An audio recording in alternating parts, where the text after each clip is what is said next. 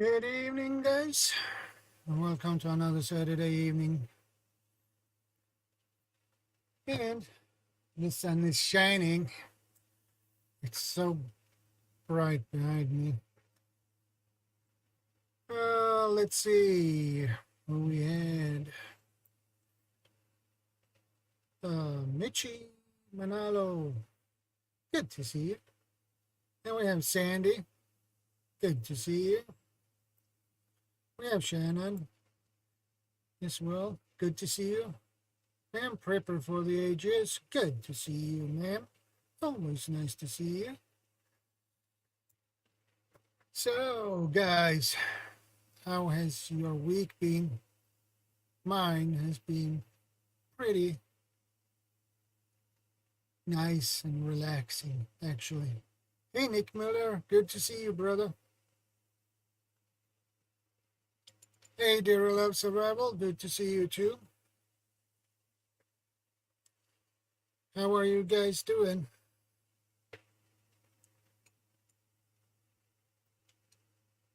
Hey, PB, good to see you, brother. And I know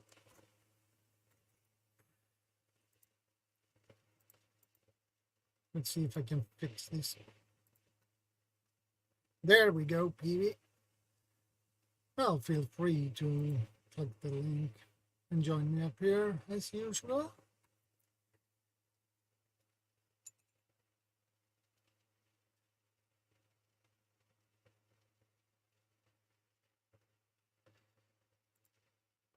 Okay, Shannon, no problem.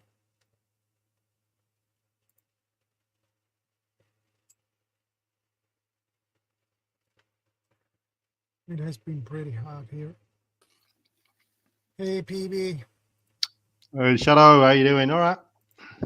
Yeah, I'm doing pretty good, except for my left ear is clogged. Oh. Is it a olive oil job? Well, I try to, I got some stuff to get that out. Stuff. I got some Hey, stuff Costa. to get that out. Good evening, all.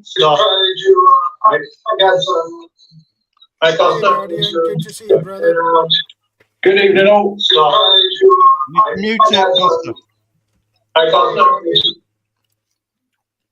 There we go. Yeah. There we go.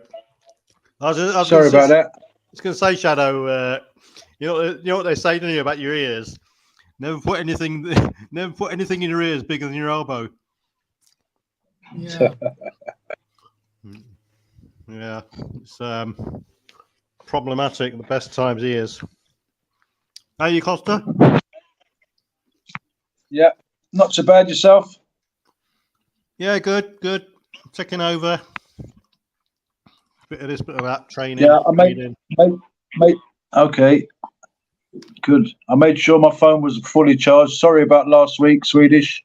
Off and on the show no like problem. That. Can you? Well, you can always trickle charge it if you plug the USB in while it's going. I made sure I got a good lead. Right. Yeah. You got your NATO top on there. What's that? It's just something my younger stepbrother bought me many years ago. All right. Yeah, Just good. some kind of name. I don't know. Well, from here, I thought it looked like a NATO badge from here. Yeah, that's what I thought. No, it's compass thing, isn't it? But anyway. Yeah. Yeah, it's a compass. Some kind of brand. I can't see it. Yeah. Anyway, no, I'm not. I'm on everyone's side. Good to I'm see. On God's side. Good to see Nick Miller in the audience there, and Shannon. Hey, and good to see you. And Guardian's in the audience as well. Yeah, Guardian is in the house as well. Yeah. And Haynes. Hi, everyone. That's at the moment. No doubt more people will join, but there we go. Yeah. But anyway, today's topic is sanitation in an urban area. Oh, now then, this is a big subject. Yeah, it is, but it is a important subject as well. I think I don't think a lot of people realise how big this sort of subject extends to. Yeah, but we used to have briefings and training regularly on sanitation, health and hygiene, that sort of stuff as well. And it can range from all aspects of life, really. If you delve into the detail, anything. I think the most people, when they think of sanitation, they think of a toilet and toilet facilities. But I think it extends beyond that. It extends to things like health and hygiene. Sanitation, washing your hands, toilets, layout of a camp, layout of your building, layout of your abode, your bug out camp. Your daily routine, health and cleanliness, all about minimizing infection, controlling infection, and preventing infection from spreading and contamination of food, water, and all this sort of stuff. Yeah, and that will be a problem in an urban area. Yeah, and I think people immediately think of it in terms of, the thoughts immediately go to the toilet scenario. But hey, Tuck by V, good to see you, brother. Hey, Tuck by V, because the dirtiest sort of room procedure that anyone's ever likely to do in say an SHDF's environment is the toilet area or going to the toilet and so on. So yeah, it's a mega important aspect of preparedness, really. I mean, if you fail at this sanitation stage, then everyone could die. Basically, that's the key element of it all. Basically, yeah. As Gotti says there, keep wounds clean as well. Yeah. So I mean, I think of things like this in terms. We used to call it.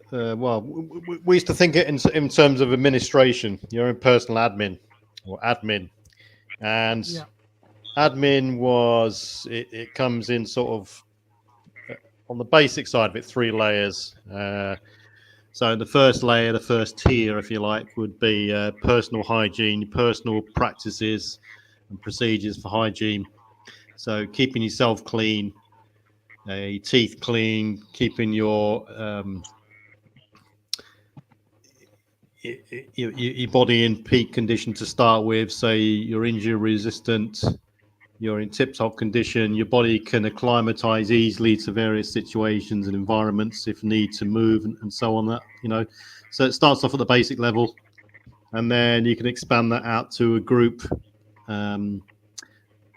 personal hygiene or group hygiene procedures and practices. So you group your camp, your routines, all this sort of stuff, the layout of the camp. And then if you look at it like an onion, the outer stage is probably the environmental long-term practices that you've got an effect on the environment. So, for instance, where you would position your toilets and so on in a camp or a makeshift encampment, or even your bug-out location, your vehicle, if you have to be in a situation where you're vehicle-based, or even in your house, So that's sort of my take on the three or four sort of different layers. No doubt that people can drill it down even more, and there could be more. But that's sort of my take on the different layers to it. So if you go within those layers, there you could subdivide that even further. So we'll probably talk about that in a minute, but yeah, that's my sort of thing. I mean, you got toilets, food preparation areas, water sources, all the way down to medical waste, pest control, animal control, washing clothes, what you can do with grey water, and all this sort of thing. It's all to do with sort of health and hygiene. If any of this breaks down, or it gets to a stage where it develops into a worsening situation, then the whole of the sanitation environment breaks down, and you're opening yourself up to more infection, bacterial growth, animals, predators coming in seeking extra food and all this sort of stuff. So yeah, you know, as Anne Hayes says there, she says it's called NeoCaf, the blue spray vets. All right, okay, yeah. So yeah, that's we commonly see that here on farms when the vet comes round and he does a procedure on a sheep or a cow, and he sprays some antibacterial, antiviral spray on the wound when he's finished. And there's Costa, look, with his dog, CJ. Oh, he's a big fluffy boy.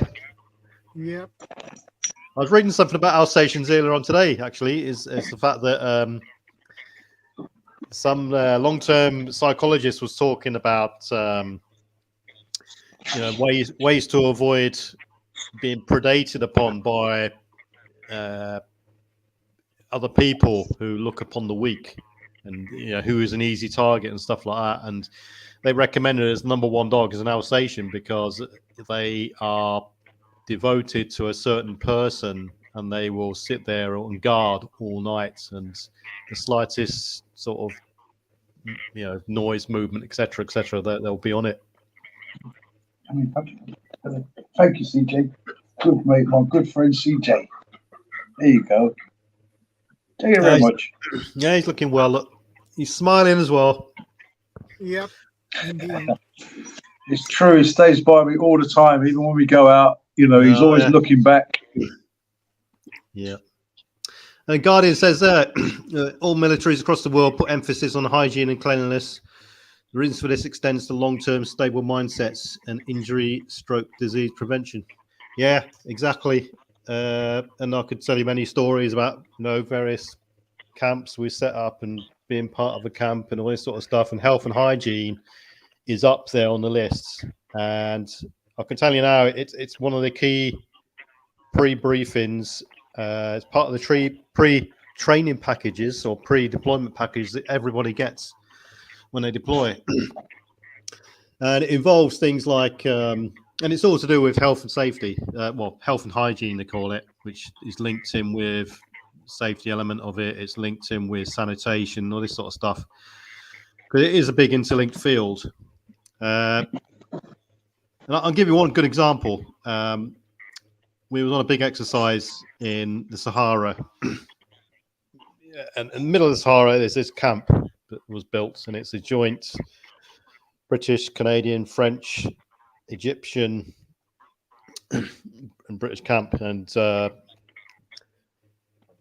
this camp was the British element of it. We were in tents. These big bell tents were erected by the locals specifically for us, specifically for our exercise. Exercise was 8 weeks long. So you've got 10 people allocated to a tent, and there must have been about 250 tents there for the British. And massive exercise. And, literally in the first week, about a quarter of the camp came down with the shits. And it was all down. Right. This is a key story, and people should think about this when they're thinking about this subject, sanitation, when it comes to SHTF, because you can relate this to, say, a makeshift encampment that you've made yourself, if you got a rural bug out location, or you could relate this to a camp that you've bugged out to. It could be a relief camp, an aid camp, whatever. But what it all came down to was the fact that the main canteen, the cookhouse, or the dining facility, whatever you want to call that, it was situated right next to the toilets, which had no hand facilities. Toilets were positioned upwind, so you got the stink of the toilets not only going through the canteen dining facility area, but all the way through to where you were sleeping. The heat on top of that and the flies on top of that. You got hundreds and hundreds of blokes using like 6 toilets, and after a couple of days, well, you can imagine anyway. And that smell would be horrible. Yeah. So soon after, put on your gas mask. It's not like a Mallorcan hotel. Yeah, exactly. Yeah, like a camel's armpit. In And so on. summer, yeah. So, literally, it took that first week for a large majority of the blokes to come down with some sort of stomach ailment, and which is a serious problem. People can actually die of this thing. You're not only in a hot environment, you're struggling to battle dehydration anyway, and then on top of that, you got the squits. So things were quickly sorted out after that. After someone in charge of the camp, rearranged things, and they moved the toilets. They added extra washing facilities for your hands before you go in to eat, and everything was rearranged, and things got better and people overcame it. But classic example, urban environment or rural environment, you may. Hey, Guardian. Hey, Guardian. Hey, Guardian. Your position, if you have to bug out through unknown circumstances, you might have the best laid plans in place. But if you have to bug out temporarily or long term or whatever it is, there you go. Imodium, is it? Yeah, loperamide, yep.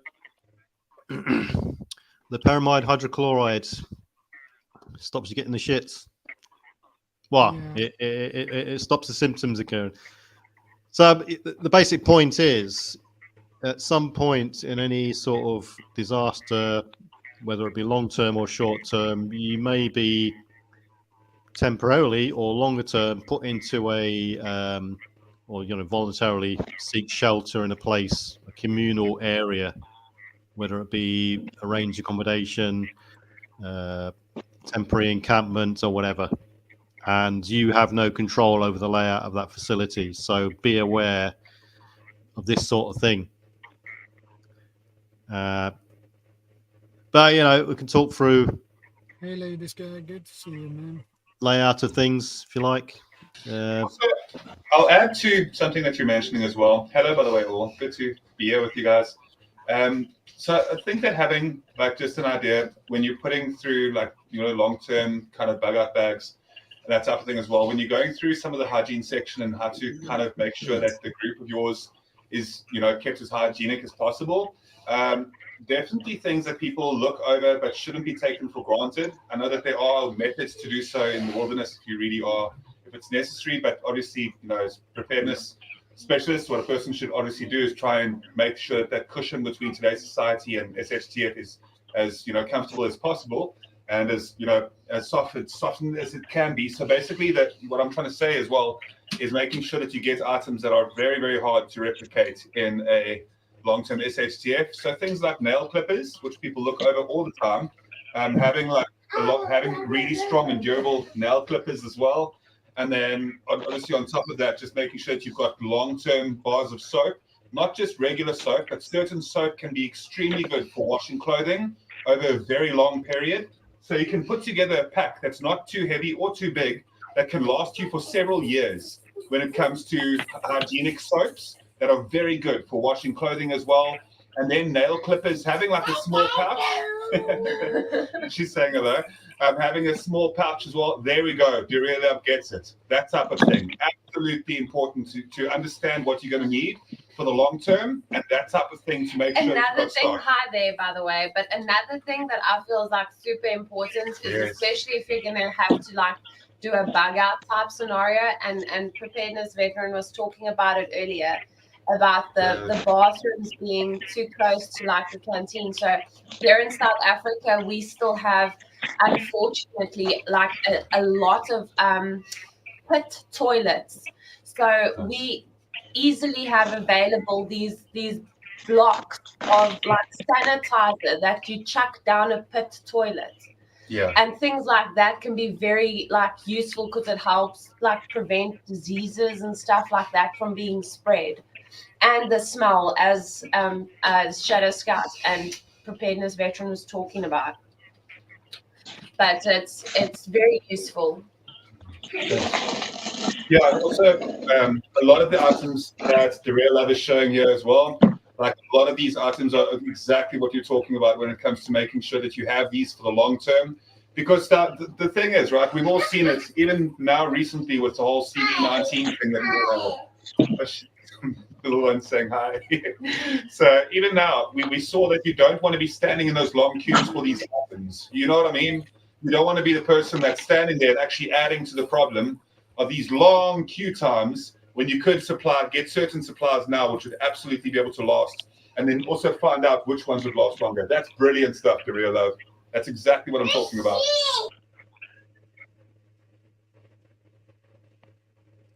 Taken. I have no idea what that is, but Tychem suit. okay. Yeah, Yeah. it's a suit. Yeah, Tychem. London smells like shit. Sorry, I need a lot of deodorant because I live in London. I might have to go out with one of these suits on to for the smell. It's getting so bad. You know, you go outside, and like I said last week in the show, 2024, and people still don't know what a dustbin is. I was beginning to wonder, PV, is that by design? Do they want it to always be full of rubbish? Yeah, well, it's the problem, especially in shared area, and especially go back to sort of the main sort of aspect of this is an urban environment.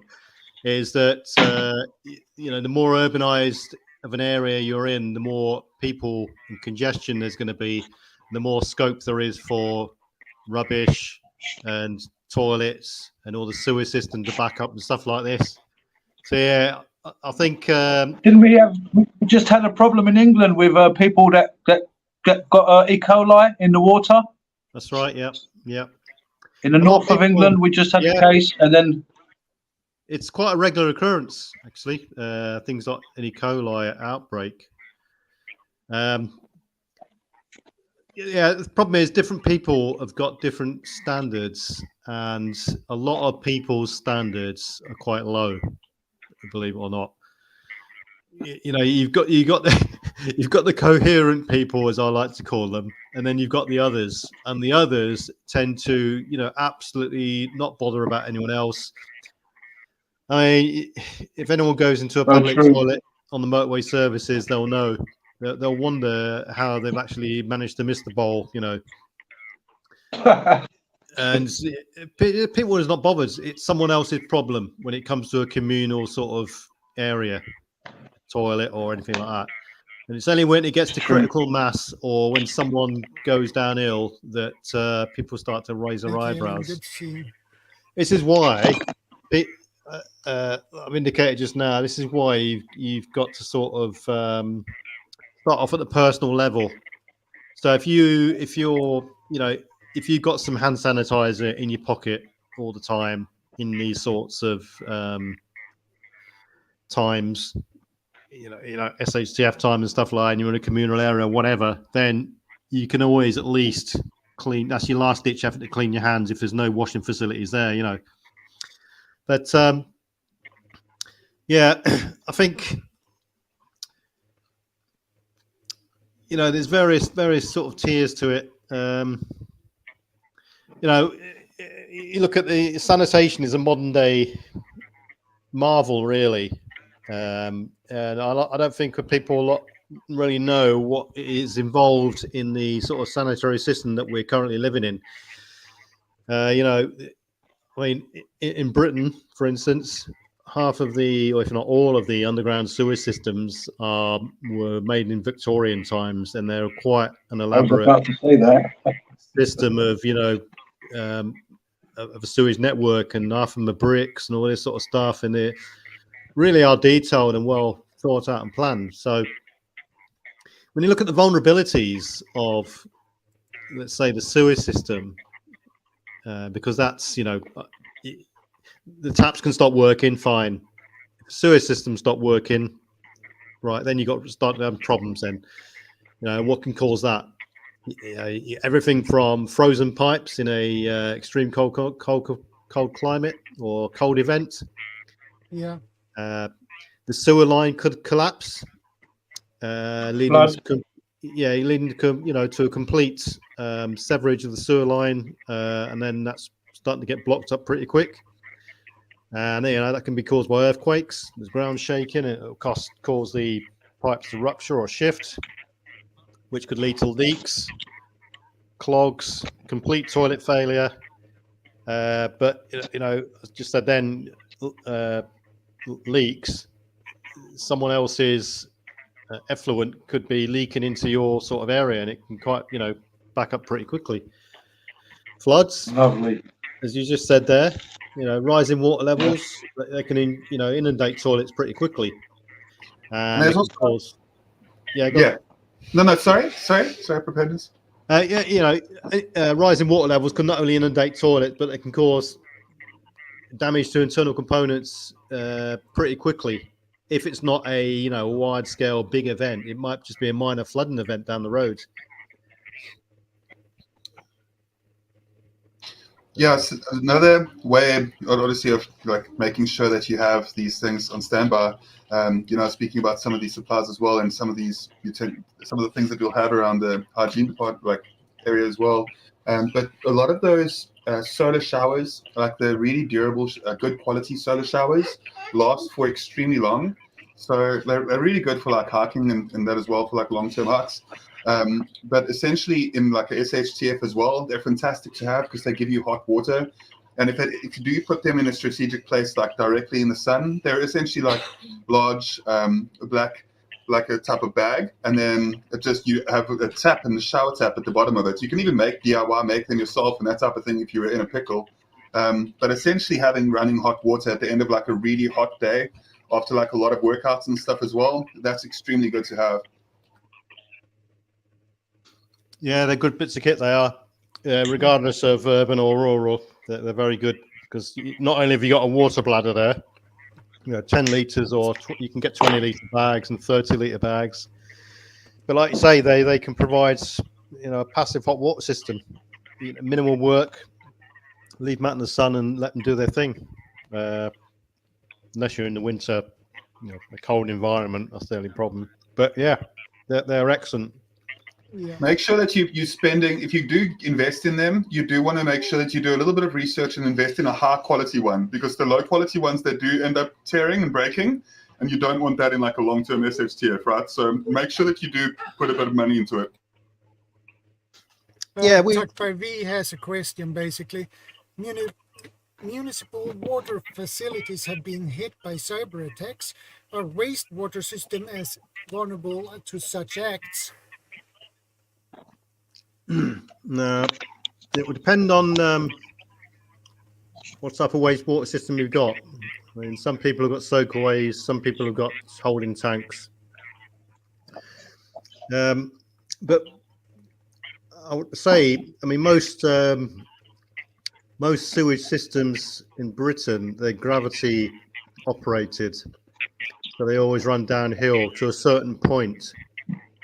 And then they go into the sort of like the water cleansing process. At that point, they will require power intervention through the sewage system. So it will stop working at that point. So the clock will be ticking really. If the sewage system breaks down through some sort of cyber attack, not only have you got lack of water supply as well, because the taps will stop running. It's all interlinked. But it won't be able to drain off at the other end. So the clock will be ticking, and you've got a finite amount of time, depending on where you are in the system, as to how long it's going to take to back up. That would be my summary of that. That would be my sort of thoughts on that one. You also got to remember the things that, and according, you know, going along with some of the comments of the year as well that Shadow was highlighting, the thing is that if you look at grid down scenarios, as soon as you have that scenario, a lot of these systems just automatically by default start shutting down as well. So according to like hacking those, they do get brought down by that. Yeah, exactly. Yeah. And yeah, cyber attack versus grid down or the system power failure of that particular event or system that's been hacked or denial of service is probably interlinked. But yeah, those solar showers are an excellent addition. I've had a couple for a number of years, and like you say, the good quality ones are definitely worth the investment. And even though they're good quality, they're not really that much more expensive than the cheaper ones. The only thing I've found with those, I would recommend getting the ones. If you look at the exit pipe, I've seen two different types of valves on the end, the shower head end. One of them is a pull, so you pull the actual shower head end and it turns the water on. I'm not really in favour of those ones. The other ones, you got like a little lever tap on the end next to the shower head. I think those are better myself, but I suppose it's personal preference anyway. But yeah, they're a brilliant little thing to have. Take up no space. They can either be rolled up or they can be kept flat. Really cheap, and you've got passive hot water, water bladder, and so on, and the means to carry water as well. Yeah, but I mean, other things that can affect it. You got hurricanes, strong strong winds, and the heavy rain. That can lead to water infiltration and toilet malfunctions, wildfires. The heat, water pipes can expand through to the induction of the heat into the ground, potentially burst. Power outages, like we just said, the power goes off, you lost your water supply and the sewage system.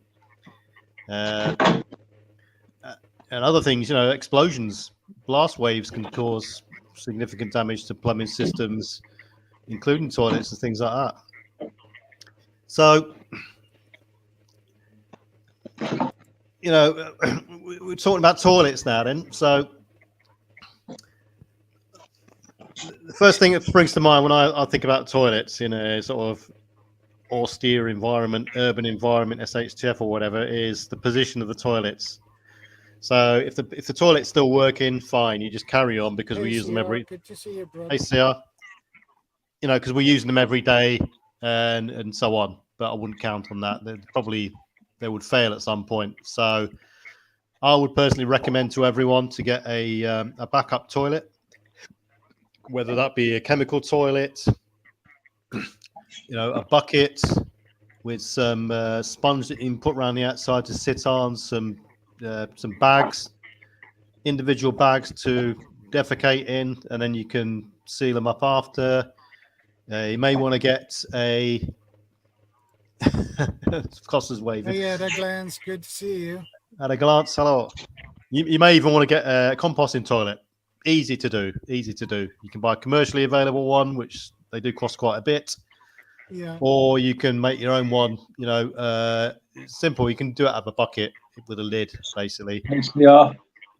So you could deploy the bag, sprinkle some cat litter.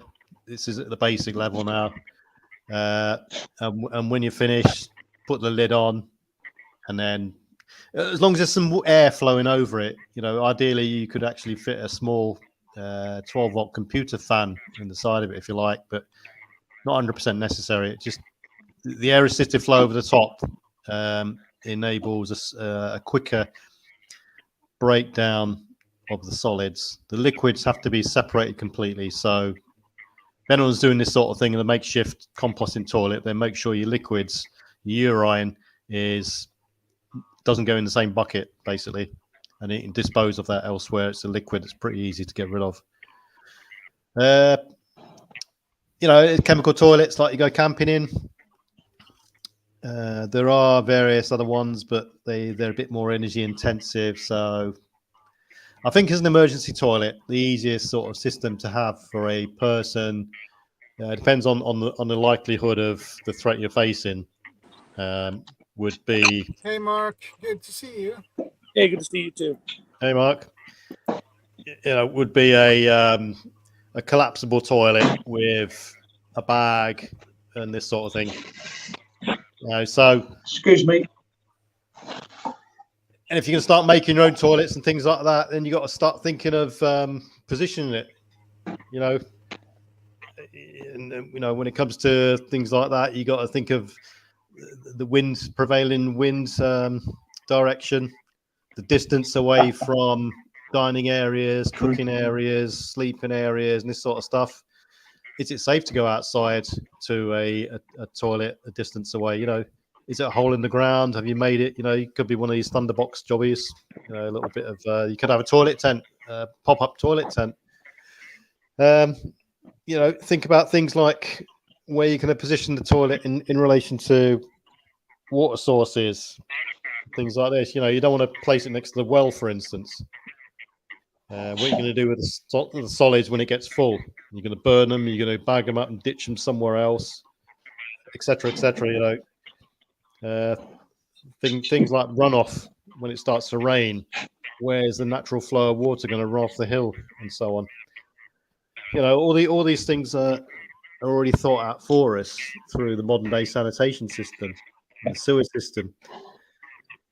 And when you sprung into this sort of scenario, you've got to start thinking for yourself, and these sorts of planning aspects come into it. Then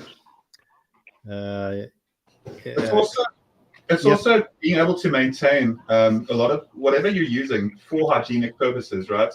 Not only being able to maintain their durability and the quality of them over a longer period, but also making sure that you have complete understanding of how to just make sure that you keep everything organized. Organization skills within this department as well will help you plenty to know where your equipment is at all times.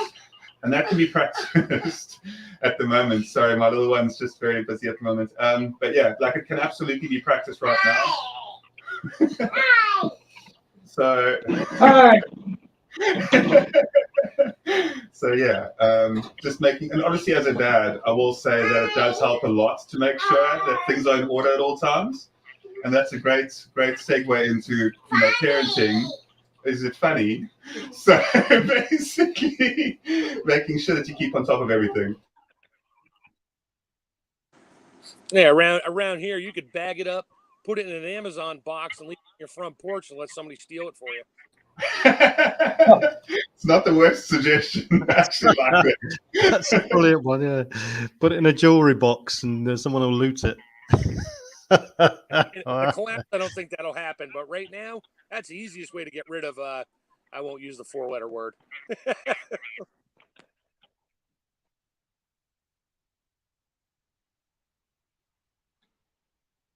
No, that's actually quite a clever trick. You could get one of your friends at Amazon to drop it off for you. Go the extra mile.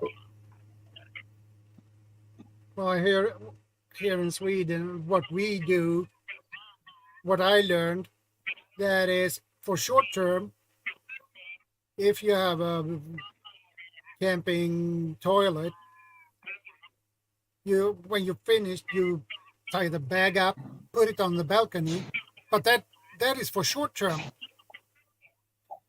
But it makes it worse when it comes to long term. So yeah, exactly. I Especially just if can't you're go out and dig a hole and bury it. I can't do that. No, yeah. Like I say, especially if you're in an urban built-up area, and especially if you're in a flat, so you've only got a finite amount of space. What goes in must come out, and sooner or later, it's going to build up to such an extent you're going to have to deal with it. So, yeah, like I say, locations and stuff like this, and rubbish as well. Not only rubbish from food, other stuff, but also your defecation waste has got to be thought about. Thing is, if you're in a flat, then that's a very difficult situation. Then you're into the realms of you can bag it up, fine, you can double bag it, triple bag it, whatever, but at some point it's going to pile up in the corner, whether it's on the balcony or on next door's roof or whatever. But what are you going to do? You may be in a position where you don't want to venture outside because it's not safe, or you can't venture outside because it's not safe. There could be people knocking around, all sorts of reasons. But you could be in a position where you have to just put it in smaller bags and throw it off the balcony or throw it out the window, for instance. Oh wow! But, what was that?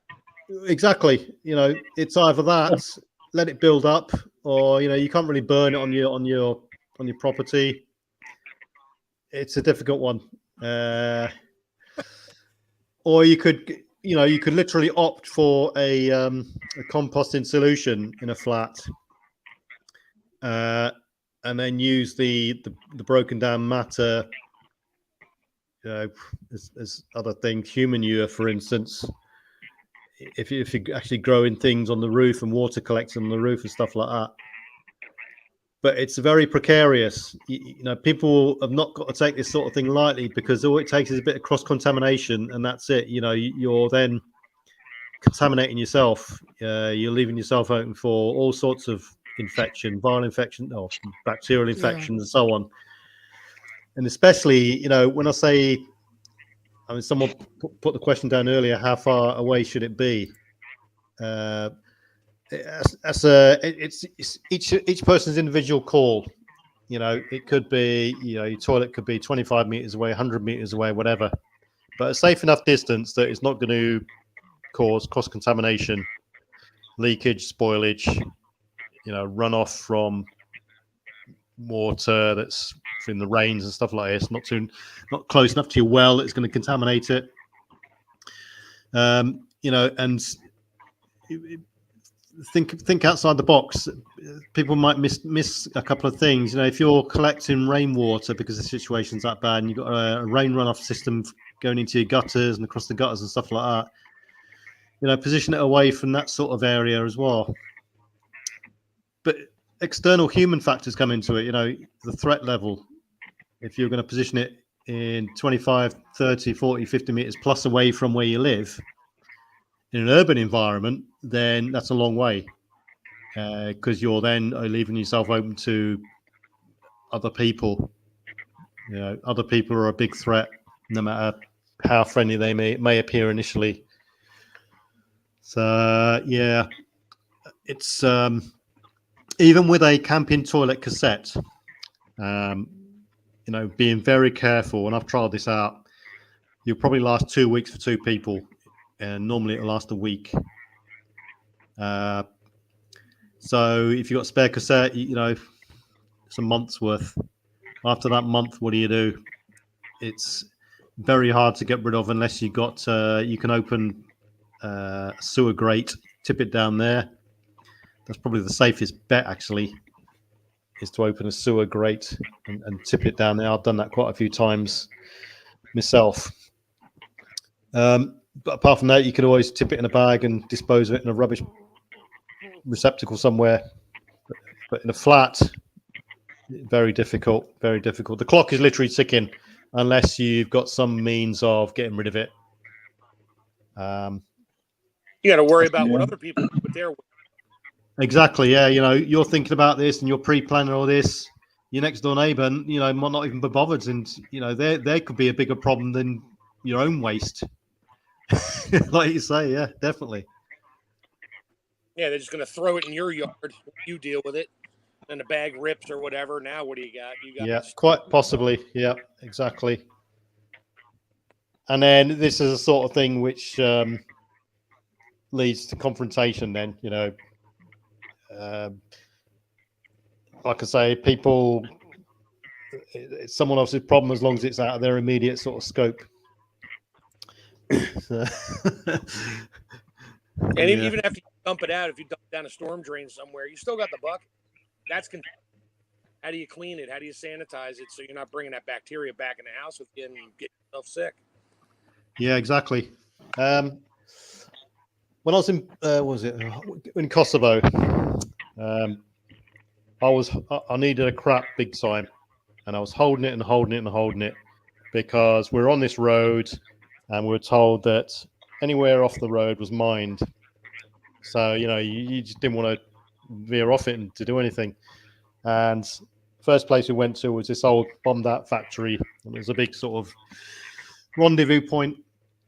On the one side, there's a big pile of burning papers and documents and passports. On the other side, there was the toilet queue. And this toilet queue was massive. We were talking 25-meter toilet for one. 25-meter queue for one toilet. So I got there, cross-legged, and you went your way to the front.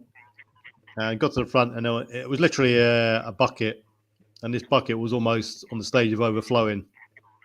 I've been holding this for days now, and all I can say is I pity the person who was after me, put it that way. But yeah, you know, some people, you got to think about the actual receptacle that you're doing it in, because this was just literally a bucket. There was no line into it or anything. You know, at least have a bag to line the thing with. It basics, really. And you know, same deployment on another scenario. We were in a location where we literally couldn't leave the vehicle, so I had to end up climbing over into the driver's seat and doing a dump into a little cardboard box. You know, so, and it was a case of, what do we do with a box? You know, throw it into the minefield. No one's going to go over there. You know, it's not a problem until you have to confront it. Put it that way. And you know, on the one hand, it may seem funny, but on the other hand, if it's you, when you got to go, you got to go. There's nothing you can do about it, and just hope that you've got it sorted and all the systems are in place before you have to get to that stage. I think something very handy to have would be those oil drums. If you get an oil drum and you cut it in half, you can use that as a temporary toilet. And an oil drum, they're quite strong metal. You could burn your waste. Yeah. That was my idea. My idea was to try and get rid of it daily. Don't let it pile up. Excuse me. Here you go, CR. Don't let it pile up. Well, they used to use that method, that exact method in Vietnam. Yeah. And various other deployments, Korea. Yeah, they did that method. They showed that method in the TV show Platoon B in Vietnam. The rookies, they had to clean the latrines. Yeah. And they had those big oil drums. They had pulled over a lot of diesel oil in that and just let it out. That's it. And oh man, and they had a long stick and they had to stir around that. That's the one. Stuff. Yeah, and they smelled like terrible. Crap. Nobody wanted. Yeah, they smelled crap. Yeah, there's a famous film. There's a very famous scene where they're doing exactly that, Swedish, and it's a film called Platoon. If anybody's seen Platoon, it is a very famous scene where they're actually pouring the diesel in the oil can, container, and they burn it. You know, they swirl it around, and then they set it on fire. Yeah, lovely job. No, that's not. Yeah. It's a crappy job, but somebody's got to do it. Yeah. Yeah. I'd say try and get rid of your waste as well every day, and try and have a big supply of bleach, and even methods, ways of making bleach. There's a powder. There's a powder that you can buy, and you can make your own bleach, but be careful with that as well. Always read the instructions. Yeah, it's called pool shock. You can get a lot of supplies. And you can make your own bleach. Some of your big box stores and that have all kinds of pool supplies and chlorine tablets, pool shock, all that stuff. It's either sodium hypochlorite or chlorite. Just got to be careful what you're doing with it, whether you're mixing bleach, sterilize, sanitize. Take care, Ann. Thanks for stopping by. I appreciate it. Yeah, always have a good supply of that stuff. Yeah, that stuff never goes bad either. Just keep it in a ventilated area. But if you got it in some good Ziploc bags, even though it's already bagged up, those bags are not impervious to micro pinholes. And throw it in some good bags of anything, and that stuff will last a long time. I wouldn't put it if you're going to put it in a glass mason jar or something like that, make sure you use a plastic lid, not a metal lid. It'll rot that thing off in a day. Yeah. So I built I have my cabin out in middle of nowhere, and I didn't feel like I want to dig a latrine hole because of local codes and stuff. I didn't want to get in trouble. So I just built a toilet box, and I have I think it's a 15-gallon Rubbermaid tote, slides in perfectly. A 50-gallon extra heavy-duty thick mill bag fits in that perfectly. Slide it in, do my thing, and I just throw some pulverized lime on top of it, keep the smell down. Good for a week, and I don't smell anything. It's 20 feet from my cabin. So when I'm done, just tie it up in a knot and take it home and dispose of it. I was watching a documentary some time back about India, and some places don't have toilets. And there was a lady in this documentary that had the lucky job of cleaning up the poo after the people were doing the toilet in the backyard. There was a few toilets in the area. I can't remember exactly where it was in India, but this woman had sort of some lime powder as well, where she was throwing around on the floor after. But she was literally like dustpan and brush. You know, some countries, they don't have sanitation. Yeah, that's right. That's right. There's I know a tip for people: if they get some biological washing tablets, they can throw that into a chemical toilet instead of using the formaldehyde-based solutions, and it will break down the waste just as quick, and it's cheaper than the actual the blue liquid you get as well, the formaldehyde-based liquid. Formaldehyde's evil stuff. It's really horrible. Yeah, Eric, I don't think we have formaldehyde-based stuff like for people's RVs and that have the toilet tank. Yeah. It's the blue fluid, but I'm pretty sure it's not formaldehyde anymore because that stuff is kind of outlawed for that. But right, no, we still get that here. That's the main ingredient for the sort of main brand we get here. Yeah. You can buy the. I think they're tablet form here. You can get them at an RV store. Throw a tablet, add 4 or 5 gallons of water to it, and it turns it into a bacterial death bath. Nothing lives in it. Yeah, yeah. One thing people to consider when people are considering the toilet sort of area is have some sort of privacy screen up as well. It may sound, a bit weird or simple. You think, everyone have thought of that, but the amount of toilets I've been to on deployments and stuff like that, communal toilets especially. Hey, Bushcraft family, good to see you, brother. Hey, Bushcraft family, and you go into the toilet area and there's sort of like 4 or 5 cubicles, and there's no screens up in between. We're not all shy, etc. However, some people like to have a crap in privacy, etc. And the problem with this sort of that layout and mentality is that the people, when people are watched, they act different, and they might not do or clean themselves exactly the same way as they would have done in a private cubicle, for instance. So having a privacy screen up is definitely key, I think, to aid in a proper sort of cleanliness solution. Like I say, when in Bosnia, for instance, we went to one camp that was built up by the French Foreign Legion, and the toilets were basically one massive pit covered over with corrugated artificial runway iron, and the porcelain toilets were on top of that. No screens or anything. Lovely. And because of that reason, most people went to the toilet at night for a number 2, so that if anyone was next to him having a dump, then you couldn't really see what was happening, etc. A bit of extra privacy. So privacy is definitely an aid to cleanliness, I would say.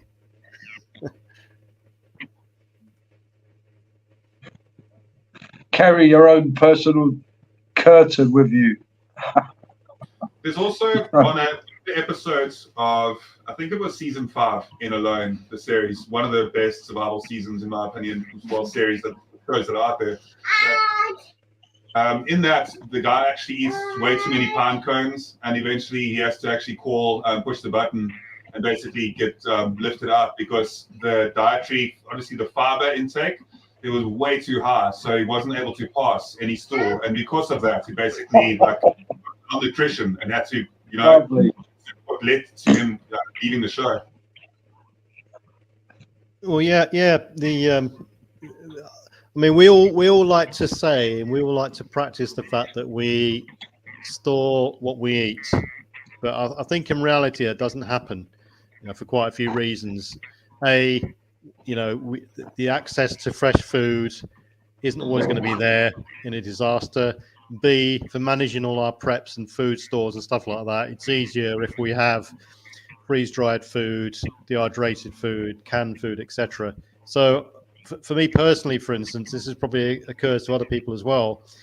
The food I've got stored does resemble what I eat normally to a certain extent, but a large amount of it doesn't. So therefore, if and when I do have to start eating my preps, then it's going to have some sort of effect, whether that's going to be a loose, more bowel movements, or whether it's bunging me up. Probably it's going to bung me up, and at some point it's going to be exactly like Guardian says there.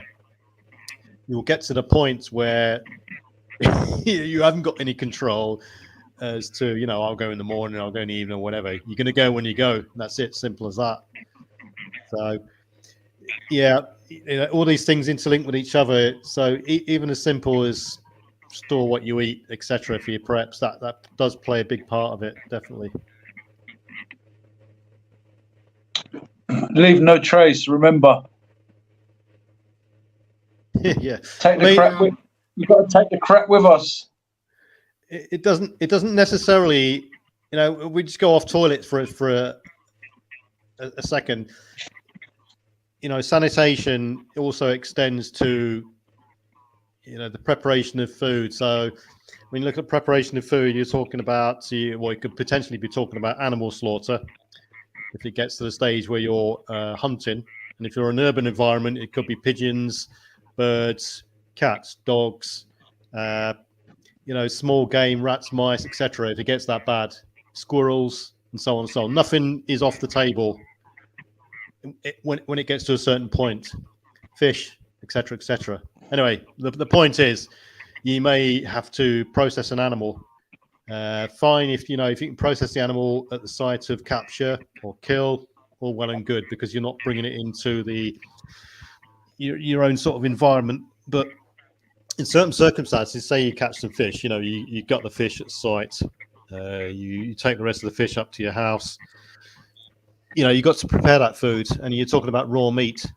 So food prep areas and cooking areas have got to be on the ball. At the best of times, it can be, you got to watch what you're doing, but in an austere environment, not only your immune system may be on the downhill slope, you may be dehydrated, etc., etc. So you're going to be more, the effects of catching something are going to impact you more than it would do now. Plus the fact that the inaccessibility of medical care, seeing a doctor, etc. It's fine having things like the pyramid and all sorts of other stomach relieving items, but they're not going to cure every sort of ailment in terms of bad food preparation and cooking. So, process animals and you catches or kills in a dedicated area, have the ability to clean the area, sanitize it, clean it, disinfect it, because sanitization and disinfection is slightly different. You can't cook bacteria out of food. You can kill the bacteria, but you're still going to consume it. So yeah, it's cause its own share of problems. So you can't take bad meat, cook it, and make it good. It's like, home preserving, canning, and that. You can't put bad food in a jar, can it, and expect it to magically be good food all of a sudden. You just preserve bad food. When you eat it, you're going to get sick. And the last thing you want is to be dehydrated in a crap hit the fan environment where water's at a premium and you're like going out both ends of your body and you can't drink enough water to stay hydrated. You're just going to get weak really. Yeah, exactly. Not only have the ability to clean your hands and your knives and your processing equipment, but the taps, the hoses, the fixtures, the fittings. People have got to watch out for splash hazards when washing meat out and stuff like this. You got to physically have the ability to remove foreign matter, bits of guts in the fish you've missed, and so on, oils and stuff like that. The ability to clean the cooking surfaces. And once you've done all that, there's going to be food scraps, whether that be bones or the inedible parts of whatever you're eating is going to get thrown away. So what do you do with the food scraps? It's more or less, you either give them to, in an urban environment, there's going to be no pigs really. I'd suggest you could give food scraps to your dog or your cat or anything like that. Keep them fattened up, or other animals. But there may be an element of waste, even if it's the packaging. So it's into the sort of same realms as the toilet waste. Then it's going to start building up at some point, and you've got to have space, whether it be a dedicated space to stack it up if you're in a flat, or the ability to burn it. But that's going to come with its own sort of problems. You're going to give your position away, smells, rodents and stuff like this. So if you're going to put it into a bin or anything like that, the simple things, all simple things built up, the bin's got to have a lid on it. Hopefully the bin will be metal and not plastic and so on. It's easy to slip up in a certain area, quite easy. If you do, probably one of the first things that will happen is you'll get an influx of sort of pests, rodents, rats, etc. Birds scavenging food. Roaches and so on. Snakes, even spiders. Oh, not so nervous spiders, but yeah, I think it will get the picture. Yeah. And especially Sorry, go on. Yeah, go on. I was going to ask you just now. In a situation, if you're being tracked, sanitation would be not just sanitation. Things like toothpaste smells a lot, leaving a cigarette. But when would I'm thinking of security reasons. Security, why it's very important to look after the waste. Yeah, I mean, even if you're in a flat building, house or whatever it is, the situation may arise where you want to start reducing your footprint. You want to start reducing the amount of smells you're kicking out. You want to start reducing the amount of smoke you're kicking out if you're burning things. So being a bit low key, it does come into it, but on the sanitation side of it, it sort of does double over, I suppose, to a certain extent when you come to things like burning and getting rid of waste, and cooking. Definitely.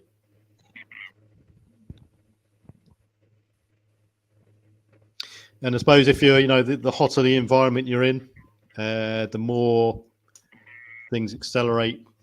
Things will decay and rot quicker as the heat kicks in.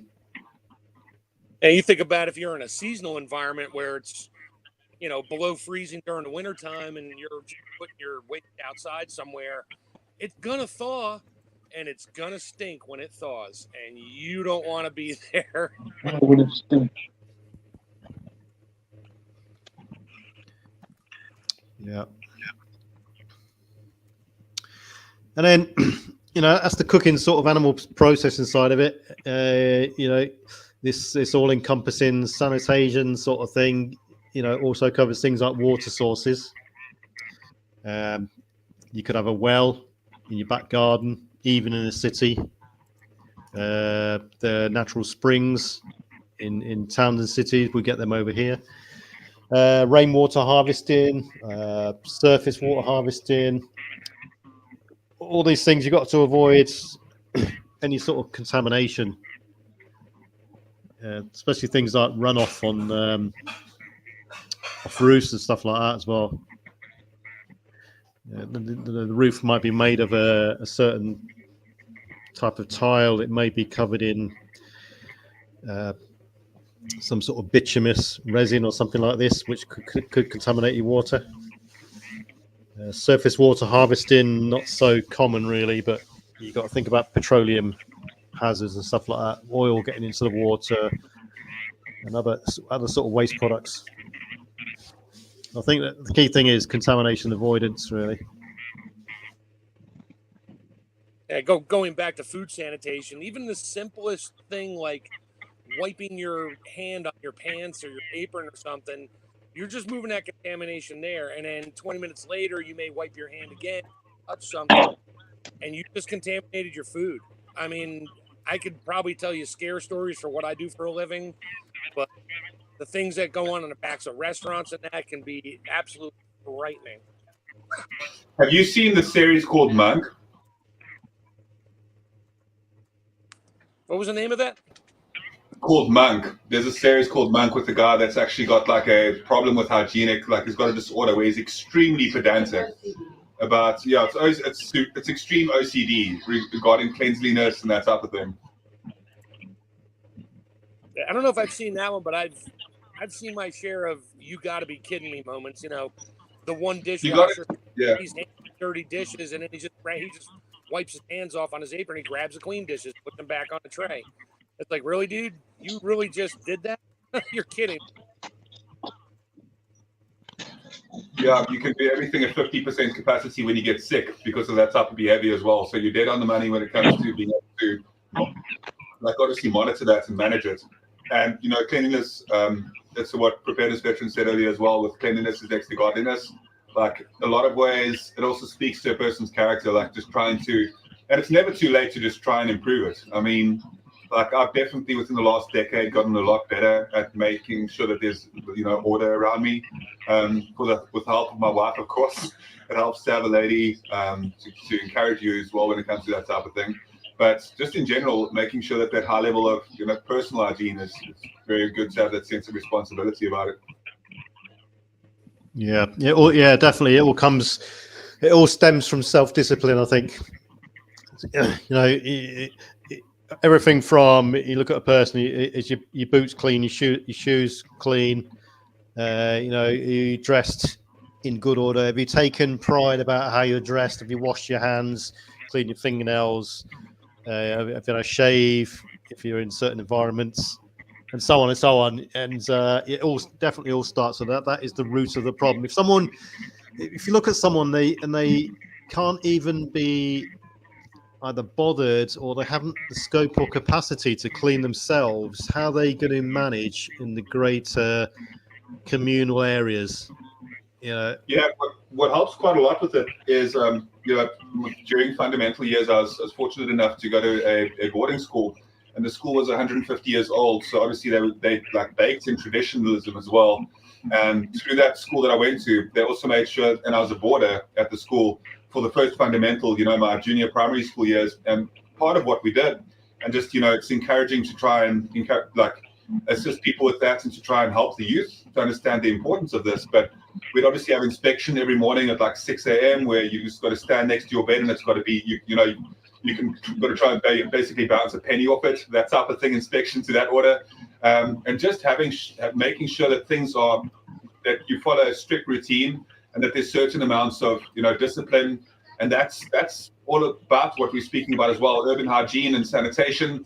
If you have that certain decorum and high level of discipline as well, and you're able to have that level of self-respect, then it just comes naturally. I think that starts to, you know, go hand in hand with the person's capability to stay healthy and to stay clean. And the healthier that you are, like, you'll notice that if you have a clean environment and you don't need to be a minimalist, but less clutter. Clutter becomes such a problem. Like, not only do you start losing your stuff as well, you have disorder, but it just becomes a lot. It soaks into other elements. But what I'm primarily saying is making sure that you maintain that like strict level of self-discipline to keep in a hygienic manner at all times, and also even down to using a little bit of cologne on the fancy events or something. You know what I mean? Like, just the details matter is what I'm saying. And obviously, keeping shape if you're a man, or if you're a lady as well, like just making sure that you keep yourself like clean, regardless of, irrespective of what time it is, making sure that you've got good habits. It's great. That's right. Yeah, people can easily. I just started reading what Callan's training says there. When I worked in Walgreens, where is it? When I worked in Walgreens pharmacy a few years, we had to ban a guy who never bathed or washed his clothes. Walk in filth. Yeah, I mean, if people are in a situation in some sort of post-disaster scenario, long-term SHTF or whatever, and there are other people there as well, not just your immediate family. You might be a group of families, or other people there that have appeared on the scene at some point through passing through, or you could all be sort of like a trapped audience, if you like. There's nothing wrong with allocating responsibilities to people either. Appoint someone to be the health and hygiene sort of rep, or the sanitation rep, who just goes around and oversees and just keeps an eye on things. Not necessarily going around like a sergeant major bollocking people and stuff like that, but just someone there to have a focus on sort of sanitation, just to keep control of things. Because if things like this do escalate out of control, then they'll probably escalate out of control quickly, with one of people to dropping down like flies first, and then the rest follow. Animals and rodents and pests will move in, and et cetera, and then before you know it, everyone's starting to get sick, and it's a completely preventable sort of scenario if you adopt correct procedures, you look after yourselves, and obviously things do help, soaps and this sort of stuff. But yeah, you can rotate that responsibility as well. It doesn't always have a fixed position. Like, it can rotate perhaps even between 2 or 3 people. It doesn't even have to rotate around the whole group, but like people that are privy and that don't mind getting like into that specific vertical, really. Yeah, the good thing about that sort of thing is it gives people a bit of responsibility. It keeps their mind, it keeps them occupied. Matt said that he'll be right back, by the way. Yeah. So anybody in the chat section, Matt will be right back. Go ahead, Preparedness. Yeah, it keeps them occupied. It gives them something to do. It gives them a bit of responsibility, and then they can focus on it. And overall, it contributes to the greater sort of good of the camp, if you like. But I would suggest that's probably more or less in a medium to bigger size group. Although you could quite easily do it as a family, I suppose. Yeah, that's lovely. That's fantastic news as well. And you're right about the family organization as well, Ernest. And then to have to have a couple of new people as well, if you have the time as well to get used to them as well while things are still good. And I think that's always a good thing. So just as it comes down to all people, just be cautious with anybody new that you meet. It's always good to second guess and to that type of thing, but at the same time, brilliant to engage in the rest of your community and further that too. So welcome back, Magic. Thanks for coming back. Yeah, I had my iPad was giving me grief. Everything was an X. You've been reincarnated. I'm done with this. You've been reincarnated as a raccoon. Yeah, now I'm just a coon. Yep. I'm not a chef anymore. I'm a scavenger. Little bandit thief with his little band across his eyes. They look cute, but they hold some nasties with it. Rabies, is it? They can harbor. Oh, they got all kinds of problems out here in the U.S. Yeah. You see, animals and pests. That's another aspect to people to consider as well. You could almost go through a checklist. Not only dogs, cats, insects, rats, mice, etc., raccoons, birds. Yeah, they'll all be they're all scavengers. The easy meal opportunity is the one that they'll go for. So any sort of smells could attract animals. Any food lying around that you've thrown out could attract animals, etc., etc. But I would say, in most countries these days, even up to the Swedish area, Shadow, mosquitoes can quite easy. Do you get mosquitoes up there, or midges mainly, Shadow? We have a lot of mosquitoes up here. Right. So almost every part of the world is affected by mosquitoes, apart from the poles, obviously not. But identify areas where animals, rats, mice, mosquitoes can get in. When it comes to mosquitoes, identify areas where they can breed. So look at things like identify potential areas, standing water, puddles, in potential areas where water can collect after the rains and stuff like this, breeding areas. So try and eliminate all those, and eliminate out of the equation. Cut the loop, cut their cycle. Same with rodents, ticks, fleas, lice, etc., etc.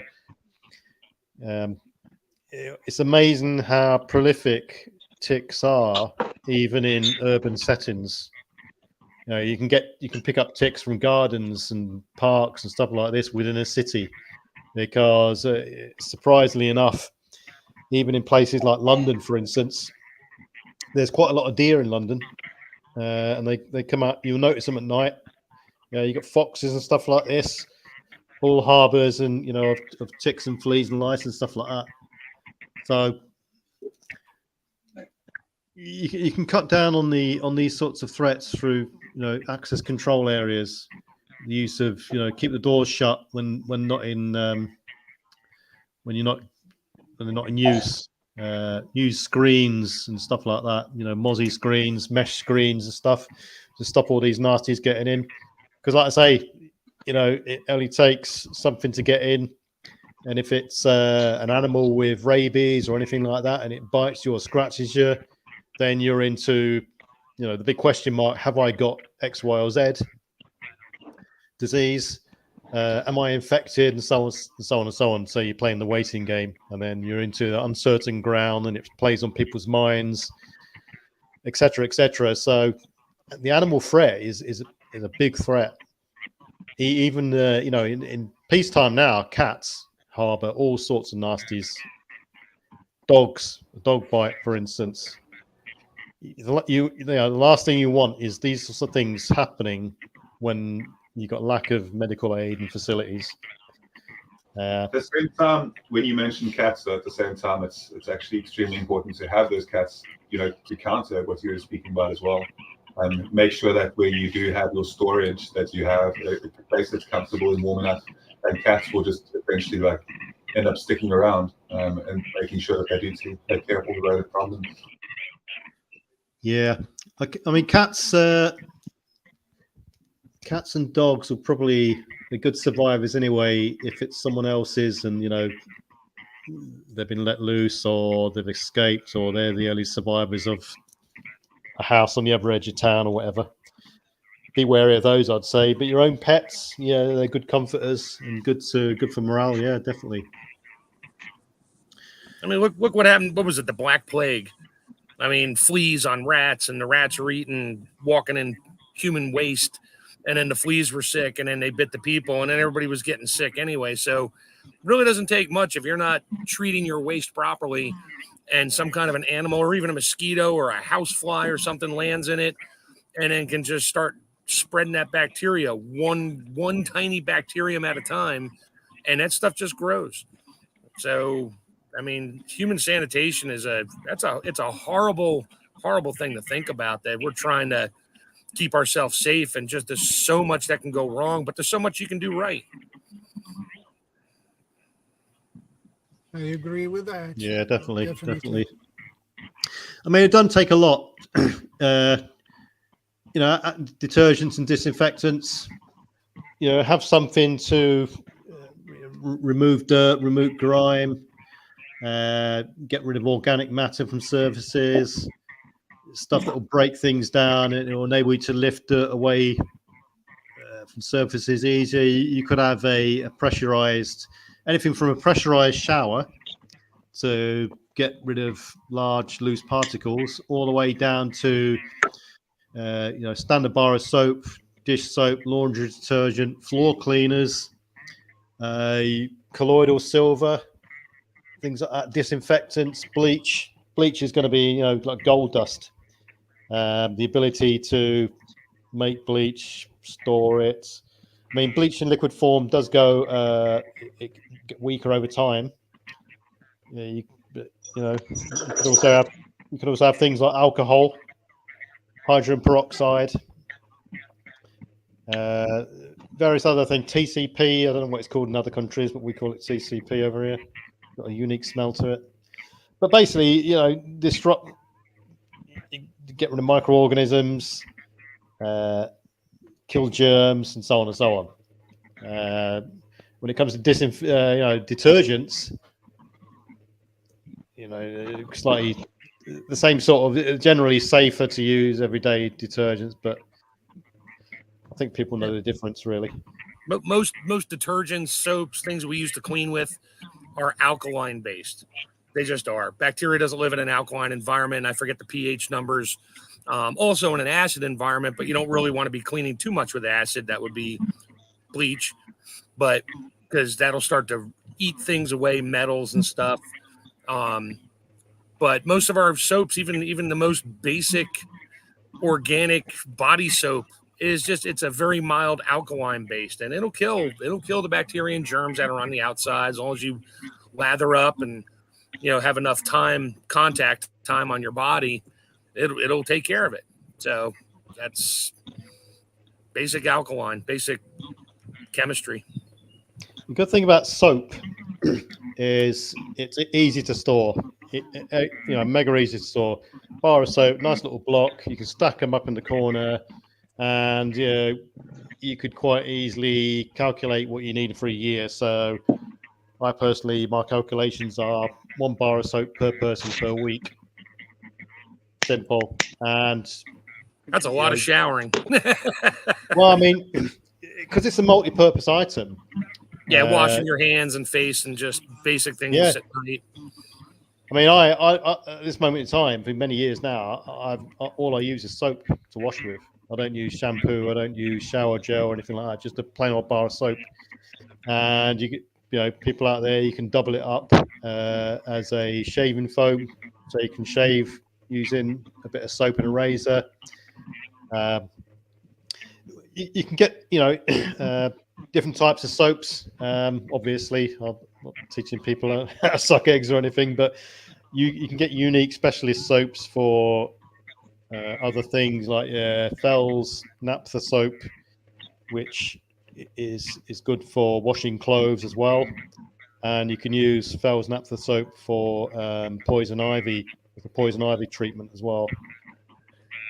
So yeah, soap is gold dust, I think, when it comes to sanitation, because it can be used in so many ways. It's a multi-use item, and you can place it in places everywhere, from by the toilet. You could have a bar of soap next to the toilet with a 2-liter bottle of water with some holes in it. You tip it upside down, wash your hands with it, all the way through to washing yourself, washing your clothes, etc., etc. So soap should be on a high priority list when it comes to sanitation and cleanliness supplies in people's preps, for sure. I don't know about anyone else. I'm hearing a continual sort of echo that's going on after people speak. Everyone got their mic muted when they're not speaking. Mine is muted, so. It's not mine. I'm muted. I hear it, but I mute when I'm not talking. Yeah, same here. I'm also muted. Costa. I'm not sure. My phone is. No worries. I've got nothing else on. We'll work through it. So, yeah, disinfectants, detergents. Detergents, I mean, one thing people have also got to make sure they've got the facility for is to wash their clothes. You can only wear clothes for a certain amount of time before your natural body oils starts to clog up the pores of the clothes you're wearing, and your clothes then cease to function as they should do. They cease to sort of ventilate you properly. Your skin can't breathe properly. They start to break down, basically. So you've got to have some form and means to wash your clothes, and it's all part of the sort of bodily cleansing process, and it adds to the big hygienic picture, if you like. So, when it comes to washing clothes, go on. Sorry, Guardian. I was just going to add that they actually came up with the material, like, I don't know how recently, but within the last several years, that it's actually like really good at being able to be reused many times over, and just like a quick rinse, and you can use it again. I forgot what the material is, but I know that worked on something quite specific that came down to like this. It's for traveling people and stuff that just want to quickly like rinse off the clothes and then they can use it again. It basically guards against the clothing like soaking up any sweat and stuff like that. The type of material is meant for that. I don't know how you'd like Google it or ChatGPT it or whatever, but right, it's a pretty good thing. Yeah, I can remember. I think it was the Modern Survivalist who said at one point, and I think he mentions it in one of his books, the Modern Survival Manual, that when Argentina collapsed, one of the things that people were short of, and was quickly stripped in the shops and supermarkets and so on, was washing powder. And it's one of those things that isn't a sort of immediate go-to that people sort of surge to and grab, like the toilet paper scenario. So people beware of that. Have enough capacity, just like food, just like water, etc., just like soap. Scope out what you'd need in terms of washing facilities or washing your clothes for the duration you're planning for, basically. Do you have green soap there, preparedness veteran, in the UK, like whereabouts where you are? Do you have that big green block of soap that you can use for washing clothing? We'll probably we got all sorts, everything from we can get Fell's naphtha soap all the way through to face soap, hand soap, farmer's soap. So it's probably got a specific name, but yeah, we probably have. I can't think of the name. Sunlight. Do you guys have Sunlight, like a green Sunlight block? It's called Sunlight soap, and it's really good for washing clothing. And it also takes forever because it's extremely hard soap.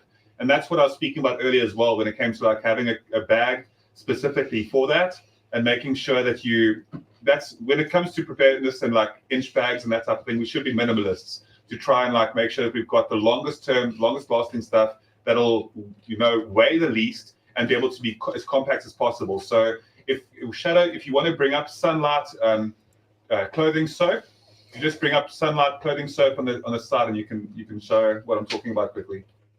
I just wanted to see if Preparedness Veteran has something similar, if you have it over there. But it's really good. I can find it.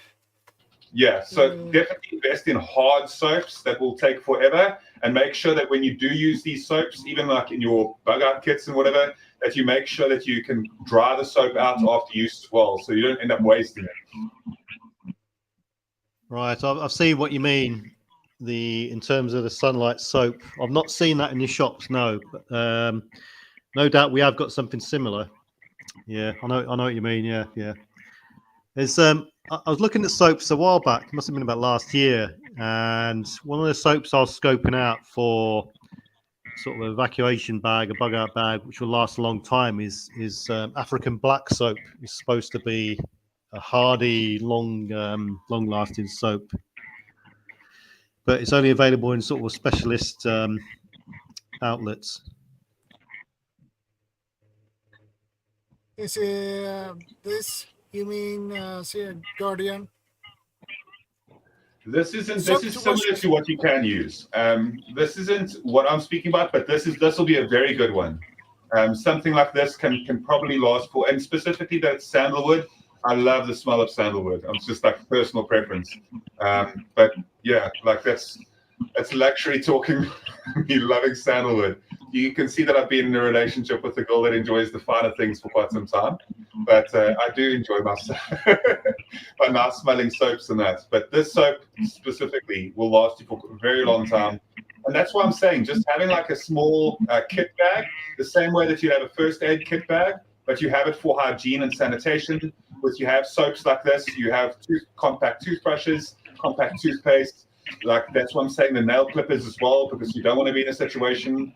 I've been in like long-term camps where you don't have the capability to clip your nails and you don't have a nail clipper. It's something that you should carry with you in that utility bag that's designed for hygiene. But these bars of soap, absolutely phenomenal. Like it's try and go to Google Shadow and Google South Africa sunlight code what sunlight soap. South Africa sunlight soap. Just does that come in a yellow box? Yeah. It does. Right. I've seen the picture. I've just googled it. Yeah. I know what you mean. Yeah.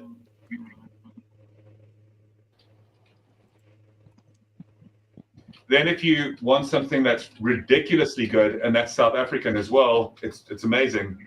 But you guys might take interest in this, and I definitely think that like this is something that you guys should think on. But there's a thing here that's we also called Buddha Siep, right? And Buddha Siep is very, very good. It's a very, very strong lye soap, but it's like the best thing. Can you spell that? Yeah, so it's BOER and then SEEP. There are some select stores where you can buy it online. Right. Yep. It's a very harsh lye soap, and it's actually really good to like. So when you like slaughter animals and you know like butchery and stuff, it washes blood out amazingly. Like so, like it's really good soap to like get rid of like any kinds of stains. So Shadow, go to Google again and bring up just spell it out for us again, so Shadow can type it in quickly for us. BOER SEEP. SEEP. So BOER SEEP. And this is 2 words. Yeah. And this is extremely good at taking, as Kay was saying, it's got a very high lye content. So it's amazingly good at taking out like any sort of stains, and like if you want to make white things white, like, it's brilliant. You don't even need to use like bleach or anything. That's the same stuff my mom used to wash my mouth out with when I was growing up when I said something bad. Probably, yes. I can still taste it. It's just pure lye soap, and stuff is brutal. Yeah, you'll know that taste. Oh yeah, never forget it. 50 years later, I can still taste it, and I really don't want to taste it again. In your nose. Is that the my icon there? Is that the same stuff?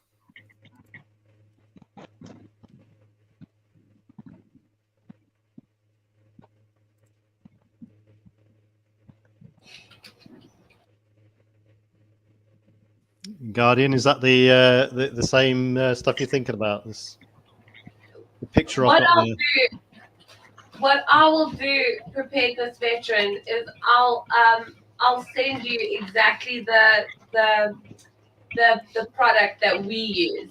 I'll send you on WhatsApp. I'll send that to you. Yeah, no worries. Brilliant. Yeah, a lot of the formulas are all the same. I mean, different countries, different regions, they have a different name, but it's all basic brown lye soap. That's all it is. Yeah. If they can actually be... Go on. Go ahead. I was going to say, it's quite an interesting aspect to look at when you start drilling into the detail of soap, because there's so many different types and stuff like that. Even in various outdoor shops, for instance, you can buy a soap which has got a dual application. They've got soaps which have got insect repellent built into them, as well as being a soap, and you can use them for shaving and stuff like this. If you look at all the basic ingredients on any kind of soap or detergent, they all start with the same alkaline base. Then they just add all their odors and things and make your clothes feel softer and your skin smell better, and you're just adding more chemicals to it. So that brown soap is literally the base for everything out there, and you can do everything with it. You can wash your clothes with it. It's animal fat and lye. Yep. If I'm not mistaken. And then what you can do is you can like add in things to like lavender or something like that if you want to give it like a nice smell. My gran used to do that on the farm. She used to make soap with like animal fat and lye, and she'd like lay them out and then she'd like bake it in like the oven. That was only for that. But you get soaps that can use, as you were saying, that have like dual purpose, where you can wash your hair with it.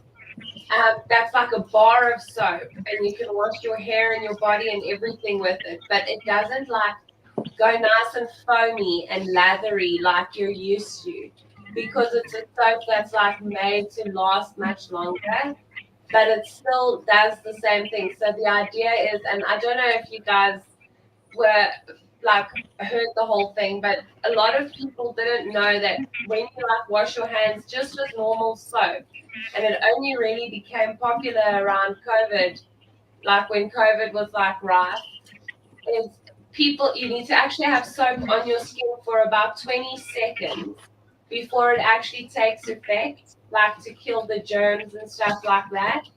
And then that's the idea, is to like wet your body, put the soap on your body, and then like wait like a minute, and then you rinse it off.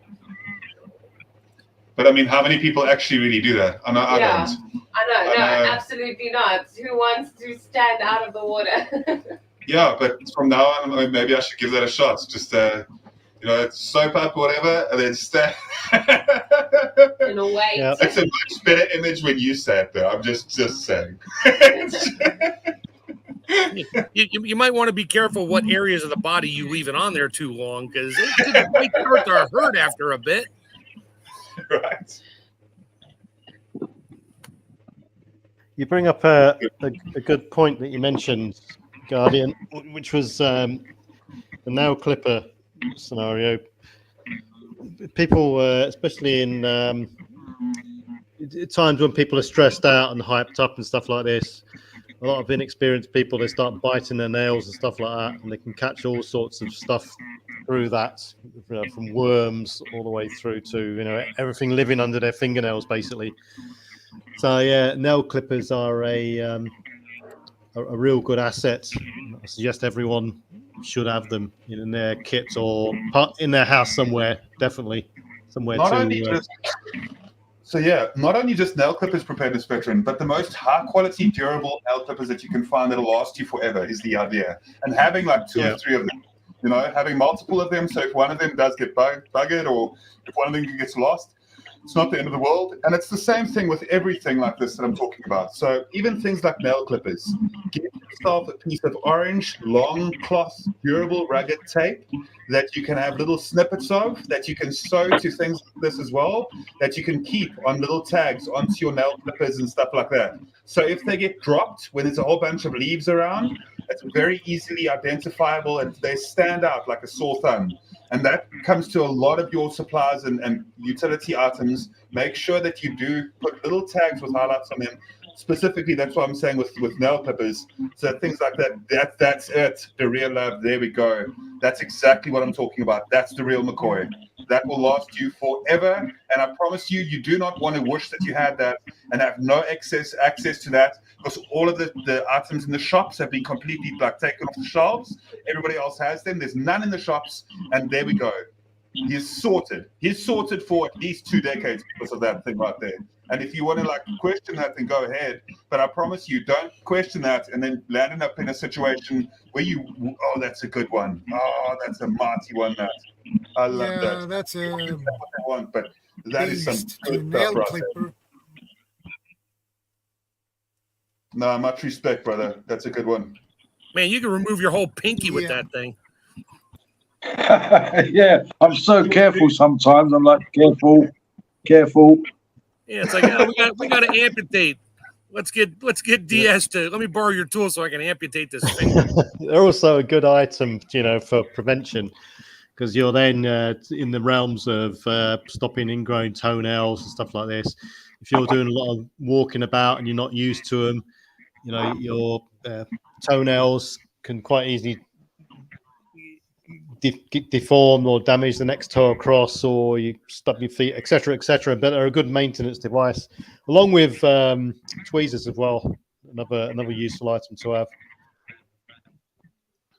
Yeah, there's many out there. Use it as a baton.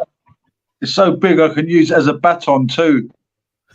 Self-defense, multi. Yeah, pretty much. Pretty much. Just multi keep inside your purpose. closed fist. When you punch somebody, it's like keeping a rock in your hand. Add that extra weight to it. There you go.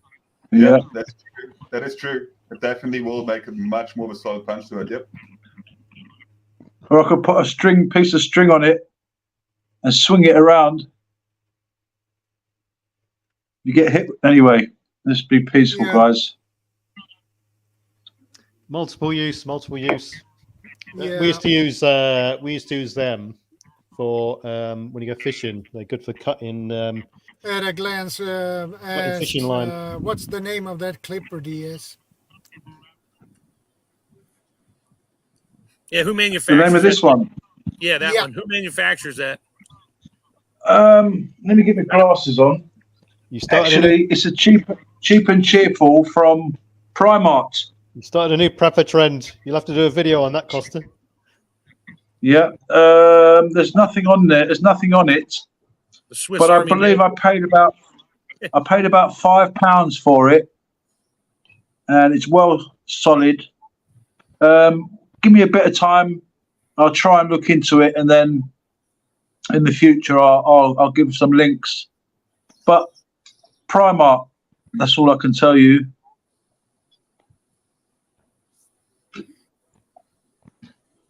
You'll probably find them online.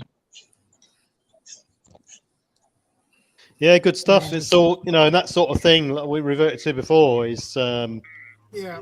personal hygiene. It starts all at the personal level. So keeping your fingernails trim and clean, all the way to your boots, etc., etc. Boots, armpits, and bits. Yeah, you can find similar. I'm looking at one right now. I always keep a nail clipper handy. It's from a company called Anytime, Tweezer yeah. Man. All one word. TWEEZERMAN. They have all kinds of stuff, like little shaving things for calluses on your foot. They're like these little scalpel blades that you can like shave off those big calluses. They have all kinds of stuff there. That's where my wife buys them.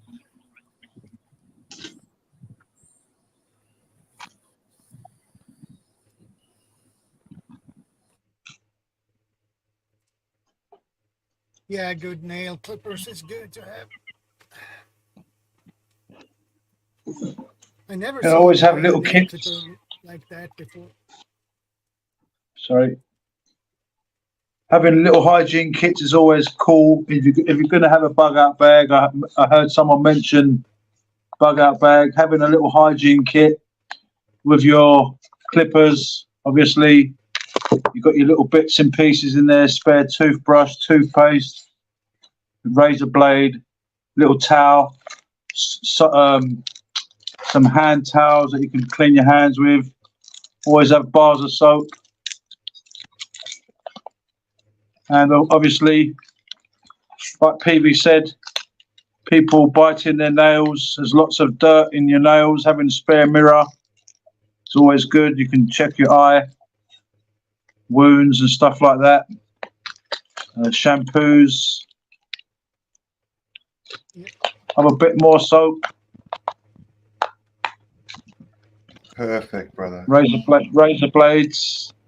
You see, this is what happens. Always handy. This is so well thought out. Brilliant. And toothpaste in the front there. Even things like for ears. If you can't sleep at night, you've got those things for your ear defenders as well. Yeah.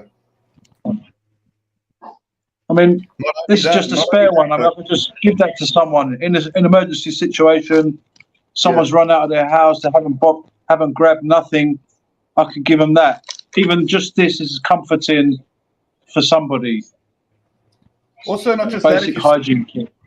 you're sleeping out there in the wilderness at any point, if you're sleeping out there in the wilderness, those earplugs are also brilliant at preventing like earwigs and that type of thing as well. You know, creepy crawlies climbing into your ears. Any advanced and, That's a you good know, one. yeah, any senior hiker will absolutely tell you that it's very good to have that, because you don't want to end up with, you know, creepy there, crawlies Redemption. into your ears Good in to the see you, middle of the brother. evening, really. Exactly. And a tiny little bottle of Vaseline. I don't know if you can see that. It goes in this kit as well. Yeah, Vaseline's great for a fire starter too. That and a cotton ball. Yeah. Yeah, definitely. Yeah. I've got the hand wipes. Once they become dry, once you use them, got a little bit of liquid on them. They clean your hands. Once they become dry, I can put some Vaseline on them for fire starting. Just like a little towelette. Yeah. Get these in a takeaway, point. guys. Don't forget the freebies you can get in the takeaways: salt, pepper, towels, knives and forks, all stuff like that is handy for your little kits. I'm not saying go and steal the stuff. I'm just saying if you're in a takeaway and you're somewhere. I think a good point to make is when you're in a house and you're living normally, etc. You know, you might have your bug out bag in the corner, regardless if your plan is to bug out or not. Things like nail clippers can quite easily get forgotten or lost, and a lot of these preps could be in the four corners of your house. Might be good practice to have them all in one central location, you know, in a cabinet in your bathroom, or all, you know, in your wash bag at all times and stuff like this, because you can have millions and millions of preps dotted around the house, and all well and good, but if you forget where they are, you don't know where they are, they might as well not have them at all. Which you indicated quite a good point there, actually, Duriel, which was something we haven't spoken about yet. You know, sanitation, and that is wipes. You know, a lot of people. I personally don't like to use wipes. I like to use soap or, you know, standard old toilet paper, which will be a luxury in SHTF anyway. But those baby wipes, which a lot of people have, and they're good, nice, you know, they're convenient and so on and so on. But I would suggest to people get a good quality baby wipe, which has got some sort of antibacterial properties in it. You may even want to pick things that are plastic based, so you can reuse them for whatever other reason. Just make sure when you buy the baby wipes or the body wipes or any of those kind of wipes, they don't last forever in those bags, because they will leach out the liquids over time. So get it in a vacuum chamber sealer bag, something to keep that moisture in there as long as possible. Yeah, they do dry out. They do dry out. A lot of people I noticed ever since Canadian Prepper did a video. Exactly, Costa. There you go. Dettol. The Dettol wipes. We got some of those. We got all sorts of variants of that sort of wipe. Cleans 99.99% of bacteria and viruses. So they are not only a sort of for toilet use, they're for surfaces, utensils, hands, all sorts of uses, and top notch. They don't cost that much, really. You know, you can buy a bag, put it away. The lifespan's pretty good, but they do eventually dry out, depending on where you keep them. Surface cleaner, yeah, as well. So remember, baby wipes. There's two things out there. You have Again, good to see you, brother. sanitizers and you have disinfectants. And everybody confuses these. I get this issue every day. Easiest way to tell anybody the difference is you wouldn't spray Lysol on your cutting board before you do food. That's a disinfectant. You would use a sanitizer. Now, some sanitizers will kill a lot of bacteria and viruses and that, but there's not a lot of them out there, and they're kind of expensive. So having both would probably be beneficial. Your disinfectant wipes for hard non-food surfaces and your sanitizer wipes for your hands and food surfaces.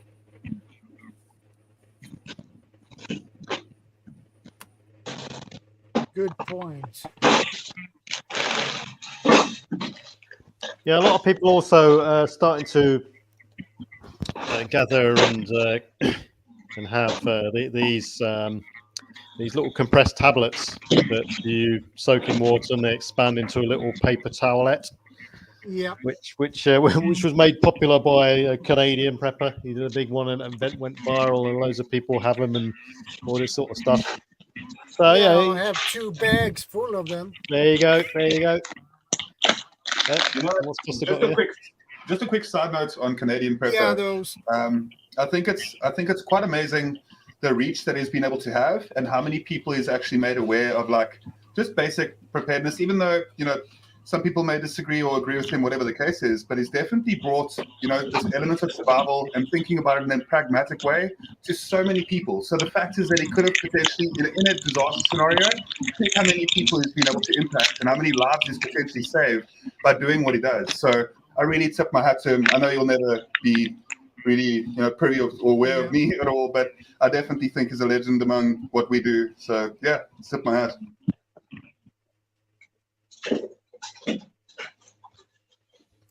Yeah, I think Going back to what PV was saying earlier. Sorry, PV.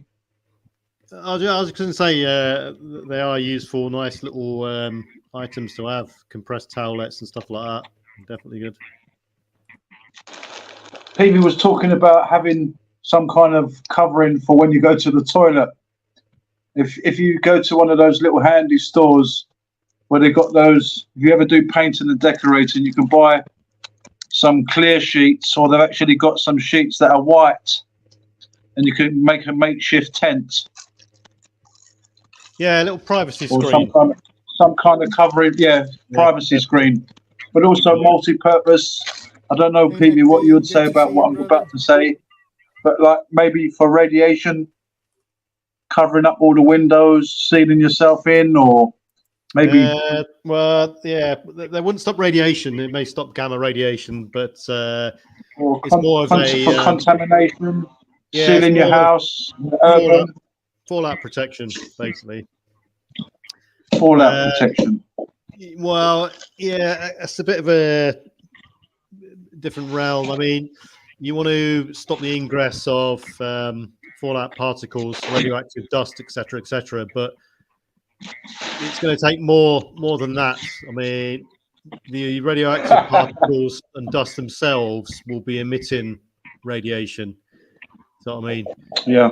So I'll see your point. Yeah, you definitely need, or good to have, some sort of screen for ingress of contaminants and so on, even if it's plastic clear polythene for windows that may have been destroyed, blown in, or etc.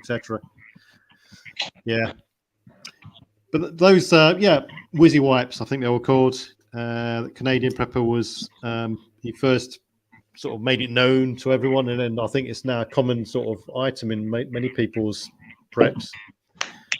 Whizzy wipes, all the way through to those little circular compressed ones that Daryl just showed us then, all the way through to wet wipes. And wet wipes was they're becoming, in fact, they're in all British Army MREs now, pack of wet wipes. So they do have their use, and if you get the alcohol ones, you know, they can be used as fire starting aids as well. So yeah. Although recently we've had a lot of problems in London, I believe it was the River Thames, where they were finding loads of those wet wipes, and they were creating islands in rivers where there were just piles of these wet wipes. Yeah, you get some dirty buggers out there. I mean, I think we tend to withdraw into our own sort of protective circle in some sort of disastrous scenario in the initial stages anyway. The longer term effects, the longer term survivability and sustainability is sort of a different sort of scenario. You're looking at survival and you know, being able to sustain and survive in the long term then. And these sort of issues where, you know, toilet locations, hand washing stations, and so on, that is where they will come into their own, because in the initial aftermath of any sort of major disaster or even long-term situation, you don't know it's going to be long-term at that stage. Supplies of things like toilet paper, wet wipes, all this sort of stuff you can quite easily burn through these quite quickly. I mean, in 2 months' time after an event starts, you'll be really watching what you're using because you would have burnt through all your sort of prime supplies, so to speak, and you'll be going really back to basics. So yeah, and that, you know, that also implies to something else we haven't talked about yet, is medical waste. You know, at the sort of first stages of any sort of big event or minor event, even it could be an altercation outside, or, you know, rioting or social unrest, is injuries. And, you know, how does that play into sanitation? Well, you know, injuries, you may have blood-stained clothing, so you're going to have the ability to wash those clothes. You know, reuse dressings, for instance. How are you going to get rid of needles or sutures or dressings? Or, you know, at the extreme end of the scenario, you're dealing with bodies to dispose of. So, you know, disposal of bodies is a huge thing, because you're not only dealing with something which you're emotionally attached to, because it could be a family member or a pet, but you might, you know, you might have seen that person die as well, and that plays on people's minds long term, and you're into the PTSD factor, etc. But disposal of bodies, disposal of dead animals, the bodily fluids that they may have leaked or bled out during their death, blood-stained clothing, the ability to clean that. You know, you can boil clothes in boiling water and reuse dressings and stuff like this. You know, you shouldn't be thrown away. Nothing should be thrown away in SHTF. Everything should be looked at and analysed for reuse. That includes blooded bandages, and, you know, blooded bandages can be washed, gone through a boil, wash, etc., etc. But the medical waste side of it is definitely an addition to, comes under the umbrella, I think, of the sanitation aspect of it. I heard somewhere that you could, you know, those Israeli bandages. I heard that you can use some of those wrappers packaging as chest wounds. Makeshift. Exactly. Yeah. Yeah. They used to teach that. We used to get taught is the fact that all the field dressings from World War II to the present day, the inner coating of the plastic or the wrapping on the outside, the inner coating is plastic. It's like a plastic sheen to it, and you can use that to seal a punctured lung to stop a collapsed lung scenario. So don't chuck anything away. There's a problem the there, inside though. of that packaging sterile. I think it's sterile, isn't it? The inside of the packaging, because the contents are sterile. So Yeah, the inside they're double wrapped. They're double wrapped. Yeah, well, the problem is I mean, as a temporary thing, maybe. Well, if you're into a situation where medical facilities don't exist anymore, there, and you've got a casualty with a sucking chest wound, for instance, you're going to be in real dire straits. You know, you're looking at the person dying, because what can most people do without modern medical equipment, modern techniques, modern equipment? Basically, you're basically down to, you know, plugging holes, stopping bleeding, and placing people in a recovery position. Without sort of internal intervention or anything like that, you're pretty much scuppered. I mean, even as simple as someone breaking a leg. Someone breaks a leg without medical intervention, you are in deep shit. Really are. Well, you know, we're literally all thrust back into the Napoleonic era and how they had to deal with those sorts of things. And if it comes to this, situation where you're looking at amputating limbs and stuff like this, then your sanitation's got to be on the ball, because you've got large open wounds, etc., and you're really in the realms of hurt. You really are. Yeah, it's going to be. You wouldn't want to take risks, I'd suggest. And But- anything that punctures the human body and gives you an external wound, it took bacteria, it took everything in with it. And that's what's going to get you. It's not the open of the wound. It's what's inside that was carried in there by whatever, even if it was a splinter off of a piece of wood. I mean, just the simplest things will get you, period. Yeah, exactly. And it could be anything from, like you say, a splinter, getting pricked with a rose thorn. I'd suggest that would be quite easier to clean. But a bite from an animal, puncture wound from an animal bite, pricking yourself with barbed wire, standing on a nail whilst walking through debris. You should have had correct footwear and all this sort of stuff. A whole host of things. And like you say, we can stop bleeding and stuff like that, wash wounds out. But when it goes a bit deeper, you're into problems. I mean, a lot of people do have,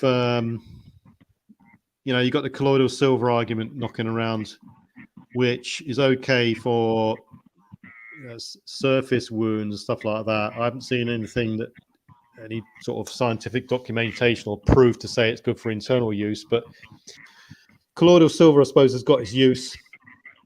The problem with colloidal silver is it's an expensive way to have a sort of a solution that's going to clean things. You might as well just buy loads of bleach or hydrogen peroxide or stuff like that. You can make it yourself if you really know what you're doing. You got the silver and the wires and the batteries and stuff, but it can be a bit precarious, I would say. Yeah. There are ways, so my gran way back when used to have a dog that lost its mind.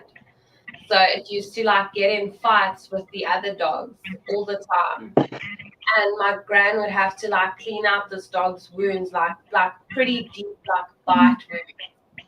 And my gran was a nurse, so she taught me a way to clean out a wound like that is you pour water from a height. So basically, gravity is helping you flush out the dirt out of it, and that helped that dog get infections a lot. So that's something that I don't know, just kind of stuck in my head. And when you're talking about cleaning wounds, something small like that is so vital to know. I think you're exactly right. You can get syringes which, when you push the syringe, it will deliver water at a certain pressure to clean out the wounds. Irrigation syringes, they should be in everyone's medical pack as well, because, like I say, they deliver a right sort of pressure. And that's actually in the Dr. Bones and Nurse Amy Doom and Blue medical manual, and it's in their list there, and they talk about that. So yeah, that's a good key point. Another weird thing you can do, if you home can or home preserve, even if you water bath, whatever, and you have some extra space in the canner, get some good high quality water, not necessarily out of your tap, but that'll work too, and put a clean cotton face cloth or towel in the jar with the water, and then run it through the canner. That'll sterilize everything, so you have a clean, sterilized rag for wound control or wound help. Yeah, I carry also say my first aid kits and me third line medical kit, I'll call it, is some water purification tablets in there as well. So you've got the ability then to have clean water at hand almost immediately if you have to irrigate or wash anything. a wound, for instance. So, you know, lob some water purification tablets into your first aid kit. And that was, I know that's a valid point. I was advised to do that by another channel, Hoople's Cat, who was a registered nurse for many years. So yeah, the ability for clean water. It always comes back to cleanliness. Always comes back to cleanliness. And make sure you check the dates on those water purification tablets, because you can't use them after the date runs out. Yeah, exactly. Each pack should have a date written on them. Something like 5 years, I think. I'm not entirely sure the lifespan, but yeah. If in, you know, part of your management and your checks and stuff like that, dates. I always use a system called DID, dates, integrity, and one other. Forgot what that one is.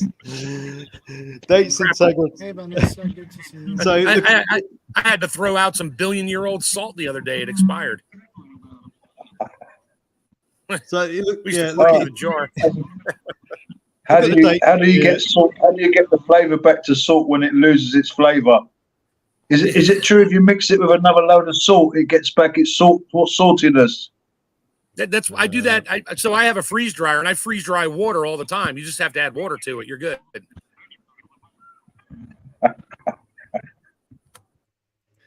I mean, you mentioned something there called salt. You know, how many times have people been to the dentist and had a problem, and he said, you know, wash your mouth out every night with salt water solution.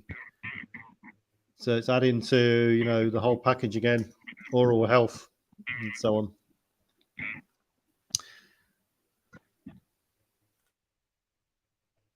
Yeah, very important. Yep. Well, salt is a sodium chloride, so there is the chloride factor in there that helps get rid of some of the bacteria that's in there. Yeah. Also, you can soak your feet in a nice bucket with salt. Good for your feet. Well, feet is another issue altogether. You know, bacterial infections and so on. But you know, all this water people are using and stuff like that, it's got to go somewhere. So people then got to start to consider your grey water situation. How are you going to get rid of your used water? You know, are you going to make some sort of improvised soak away, which is going to be a bit difficult if you're in an urban environment and you've got access to no sort of green space where it can soak away? You're going to let it go in the street, or you reuse it. You know, you can reuse water to a certain extent, but it can be difficult, and you probably have to rely on other resources to do that. So grey water use is another key factor. You could use, you know, if someone's got any sort of flushing toilet system or anything like this, or they want to rinse something off, then, you know, all this, collect your grey water up and you can use it to rinse something off, or if you've rigged up some sort of alternate system with a toilet, you can use it to flush it or whatever. But I also carry, another bit of kit I carry is a solar. It's a shower which is it uses a pump system. It's called a hose lock shower. It's like a festival shower. It comes in a little 6-litre drum. On the top of it, you've got a pump handle. You pump it up to the pressure gets up, and on the other end, you've got a hose with a shower head on it, which is good for various uses. You know, not only washing yourself, but washing down contaminated items, whether it be a vehicle or, you know, entrances to doorways, washing off blood on the floor or whatever. They're a good useful item to have to clean up areas. Or you could be going into an area where someone's completely fouled the toilet up, and you use your pump shower to use it as a spray mist, if you like. But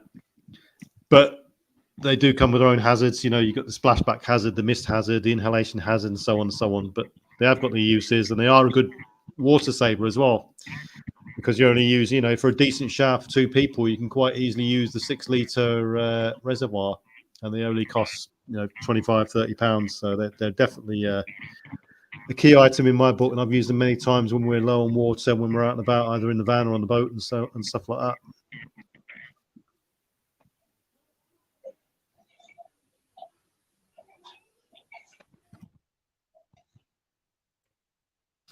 But yeah, sanitation, toilet paper. How many people, that was number one on various people's lists, as we saw in COVID, toilet paper. Yeah. When that's not going to last. Out of TP here in Sweden as well. Not going to run up forever. It's going to be a luxury item at some point. So yeah, it will. Back to the magazines. I haven't bought toilet paper or paper towels in probably 4 years now because of my mother-in-law. Right. There you go. So at some point, people are going to run out of this stuff, and you're back to a magazine rack, newspaper rack. That will run out at some point. You're then back to bits of scrap clothing you could use. Cut them into strips. Then you start to get into dire situations, other people's clothes, and you move down the line, and so on and so on and so on, where you're potentially using leaves. You're potentially going back to the Roman era of using the sponge on a stick, and so on, or whatever. A B-day, if you can rig one up and make that, fine. But. We all laugh at the toilet paper situation, but that is it's up there on the sanitation list to keep yourself out of the shit, literally. Yeah. So, look, seek out alternative means, because toilet paper is going to be a luxury. It's not going to last forever. It's so true. I mean, it got to a point where they were selling one roll on eBay for £1. There you go. Yeah. Just after the COVID, it got ridiculous. The face masks, ones that were like £1, were being sold for £5. If one was a £5 one, it was being sold for £20. Ridiculous. Absolute disgrace. People were making loads of money. Yeah, everybody was standing in line and fighting over it here in the States. It was hysterical. I mean, it was sad. Yeah. And it's also I think when it comes to that, there's obviously ways for, if you look at places where they have to rough it for really long, like what they do specifically. You need to look at places and areas where humanity has to live like gypsies to a degree, and travel for really long periods where they don't have the luxury of having TP with them, and what they do. I don't need to go into it. For those who know, don't know, and those who don't can look it up and stuff as well. But one thing that I'll mention here specifically about this conversation specifically is that we don't need to go into it because it's we're a bunch of blokes on the panel at the moment as well. But there's obviously a huge element to making sure that we kind of in our communities for ladies as well, to make sure that they've got what they require from a female perspective. But in general, that's a whole element of making sure the hygiene is looked after as well. But from the guy's perspective, it's just good for us as well to have that good sense of self-cleanliness and respect. That respect enough for yourself to make sure that even in dire straits that you do have a certain level of cleanliness, and it will make sure that you also stay out of a lot of trouble when it does come to having diseases and sicknesses, all that type of thing. I'm going to jump for now. I really love this evening's. It's funny that a topic like this turned out to be such a lovely panel as well, and it's really good chatting to you guys. I always enjoy it. Thanks for the chat. We'll catch up soon. Roger that. I'll catch you later, guys. Catch you later. Bye for now. Why does the conversation always turn to crap?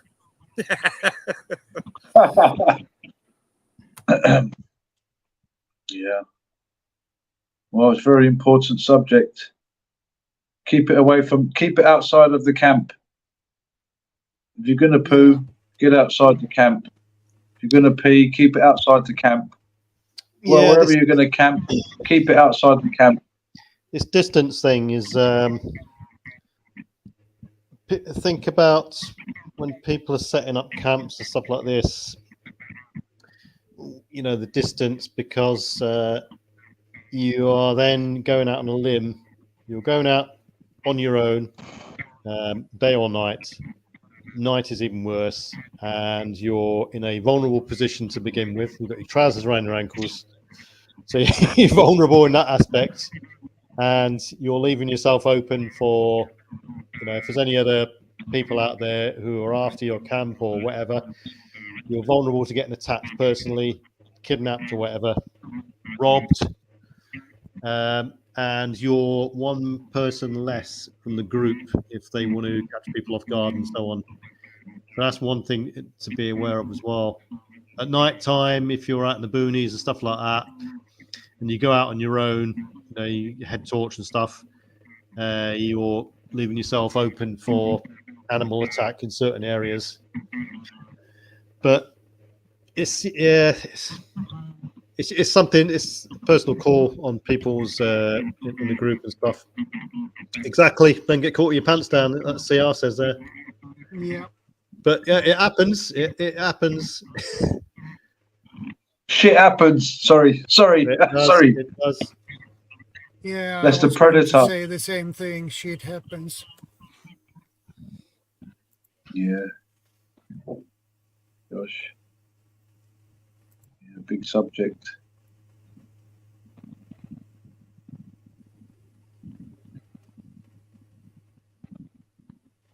Build out proper dumping facilities away from foods, water sources, etc.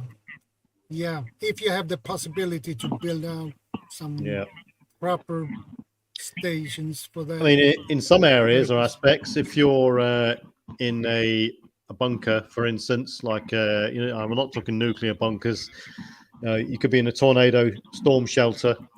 You could be in a sheltered area from hurricanes and stuff like this, which is a reinforced structure in a confined space. And if you share that confined space with more than 4 people, then you won't have the luxury of distance. You'll really have to sort of think about the division between cooking, washing, toilet facilities, and so on, and the living area and things like this. So it can be, probably get a bit more precarious in those sorts of close proximity situations. Yeah.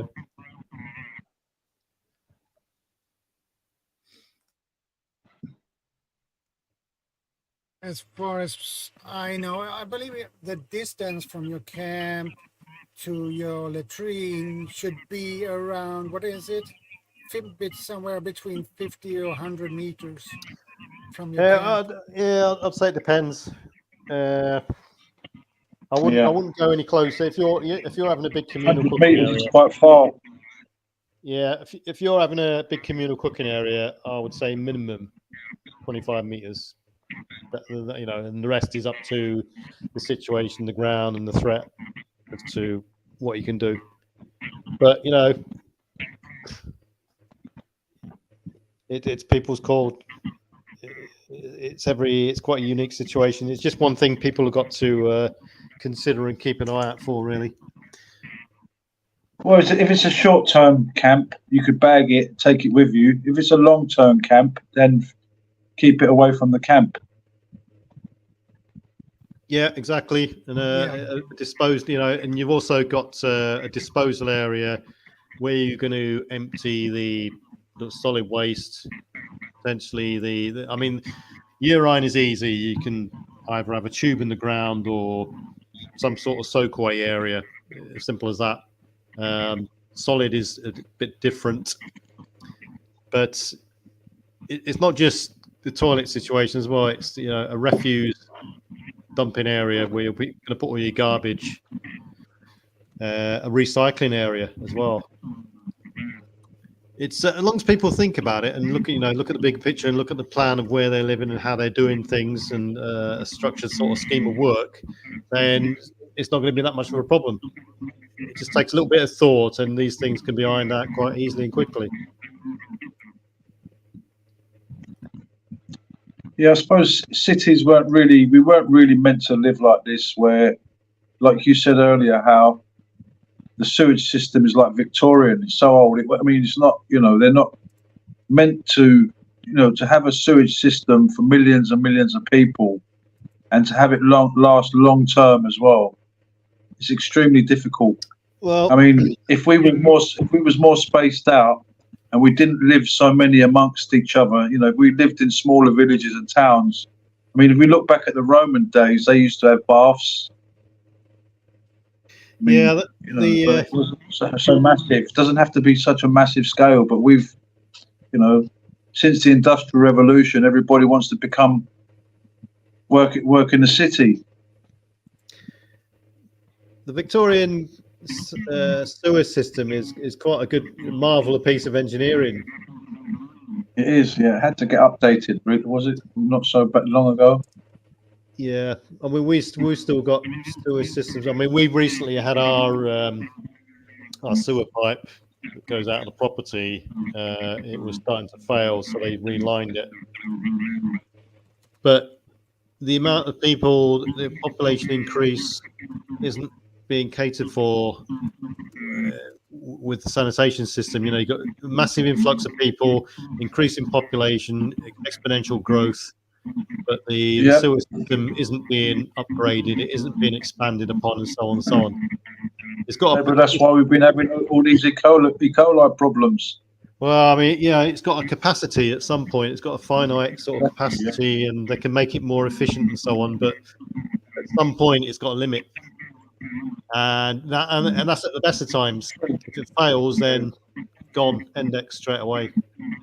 I think if I had my way, I'd send everybody home, and everybody should just keep their own house clean, and don't keep dumping it on everybody else. All right, sorry about that one. I just had to throw that in there. Yeah, but there's one solution: send everybody home, clean your own house. I'll send myself back to Greece, but then again, I go there and they call me a foreigner. So anyway, that's another story. Iron Fire Horse there says about a privacy tent. Yeah, we mentioned that earlier. That's I personally use, or I've got available a pop-up toilet tent, and it doubles up as a shower tent. So the pop-up toilet tent, you can stand up in it. It's about 2 foot, sort of 2.5 foot base square sort of thing you stand up in. When you want to go to the toilet, you go in there, you've got the porta potty in there. When you want to go for a shower, you pull the porta potty out, rig up the pump shower, and you can just use that system as well. That's what I've got available to me anyway to use.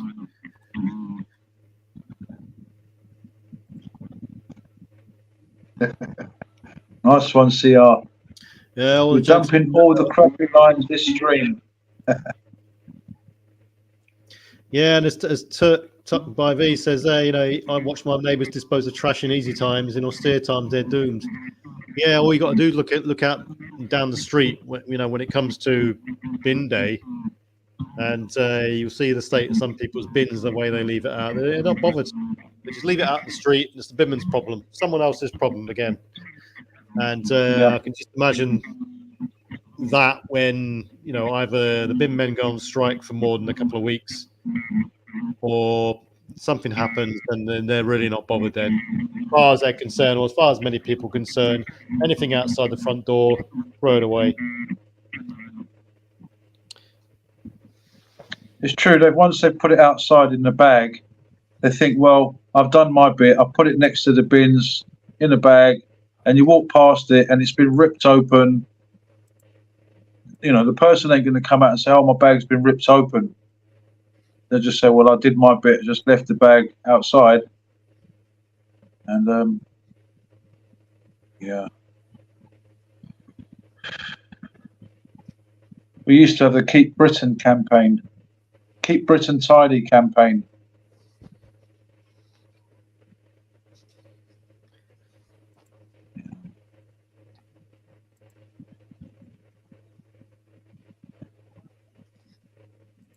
Oh, it's gone quiet.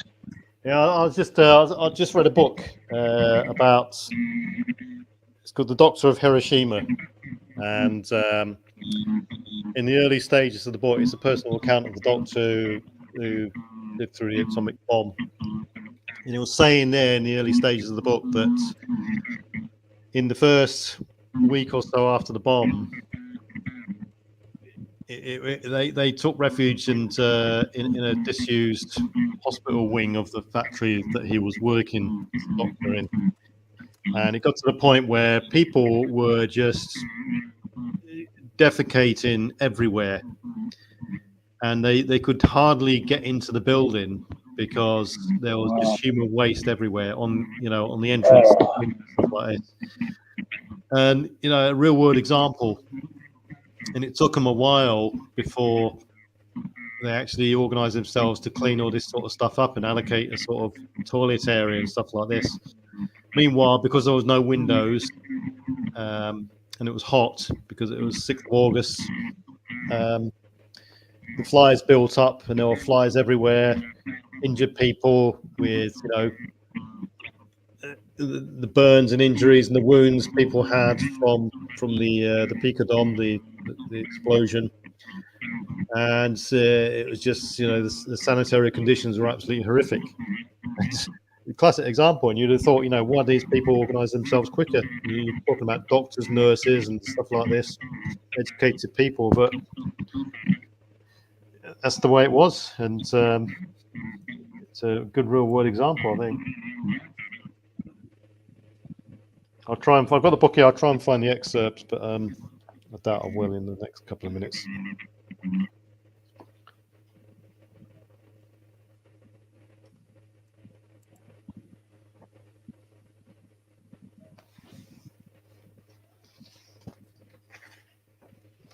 Cities are full of coons, opossums, and other critters that will tear into unsecured trash.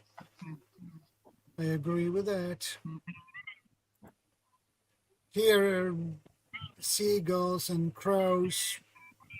If you don't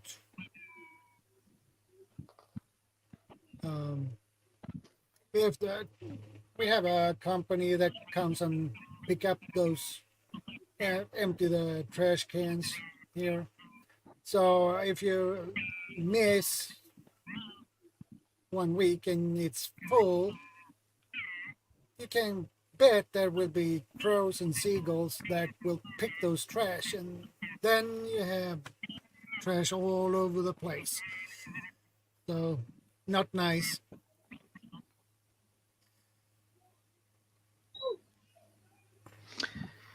So, example out of this, the book, The Doctor of Hiroshima. These people are starting to succumb to radiation poisoning now. Let's read a bit of it here. It says, Dr. Hanaoka believed his patients could be divided into 3 groups. 1, those with nausea, vomiting, and diarrhea who were improving. 2, those with nausea, vomiting, and diarrhea who were remaining stationary. And 3, those with nausea, vomiting, and diarrhea who were developing hemorrhages under the skin or elsewhere. Wow. So, you're talking about a scenario where most people have all got nausea, vomiting, and diarrhea. And in some cases, bloody diarrhea as well.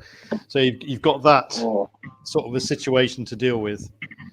You've got no windows because they've all been blown in. You've got people with big, open wounds from burns, which are really prone to infection.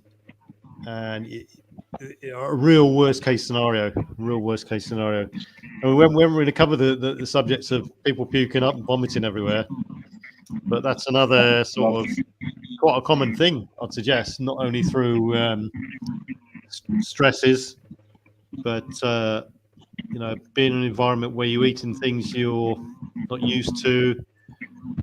It all builds up. So dealing with vomiting, seeing someone else vomiting can make people vomit. True. It's yeah. could turn out to be pretty grim if people don't get it under control and sort themselves out quickly. And it just takes a bit of reorganizing.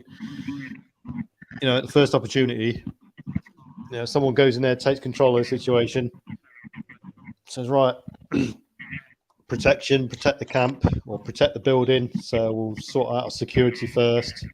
Second, we'll deal with food and water supplies, take note of what we got, etc., etc. 3, a bit of, damage repair, not all necessarily in this order, and then you go down the list. Sanitation, right? The toilet's going to be over there. Washing station, we're going to cook over here, and so on and so on. Get people working, allocate jobs to people, and get them all working like little busy bees and reorganizing and making the situation better. I'm afraid it takes, in various situations, people have got to be proactive instead of sitting there feeling sorry for themselves and just going downhill, And the more busier, the busier people get, and the more they improve their situation, their mindset will improve. It will give them a focus. It will give them some sort of look forward to knowing that the situation has improved, and it will increase the overall morale of the whole group.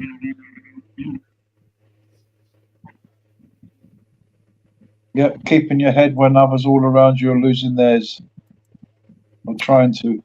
Yeah, well, maintaining the situation and improvements, but at the same time, you've got to start with the inner circle, personal level, personal hygiene, and so on, and build it up to the sort of the group level of organisation and sanitation, and then the area sanitation, because you can have your personal hygiene and sanitation sorted out. You can have the group sanitation sorted out, but if you're living downwind of a big hazard, or if you're living next to your water source, which is a river, upstream from that river is going to potentially get contaminated. You want to sort that out as well. So the wider and wider out you get, the more you're going to improve the position for yourself.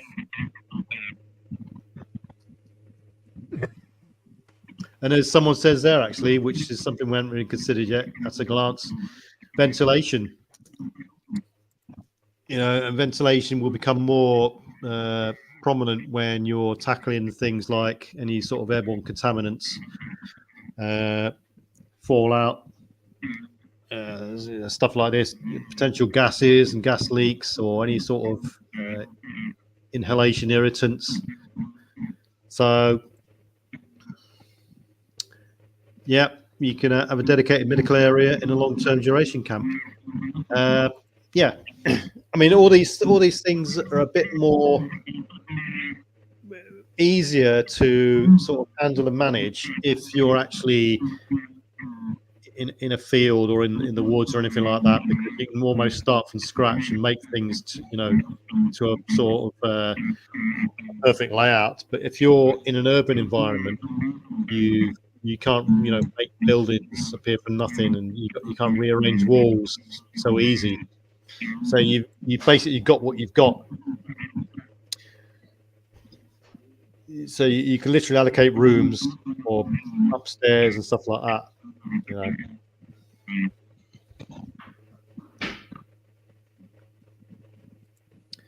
If you're thinking or dealing with any sort of contaminated threat, then you could set up a clean area, a dirty area. So if someone ventures out, they come in, they get undressed in the dirty area, they move into the clean area, and from that point on, you're deemed, in a sort of a clean situation.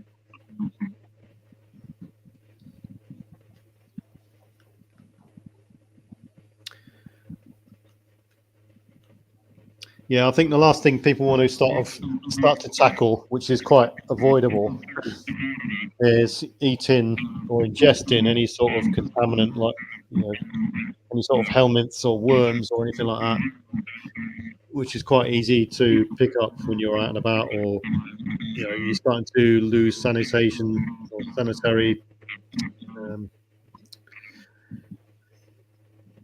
things knocking around, you know. So you don't want to pick up a worm in your guts or anything like that. Body lice, hair lice. We used to have a big staging area before we went on a huge exercise, and one of the places we all used to congregate before we actually deployed was in this massive hangar. And this massive hangar was called the flea pit, and the flea pit was just full of triple level bunk beds, and there used to be something like a couple of thousand troops crammed into this hangar in these triple high bunk beds for up to 5 days at a time. And in that 5 days, it's a simple thing. We had access to all modern day facilities, toilets, showers, etc., and you'd be there at night. You get into your bunk, and you start to get the feeling of itching and stuff like this. Who was in that bed before? Is there bed bugs knocking around? And if you find yourself in a situation where you're going into another communal area, for instance, sleeping on a bunk bed or a makeshift mattress or whatever, that could have bed bugs in there. We're into the pest scenario again. At a glance has a question. Quick question: does activated charcoal good to rid oneself of, let's say, nuclear fallout? Right. Activated charcoal. Nuclear fallout is the particles sucked up in the fireball on a ground surface burst detonation. When it gets sucked up, all the dust gets sucked up to the fireball and it enters into the atmosphere. That's fallout. That's radioactive dust. Activated charcoal won't get rid of that fallout, that dust. It will stop you. Activated charcoal is in respirator canisters, and that does filter out contaminants. It filters out nuclear, particulate contaminants, fallout, chemical contaminants, biological contaminants. But it won't get rid of particulate, radioactive particulate or fallout. That fallout will still be emitting radiation for up to 48 hours after the blast. But it will still contain things like strontium, so the answer on that will be no. It won't get rid of radioactivity in fallout. It will just it will protect you if you're wearing a canister, respirator canister, which has got activated charcoal in it. So I mean, the best thing for radioactive fallout or radioactive particulates is barrier. So you look into shielding methods then. So I mean, going off subject a bit, but from the moment of nuclear detonation, the drop off in radioactivity will increase. It's just like a 7-fold increase in time. So after 48 hours, you will almost be down to 99% of that radioactivity would have disseminated. So you got to be in a situation where you're shielding yourself, and you're shielding yourself with things like steel. The less denser the material, the thicker it's got to be. So you're looking at things like 2 foot of earth, concrete, couple of inches of steel, and so on and so on and so on. It's public available information on the net, so just Google radiation screening and you'll find it out. But yeah.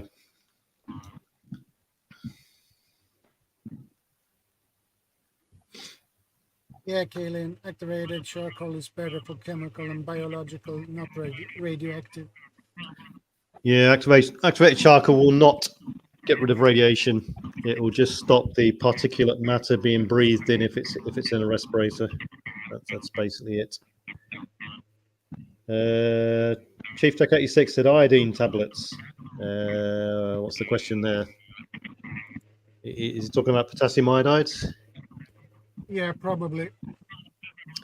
Well, Yeah, for, potassium iodide. that's me, for radiation sickness or that, iodine tablets, they protect, I forget what part of your body they protect, your pituitary gland or something. Thyroid. Liver. Yeah, the iodide, potassium iodide is really only effective for anyone who's under the age of 50, and the idea there is you saturate your thyroid gland with Thyroid gland. potassium iodide, so that if you are exposed to a nuclear event, you don't get the nuclear iodine into your thyroid. It's already saturated, but you've really got to be taking it beforehand.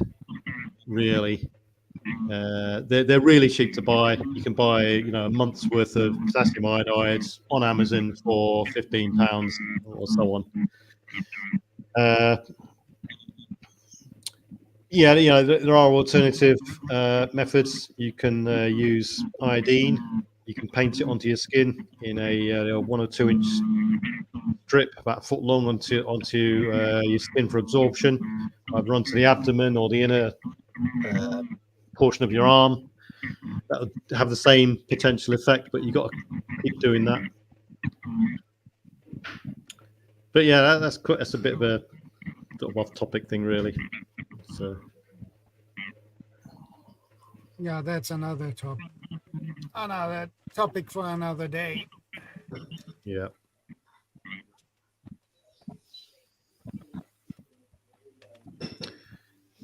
Well, at the end of the day, it's sanitation is quite a simple thing to do if people just think about it. Think cleanliness at all times, cross-contamination of things.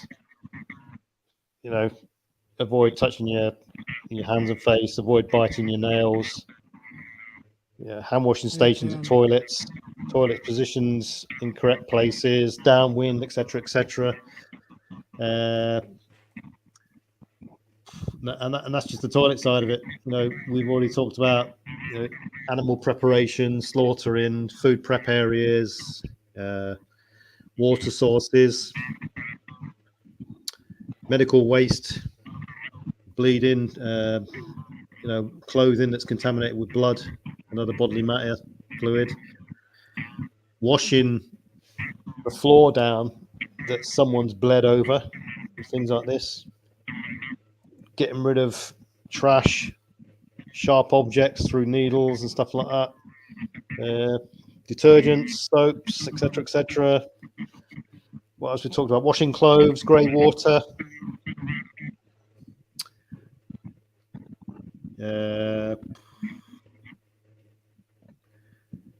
It's all about limiting infection and contamination risk, really, and just ensuring the status for your health. So Vanessa says, much better masks and such made today than some military surplus and Cold War masks.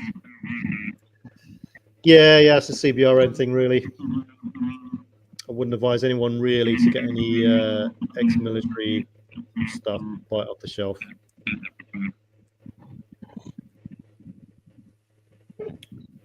It's better to buy brand new ones.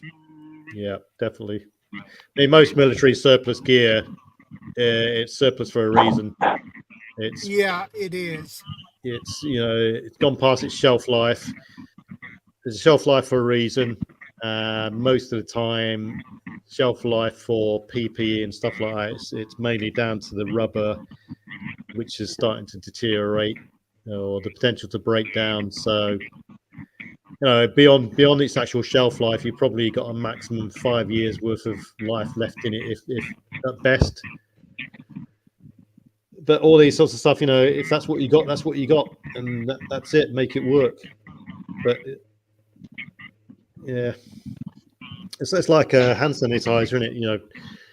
Yeah.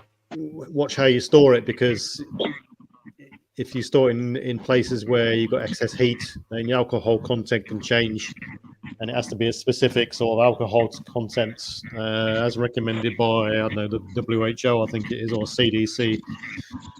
So is it 70% alcohol content? I can't remember offhand. Tells you on most bottles. Yeah, what PV was saying about gas masks, it's true. So true about those. Well, I was just going to throw in this one that you recommended me to buy. Yeah, they're top notch.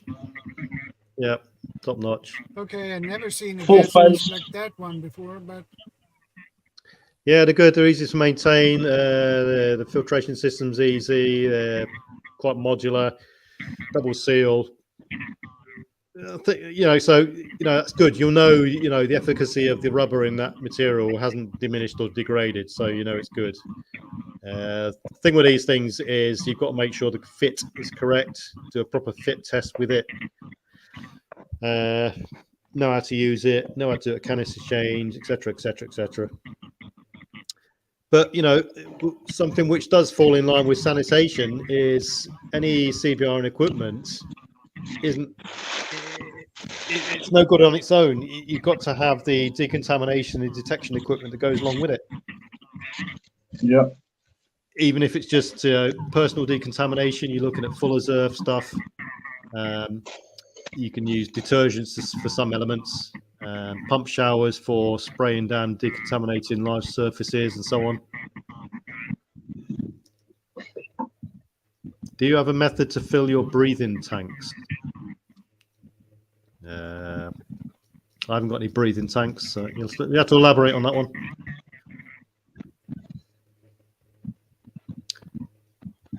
Who maintains the latrines? Yeah, that's a good question. Yeah, like we said, you can allocate someone to sort of in your group or whatever to keep an oversight and all this sanitation and stuff like that. To just keep an eye on things, make sure I'm not going astray. I know that the chemical toilets that you see in camping and caravans and stuff like this, you can buy the thing called freshen up kits to go with them, and the main sort of ones we see here in Britain, they're called Thetford cassette toilets. Thetford cassette toilets, and you get a freshen up kit you can buy separate. What that involves is you get an extra set of seals, rubber seals that you can replace the existing toilet with, because being rubber, they do perish and they do diminish over time. They diminish a lot quicker if you're using alternate chemicals other than the ones that you're supposed to use with the chemical toilet.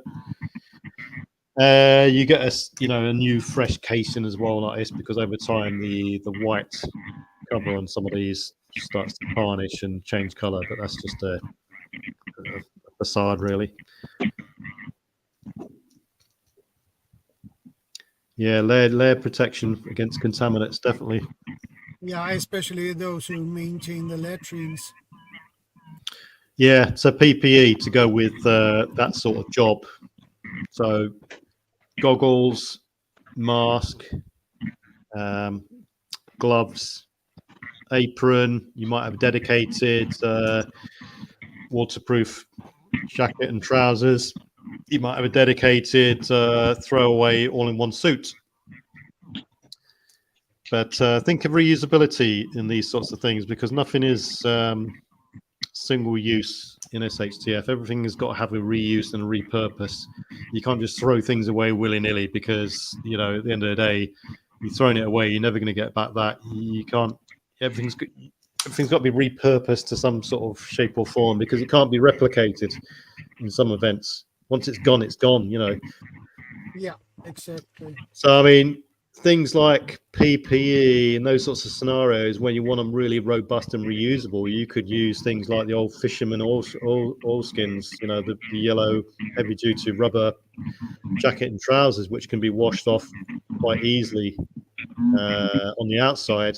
Some of them on the inside have got like a canvas inner, which is hard to dry out, really, but they are quite robust and easier to use. Yeah, if you have the full the yellow raincoat, rain pants, Yeah. you just need some duct tape to seal the top to the bottom and around your ankles, and some good thick rubber gloves and whatever you want to put on your head. Yeah. That you can breathe. There's the old Eastern Bloc and Soviet CBRN suits were quite good for reusability and robust.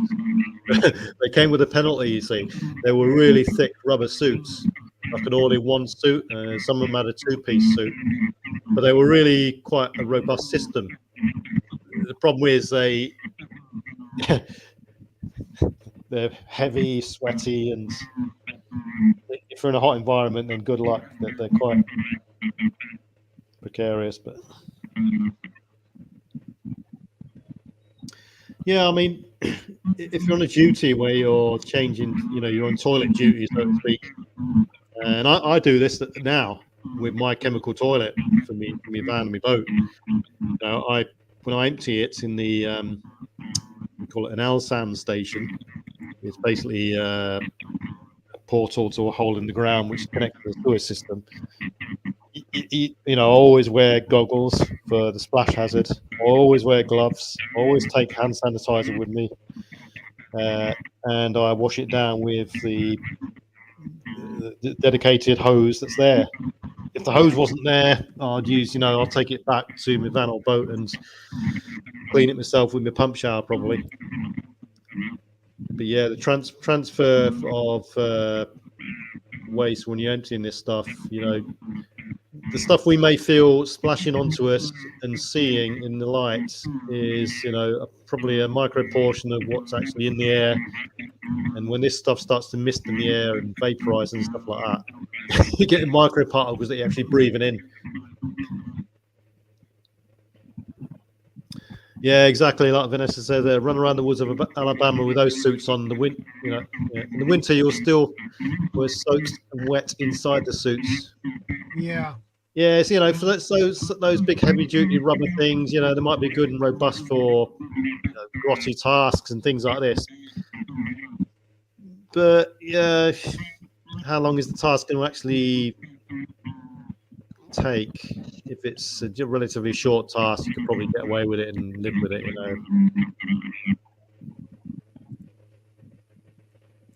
So I've got another couple of minutes and I'm got to depart. So. Yeah, as usual.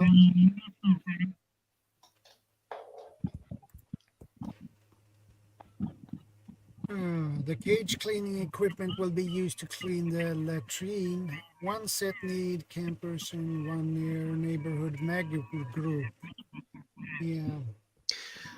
If people have got young children and babies, during disaster, lockdown, SHTF, disorder, whatever, loss of the grid, sanitation system starting to decline, the sewer system's gone, then, little kids and babies, you're going to have you really be on the ball there. You're talking about diapers, nappies, reusable items, terry toweling for the old school method of using a diaper or a nappy. A lot of people have disposable ones, but they're disposable. They won't last forever.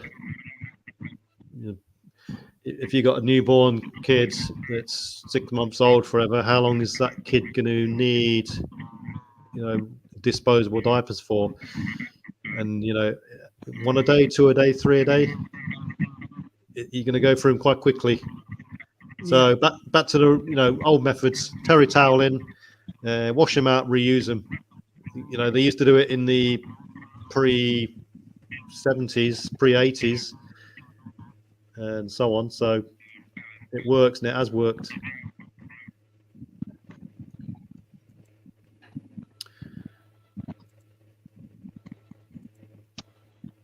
And also, I suppose you should try to remember to prevention is better than cure as well. Definitely. Definitely. Remember to not get yourself, don't play in dirty water. If the situation's bad, don't take any risks. like you're saying, PV said earlier, even a splinter could cause a massive problem. A little wound, something that you eat can cause it. It's something always small can cause a really big problem. Bacteria, and diarrhea, a splinter. Something for people to look at Infection. for a bit of interest and sort of realization is look at the amount of casualties in not only the Second World War, but every war since the Second World War. I'm not sure about the First World War. And they'll suddenly realize how many casualties there were through non-enemy action. Things like poor sanitation. Yep, sickness, ailments, everything. Even World War One, classic example, trench foot. Yeah, World War One is a classical example on that. And that's with people who, had a clue about it. They knew what they're doing. They knew what the remedies were, but it still happened because that was situational based. Obviously, they up to their knees in mud and all this sort of stuff. But classic example. Continuum.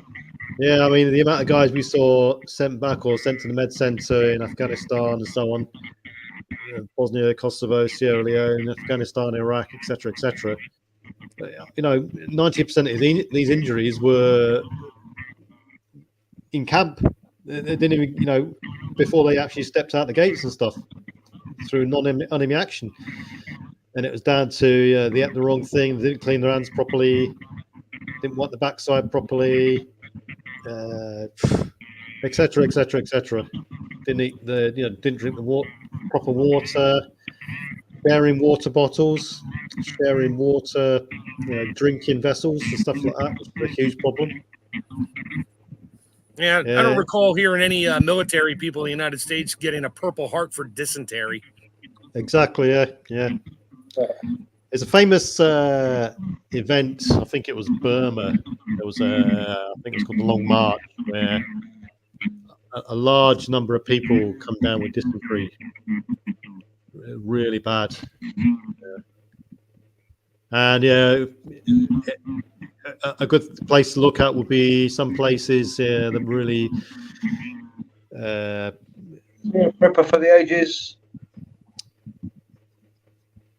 Roger that. See you later, Prepper for the Ages. Have a good one. Yeah, another aspect to look at is in elements and places in Africa where you see the adverts on TV and so on and so on. And poor old Samuel, whatever his name is, has got to walk 3 miles to the water point with loads of jugs of water on his back and fill up his water from a dirty hole, etc., etc., etc. So, yeah.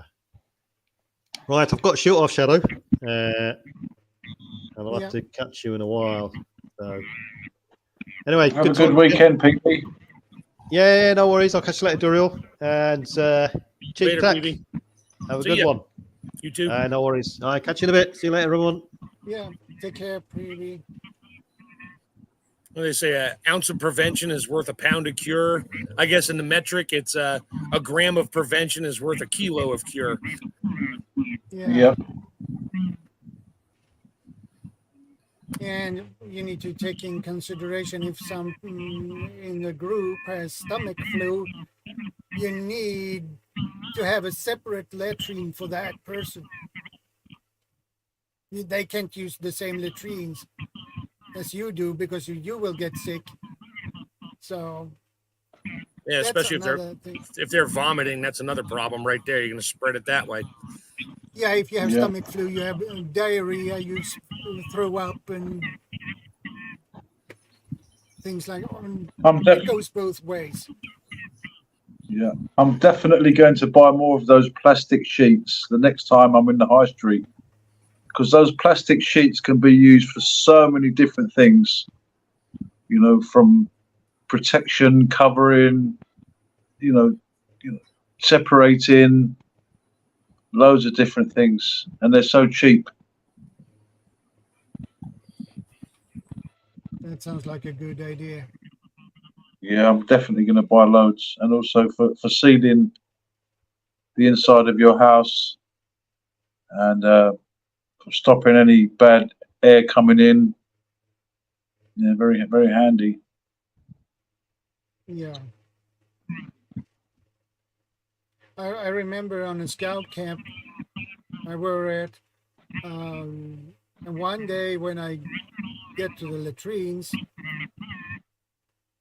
they said only, there was a sign on one of them that said only for those who have stomach flu. There were stomach flu in the scout camp. So, oh boy, that was not good.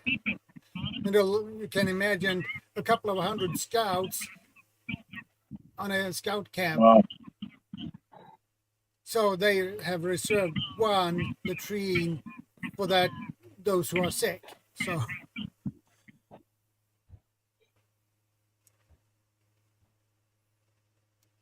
but I can tell you that was pretty nervous days.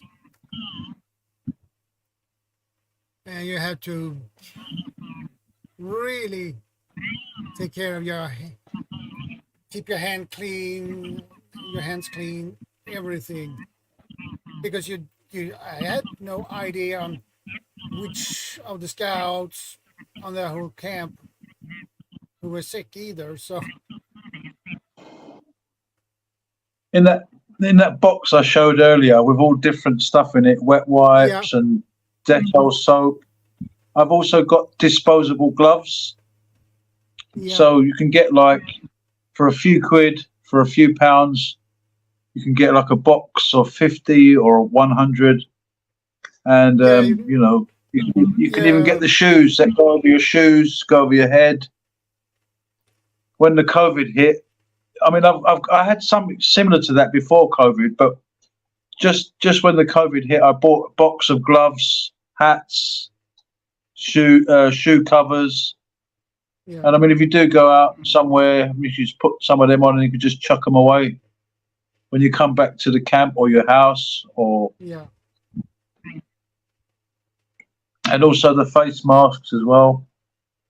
You know, you can get a load of those disposable ones. But I mean, I've got good ones as well as the disposable ones, the cheaper ones. I mean, like we're talking about 2020, prevention better than cure. Expensive. Sorry, during 2020 and that, gloves, latex, not even latex, nitrile gloves and that, everything was so expensive you couldn't get it. Now the stuff is cheap as dirt. Yeah, it went crazy. I mean, you know, when COVID hit, everything just went crazy prices. And now, when it's all come down, it's a good idea to stock up on all these kind of essential things. Yeah. Thanks for that reminder. I really need to stock up on that because I don't have any nitrile gloves or things like that. So thanks for the reminder. I always keep a couple of pairs of nitrile gloves in my bug out kits. And then I've got sort of a little box of them as well, spare ones. Always, I mean, your hands, you know, in SHTF situation, you've got to think what is vulnerable on my body. You know, we're talking about sanitation, but also preventing stuff from happening. So having decent PPE is always a good idea. Protect your eyes, protect your hands. You know, keep yourself clean, keep your feet clean, keep your shoes clean. You know, you can carry stuff into your house with your shoes. You know, it's always good to have a little routine, keeping everything clean and tidy and organized. Yeah. Yep, tarps as well, like Vanessa says. Good tarp, good bashers. You can double up on them. You could have the plastic sheet on the inside, the good tarp on the outside. You can separate, have little rooms. I don't know if you've seen those tents where they have like separate rooms in them. They're good ideas as well if you want to keep things separated. Yeah.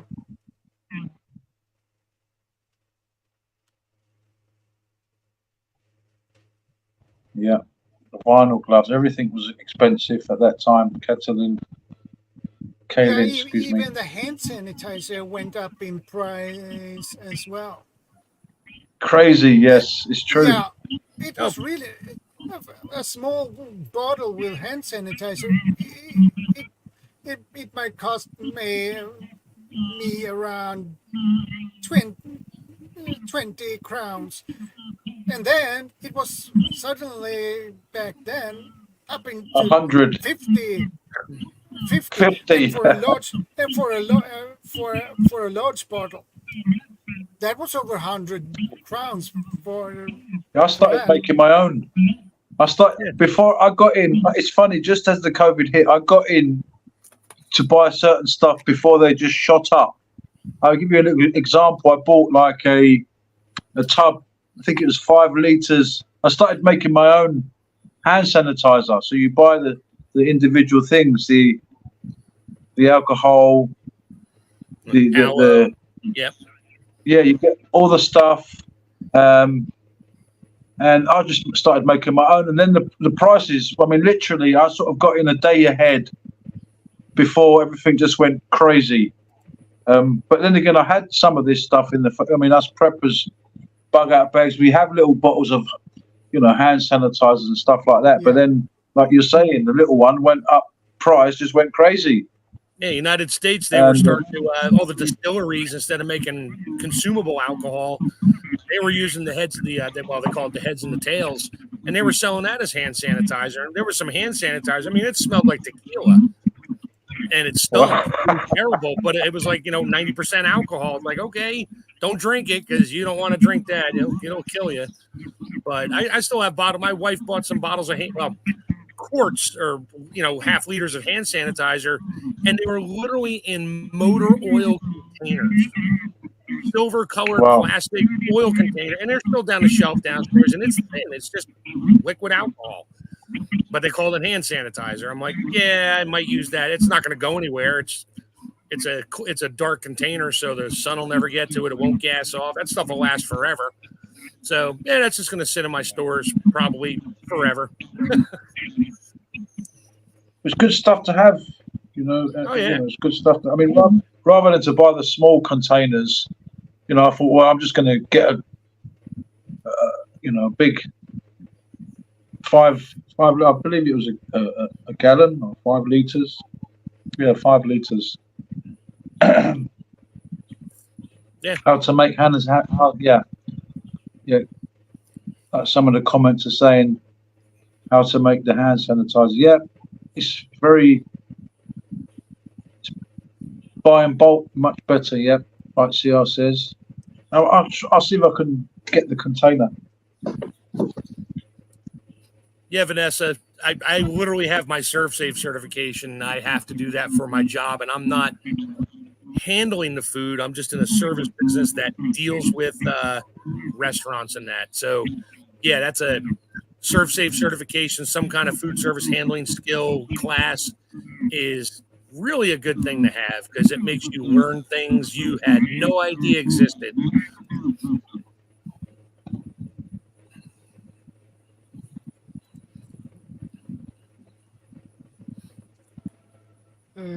Kaylin says there are videos here on YouTube on how to make hand sanitizer. I have to look some of those videos up. Yeah, they're not difficult. I'm interested in what is needed to make it. So if you put like good rubbing alcohol or some kind of a good alcohol in a spray bottle, because you don't want to put it in a squeeze bottle. It's liquid, like he's showing there. It's liquid. It's just going to pour out of your little squeeze bottle. But if you put it in a spray bottle, you can spray it on your hands or wherever. And 99.9 isopropyl. Yep. 99.9%. Oh man, that's strong thing. Hand sanitizing gel, 70% alcohol. Yeah. So I went from like a small bottles I used to put in my kits. All my bug out bags would have some of those in my cupboard in my house. I'd have a couple of small ones. But then when everything went crazy, I quickly got in there and bought one of these. And you can easily put these in a smaller container, like you're saying, a spray. And but yeah, I started buying hand sanitizer on a bigger scale. But then I thought, well, why don't you just make your own? So then I bought the actual alcohol, and you mix it with the gel. And then I've got lots of little good plastic bottles that I bought, different sizes. And, you know, I thought, well, if we're going to be on lockdown, if people are going to be sadly passing away everywhere around us, I mean, you know, I've also got it to help others. It's not just about yourself. And, you know, a lot of preppers do talk about others. And in a good way, because they always say, well, if I've got to hand out my first aid kit, I've got some spare of this. Or if anybody needs a bit of extra food, I'll give them a bit of this. You always, most of preppers we ever hear will say something like that. You know, in case I bump into someone that needs it, I've got something. So I kind of get stuff as well on bulk. It's good for bartering as well. So, you know, if you've bought loads of toilet papers, loads of toilet rolls, and a lot of people don't prep and they're in trouble, they might knock on your door, or at least you can hand out a few toilet rolls and hand somebody a bottle of hand sanitizer. I mean, as long as I don't drink it. Well, yeah, I mean, it's sad why we would be in that situation in the first place. If you know, if it's not a natural disaster, if it's a man-made thing, well, we still haven't learned from our history. No, we're just repeating ourselves. Carry on. Yeah, I think nature will just deal with us in the end, and then whoever survives, survives. But you know, I guess you have to be meek.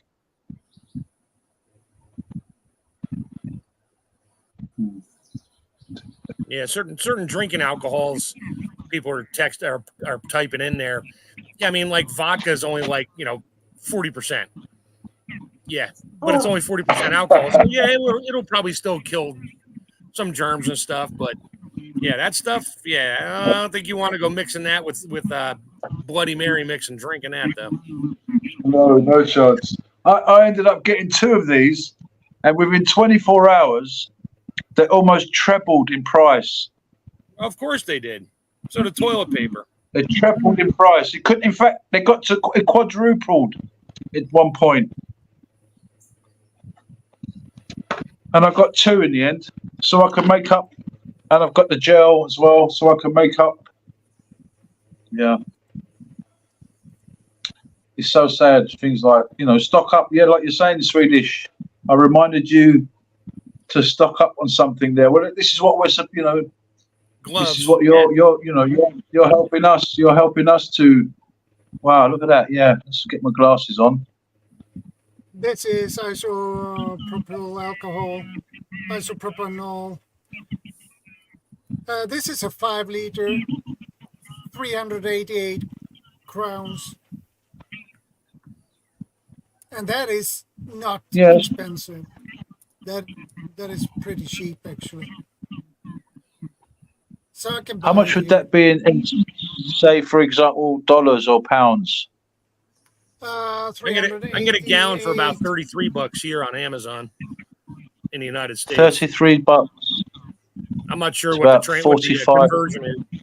Yeah. What about 45, 50 pounds? Maybe $33 would be 40 pounds, 45 pounds. I don't know.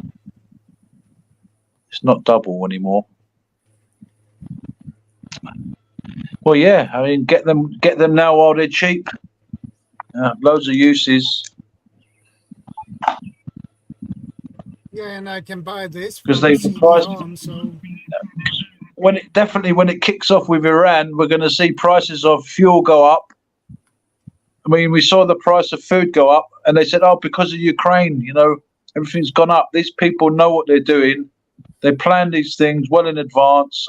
We only find out when it's too late, and it's designed that way. I mean, there was a point where everybody was laughing at preppers, and then shortly after COVID, they stopped laughing at preppers. But then it seems now it's got back to normal. Prices gone down of certain stuff. People still think that it's all about the football. People think it's all about the baseball, the sports, and oh well, they've forgotten about Ukraine. They forget that there's loads of wars going on. Let's go to McDonald's. Let's go to get a coffee. Yeah, they call that bread and circus. ACR. Give them bread and give them a circus, and they'll ignore every. So our football games and baseball games and everything. Look what's going on in the United States right now. I mean, I'm not going to say all the different things, but they're getting rid of our chickens and the beef, and they're saying everything is getting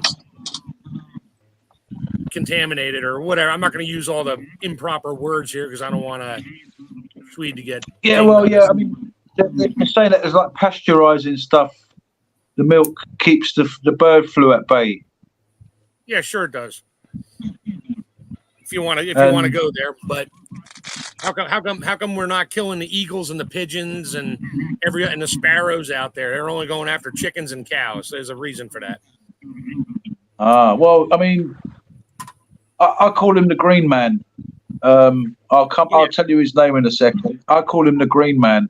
He wants to sort out the environment, the animals, and I mean, their solution is, well, why don't we just kill 6.5 billion people?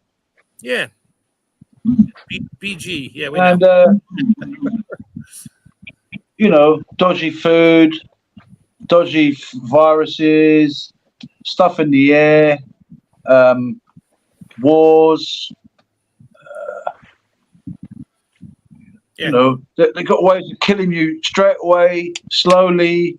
Depleted uranium gets you slowly, doesn't it? I think, yeah.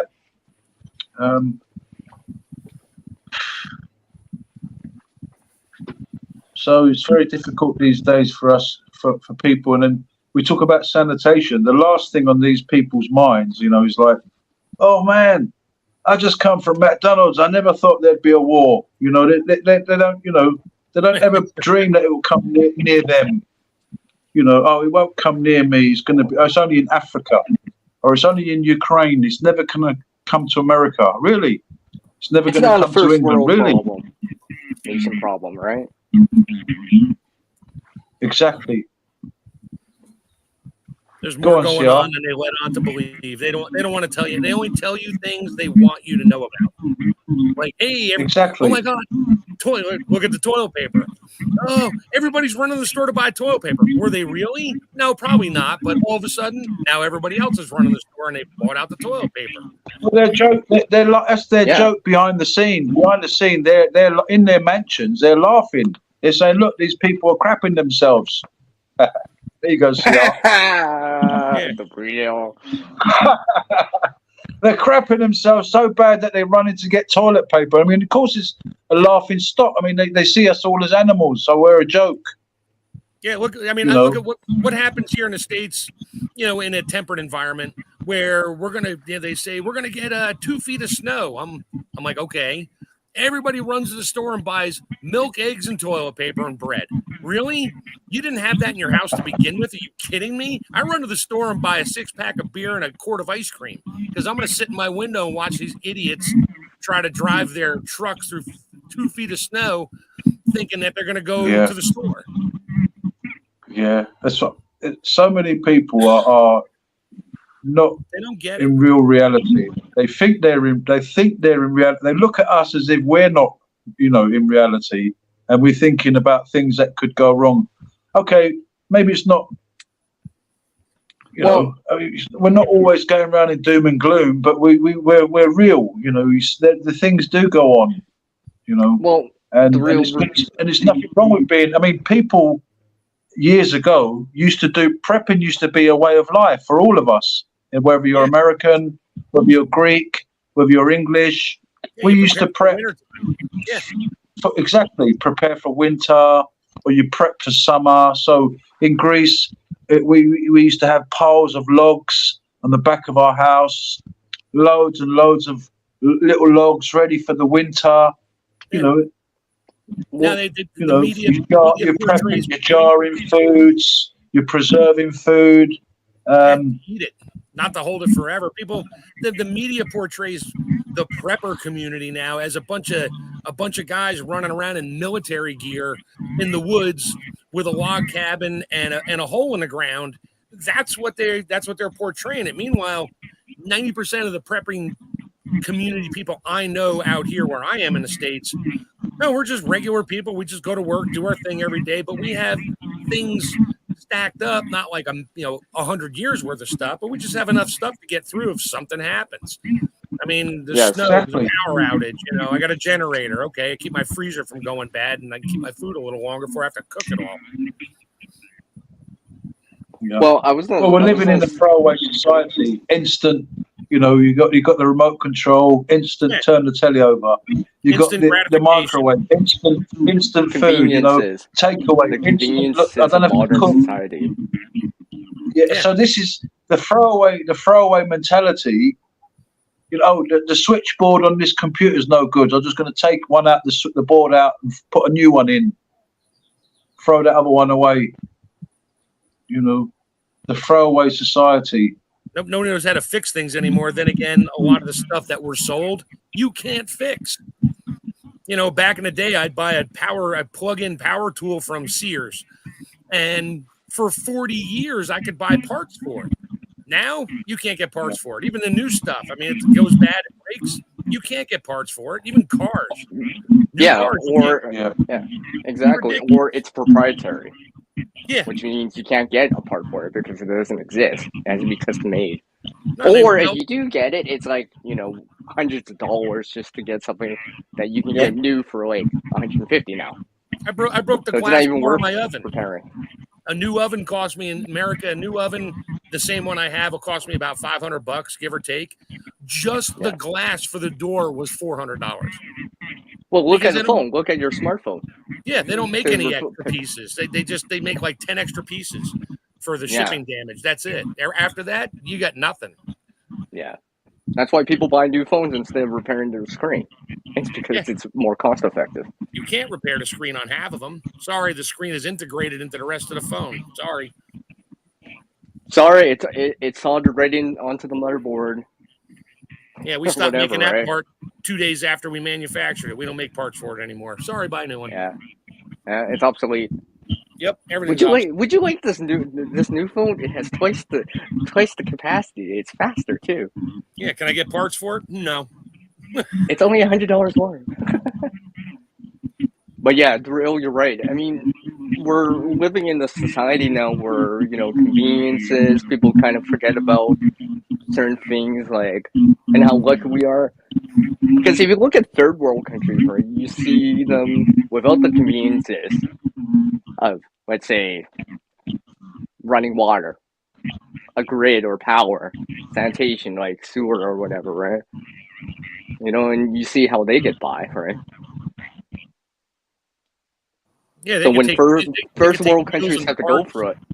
They go to a junkyard, get a whole bunch of parts, and they build a little cart to pull their stuff around in out of whatever junk was laying around. And there's nobody left in America that knows how to do that. Yeah, people have forgotten that kind of stuff. Yeah, they've been seduced. They've been seduced by the nightlife as well. It's the entertainment. It's the entertainment, throwaway society. And the you can even see that with Netflix. Sadly, this is really sad. It's like throwaway relationships. Even, you can get you get this situation where someone's got a girl pregnant and they don't want to know. They go away. You have to chase them for maintenance. You've seen Epstein.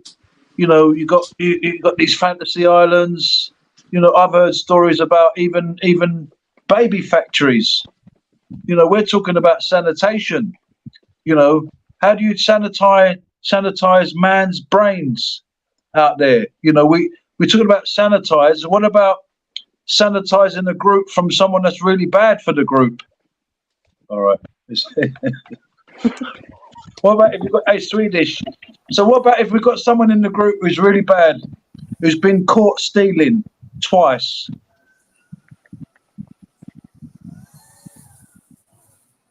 Wait, what?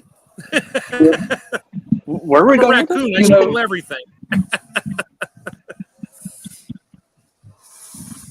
And my neighbor's running his weed whacker. I was wondering what that was. Keeping everything clean, keeping everybody in order. You know. Trim and tidy. I remember back in the day, if your bumper on your car was busted, you could go to the scrapyard and buy just the quarter panel. But now if your bumper goes, you've got to get the whole front thing. Yeah, or your car's a total because the insurance company doesn't want to pay for it. Sorry, it's totaled. Oh yeah. Oh, everything's everything's geared for them. Maximum profit. They don't care what they do to the environment. And we're the ones who are going to have to deal with the aftermath, potentially. Whether it's something coming off of your weapons like a depleted uranium, whether it's the aftermath of Chernobyl, Fukushima, city life, what it's doing to the environment, what it does to the children, the throwaway mentality. Well, the real, if you think about it, right? I mean, like, people just throw something in a bin, a rubbish bin, trash bin, garbage bin, whatever you want to call it in the world, and you forget about it, right? You throw that cup away, whatever, right? And you just forget about it, right? Because you don't see it anymore, right? But it still can linger out there, right? That's why nowadays, that's why you see so much trash out there at times, right? People, not from everyone, don't get me wrong, not from everyone, but I see it. Even some of the younger generation, right? Not all of them, but sometimes it's just like I just see them just tossing stuff, even though there's a bin like 5 feet away. And you know what I hear? The first thing I hear, because I saw it this one time, and this older gentleman said, "Don't litter, blah blah blah. This is our area. Our area." The kid's just like, "I don't care," because it's the way he's been growing up, right? He's just like, he didn't have to worry about it. He doesn't have to worry about it. He's like, or whatever, right? It's like, or someone else will pick it up. Someone gets paid to pick it up, or whatever, right? So you see that, unfortunately. But these are the kind of people that don't realize, when actual SHTF happens or when situations or emergency happens, and they're also the kind of people that kind of start worrying. It's like, what? I can't just throw it in the bin now? I can't just, flush the toilet now? Not saying the snowflakes, but, kind of like that, right? They don't see, because they've been raised with these conveniences of modern society, right? Running water, electricity, internet access, right? They have a phone, they're able to communicate all this stuff, but they don't realize there's a lot of stuff that goes behind that to support that, right? To keep that going. The infrastructure for it, right? The plumbing and all this other stuff, right?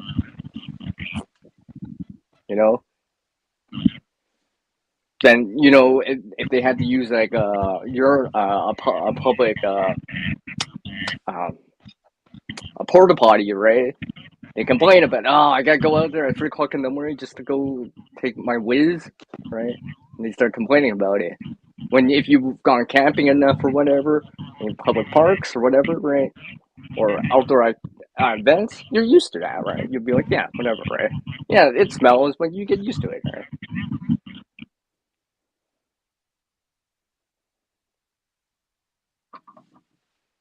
Well, don't everyone talk at the same time. Sorry, I can't say much with my neighbor weed whacking. The same guy that sprays Roundup on everything and pisses me off. No, but you guys know what I mean, right? He has lots of flowers, but no food growing. Yeah, but you know what I mean, right? You see that, right? It's like I think this is why doing stuff like camping is a good thing, because you can learn stuff from it. You help maintain camp, right? Keep camp clean, right? Which also means you don't leave no trace, which means that if you could do it camping, you could do it at home if need be too, right? You know what I mean? Bucket, rainwater, blah blah blah, and all that stuff, right?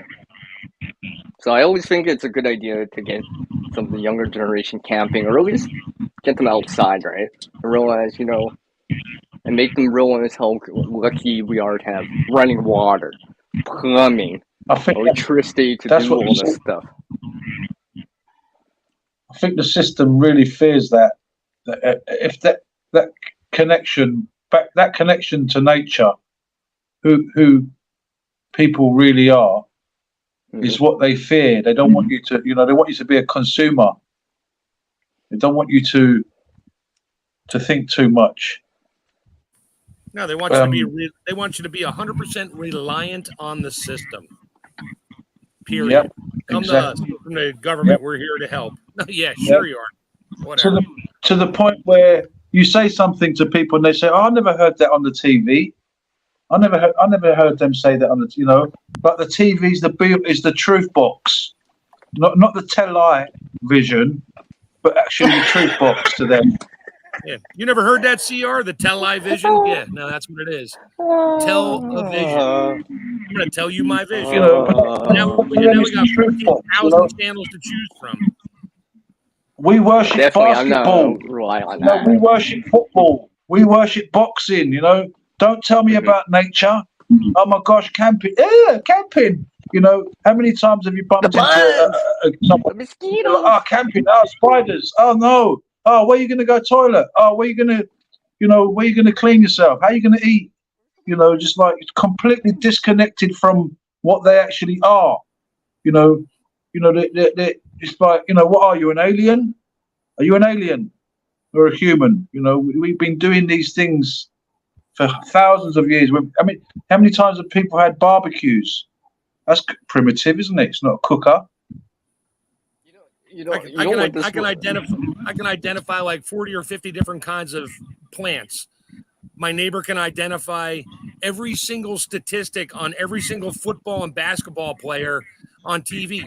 How is that going to help you in life? It doesn't. Nobody can. Well, his friends care because that's all they talk about and argue about is, oh, he was batting a 352 average. It's like they talk to me. I'm like, what are you talking about? Yeah, they know the stats. No, do you know that weed right there you keep killing? You can eat what? Why would I want to eat a weed? It's in my yard and I kill it with Roundup. Yeah, this is what they think. Yeah, see that misconception about weeds, right? Oh, it's weed, CR. Do you even know what it is? I don't know what it is, but it's a weed, right? Because they, remember, a weed is just a plant that you don't want in that space for whatever reason, But it can be beneficial, right? It can be beneficial. Weed doesn't necessarily mean, yeah. I didn't learn about that plantain weed on the television because they didn't tell me about it. They didn't tell me the good things it can do for you. They just sell you Roundup and other things to kill it because you don't want your pretty beautiful lawn that you need the neighbors to look at you and go, wow, he has a nice lawn. My neighbors hate me. I hate cutting the grass. My answer to them is, I'm helping the CO2. I'm creating oxygen right now. Yeah. Yeah, it's true. You say to children, if you say to children, what tree is that? They don't know. You ask them, what plant is that? So that the system don't want you to be connected back to nature. They don't want us to go camping. We were talking about camping earlier, and it's good for people and help the children to go back to nature. But they've been exposed to too much technology now. It's too much. It's too easy. You could just go to the fridge and get a drink. You get a fridge now. Well, not necessarily technology per se, but more the conveniences that you forget about. Yeah, you forget about what goes behind all these conveniences that make life easy, higher standard of living, and stuff like that, right? Modern plumbing, modern water, modern electricity, modern internet. They're too used to mummy doing their laundry. Yeah. Why should I grow my own tomatoes? The daughters are 25, 30 years old, and they don't know how to use a washing machine. They don't know how to cook. Nope. That's why we have so many restaurants around here. Restaurants are not filthy. We was talking about that earlier. A lot of restaurants are filthy. They haven't even got 1 star, and they're claiming that they've got 4 stars. I mean, when the crap hits the fan, we're going to see a lot of desperate people. We don't realise how serious it's going to be. It's going to be way more serious. I mean, us lot, we can talk about it. We've been, preparing for more proactive about the it. people right? out there, when they don't believe us, they think that we're crazy. They think that we're, nothing's ever going to happen. Yeah, and like you said, it's all about the baseball. I love baseball. Like as if it was the most important thing, or basketball or football, whatever. Now England, all of a sudden in England, they're saying, "Oh, loads of people are going to get Monday off." It's so, it affects your work. I know, look, because it's a Sunday evening, people going to work on Monday. A lot of employers already giving people days off. Yeah. It's all distractions. The people dying in Ukraine. I mean, how does he feel walking down the road? Say he's a Ukrainian guy walking down the road in England. Everybody's cheering. The guy's lost his grandmum, lost his mum, lost his dad, lost his brother, lost his house. He's got nothing. All right. You might say, well, Costa, don't be down. Don't look down and blah, blah, blah. But it's consistently happening. I'll be right back. There's generations of people that never had any bit of life. They just were born, they died. They didn't experience going on a plane. They didn't experience going on a boat. They didn't eat a nice meal. They didn't spend time with their family. Yet these so-called elite, all they ever do is spend time with their family. Yeah, they didn't fall off the swing set, skin their knee, and brush it off and go back to playing. They fall off the swing set, go running home to mommy, and mommy says, "Don't ever go to the playground again. It's dangerous." They don't learn anything anymore. Well, this is it, and I mean, it's when the wake up comes, it's gonna be way more drastic than we believe. I don't mean to be doom and gloom, but as a prepper, I always say to people, just stay prepped. Just keep checking preps all the time. You know what I was thinking, Shadow? Maybe this could be a topic for another Saturday. Kind of dealing with handling when you doing things or handling situations without the conveniences of modern society or something like that. I think that's where every conversation after a couple hours on here, we always wind up in the same place because that's the number one thing on our minds. Sanitation. But we could actually talk about throughout the whole sequence. And besides, PV can join us and talk about it. But it's just one of those things, right? Because there's actually I actually did watch this show on Netflix. I forget what it's called. It was about snowflakes, right? So younger generation in their 20s, right? Always had this and that, right? And they have to go out camping and do all this stuff for real on their own, right? Get water, and all this other stuff, right? So,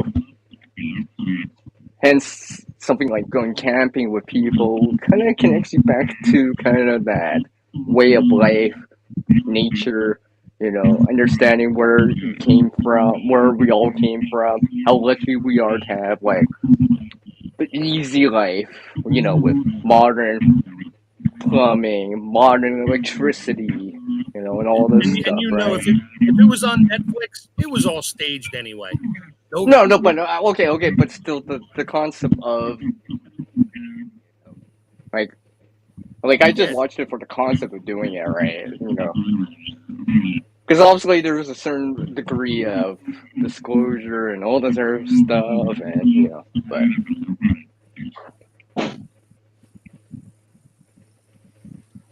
Yeah, it's how society is training our kids these days. They're not showing them how to do anything except to be reliant on everybody else and blame everybody else for their problems. Yeah, and that's right. a And problem right there. Oh, I got hurt on the swing set. I'm gonna sue the company that made the swing set because they didn't have seat belts on it. Really? there's no way Well, yeah, they don't Now want I to have clean money wash and I my can, clothes. How I do I can buy dry my everything I want with clothes? that lawsuit money now. So they don't want to clean nothing up, basically. You know, that's why you're getting. So I watched this young girl. She was eating a pizza. It was massive. I don't know how she ate it all by herself. It was like that, the box. And she's literally about 2 meters from a dustbin. And she had the last slice, the last piece of the last slice. And she went, with the box, she just went, dropped it on the floor. Yeah. Bus stop on the high street. And I was walking past and I said, "Excuse me, young lady, there's a dustbin right there." Yeah. The real, that's the same thing that I saw in front of a store. I just saw it with my own eyes, kind of the exact same thing, right? And the younger person just kind of shrugged it off, right? Yeah, they throw trash out of their car after going through the drive-in. They don't care. Somebody will pick it up. So One of those basically, the low-level message- janitors will clean it up for me. That's what Yeah. we Oh, Yeah, the you know, message so we get is I'm not. Someone gets paid to do doesn't it. pay. Yeah. Well, I'm we helping say them, that, I'm helping but them. actually, Yeah. it's not getting cleaned up. It's worse.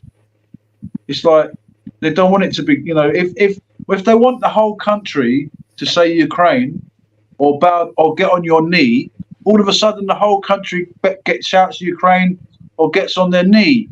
So if they wanted to put this into people to put the rubbish in the bins, all of a sudden everywhere would be clean.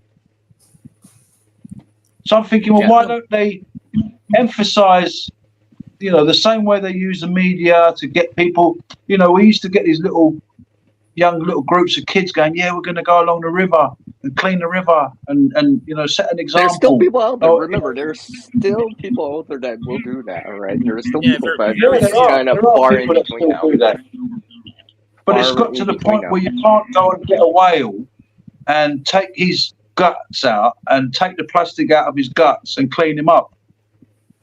And even in us now, they reckon that we've even got tiny particles of plastic in our brains. Yeah, microplastics. They're everywhere.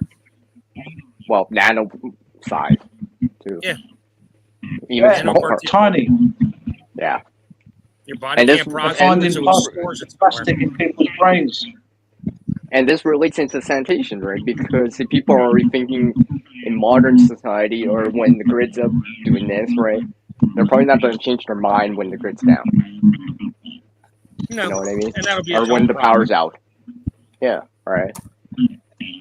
They'll toss it over the fence. They'll toss it at the neighbors. They'll throw it or whatever. They'll do that instead of trying to think of a solution for it. As long as it's not in my yard, I'm fine. Yeah, exactly. Oh yeah, I guess that's another thing too, right? Oh, well, this ain't my neighborhood. I don't live here. Yep. I always hated that saying. It's just like, yeah, maybe, but you know what? This is our town. This is, you know what I mean? Like, this is our town. We live here in this neighborhood. Blah blah blah, right? Because if everyone starts doing that, the next thing you know, it just everybody piles up. around now.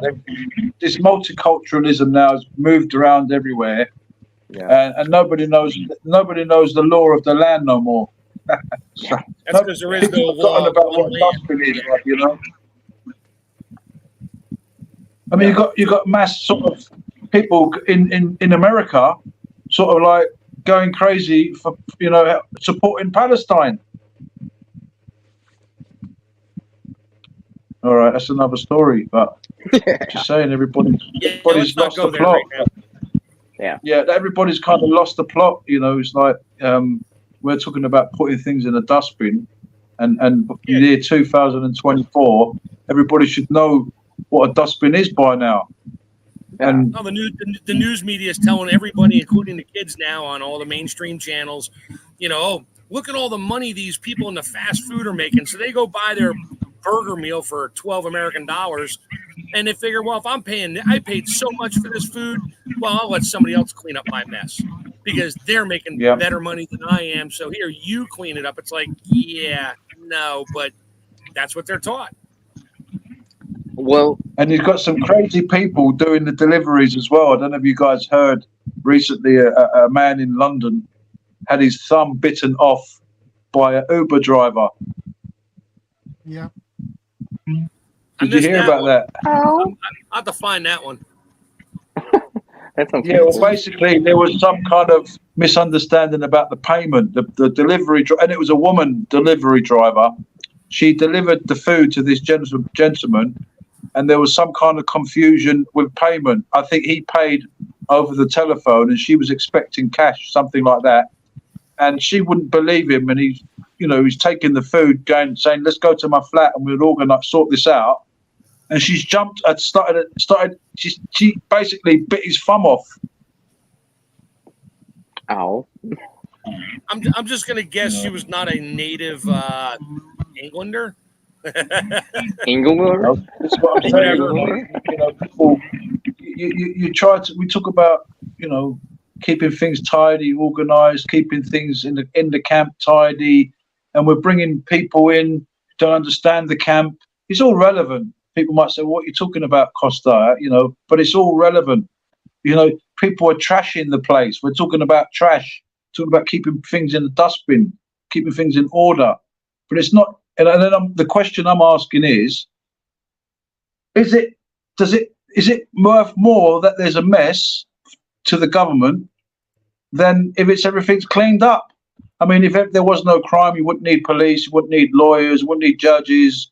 If there was no mess, you wouldn't need dustbins, you wouldn't need road sweepers. They'd have better jobs. People say, "Oh, what? Yeah, he's providing a job." But I'm sure the guy would prefer to have a better job than a road sweeper.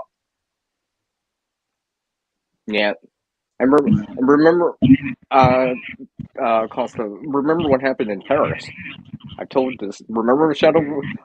I showed you the pictures, remember? I mean, obviously it happens in, New York City, too, in the U.S., but look what happened there. Yeah. And that was just a couple of weeks of that. How it affected the area in general, right? Not just the smell, not just the look of it, right? But the tourism. Right. I remember those pictures. Right. People had to take pictures and have them digitally edited to remove garbage. Think about that. It's like, hey, can you edit my wedding pictures? Can you remove all this garbage in the background? I couldn't help it when we were in Paris or whatever place. Like, I can't believe it's come down to something like that. You know what I mean? Yeah. That's something I never thought would happen, right? Yeah. And that stuff just piled up, right? Piled up, because people didn't know how to get rid of it without the modern day conveniences of garbage pickup, right?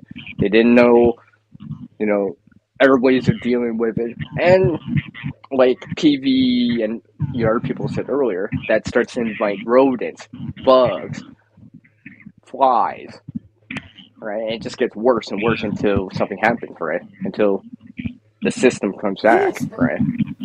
But now just imagine if that system collapsed and there was no pickup for weeks, months even, right?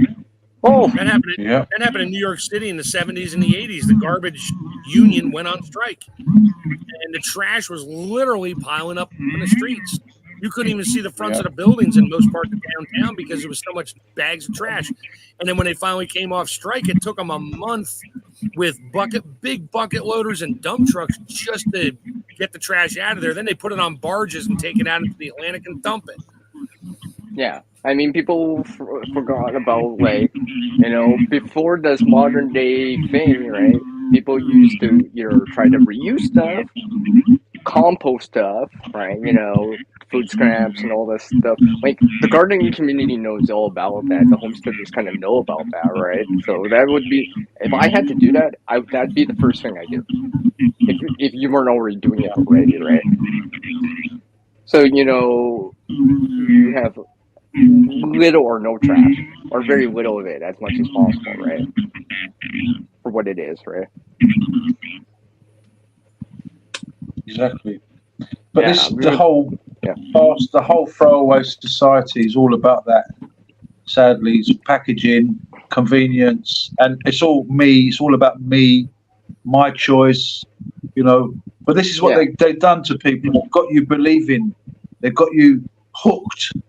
They've got you sucked in, believing that they're giving you something that's really going to help you, but it's not. It's just, getting your mind, it's winning your heart and mind, so that they can just make more profit. It's all about profit. They don't care about the environment, and then they turn around and got the cheek to say it's our fault. We done it. So they give you something, get you addicted to it, and then people want it. I want McDonald's. I want the ATM machine. I want that credit card. I want that easy. I want instant gratification. I want the remote control. I don't want to get up off my sofa because it's just too difficult to get up and turn the telly over. I want that instant. Yeah.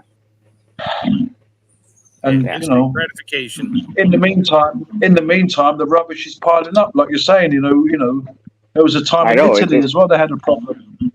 In Italy, they had a massive problem. I think it was in Naples. Was it Naples?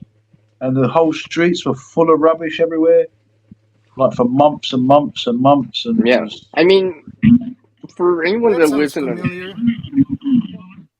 just to think about it, if anyone that lives more in a suburban or urban area, just imagine if your local area, your garbage pickup, whatever, waste removal went on strike, what would you do? Do you have options to deal with that, right? What would you do with all that stuff?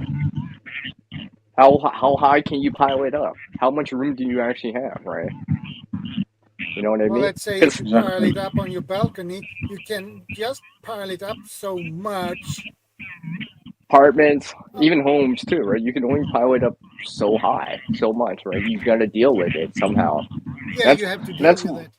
Yeah, see, this is why more and more lately I've been trying to reuse the food scraps, get them in the ground, get them so if it ever came to that, at least I can get rid of the food scrap part of it, the biological stuff, right? If need be, burn plastic, whatever. I don't like to, but if need be, right, or whatever, right? If need be, but that would, I might keep a bag out there to look great, man. Like, I'm having issues too, not just have no garbage out there when everyone else has garbage, right? I gotta blend in, right? But just to show that, I'm dealing with it too, right?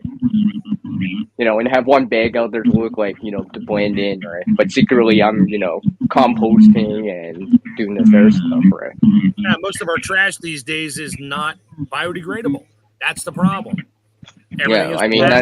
Everything is made of stuff that does not mixed materials. Yep. Shadow was going to say, what were we going to say there, Shadow? I was saying that if you stock a pile up with your trash and things on your balcony, at some point people will see how much you have piled up on your balcony, and they will probably suspect that you have resources, that gear, must have resources, so gear, money. Yeah. So that's a problem. Exactly. Yeah. Yeah, because I think some of us, and not us, but some people out there take that for granted, right? That we have a landfill or these facilities, right? Because if you look at some of these other countries that don't have a proper waste management, they have mountains high landfills, right? They're literally a mountain, and they have issues with fires and all this stuff that happens. Not just the smell, right? So yeah, because sanitation starts to like pollute our stuff, right? The waterway, blah blah blah, and all that stuff. it's a downward spiral, right? And what that way, you're gonna maintain that as much as possible. It's just like I said, maintaining camp, right? And it keeps it in good running order. Everything's good. Nothing smells. You're not getting a random raccoon trying to sneak in because you left all this food behind on the ground. You dealt with it, right? You dealt with it. You either burnt it or you buried it deep. It would break down when they're there, right? We can take an example like Calcutta in India. Mm-hmm. That is the most poorest region in the whole India. Mm-hmm. And this was many years ago when I was younger. They showed on the TV news from Calcutta, and there were trash all over the place, and there were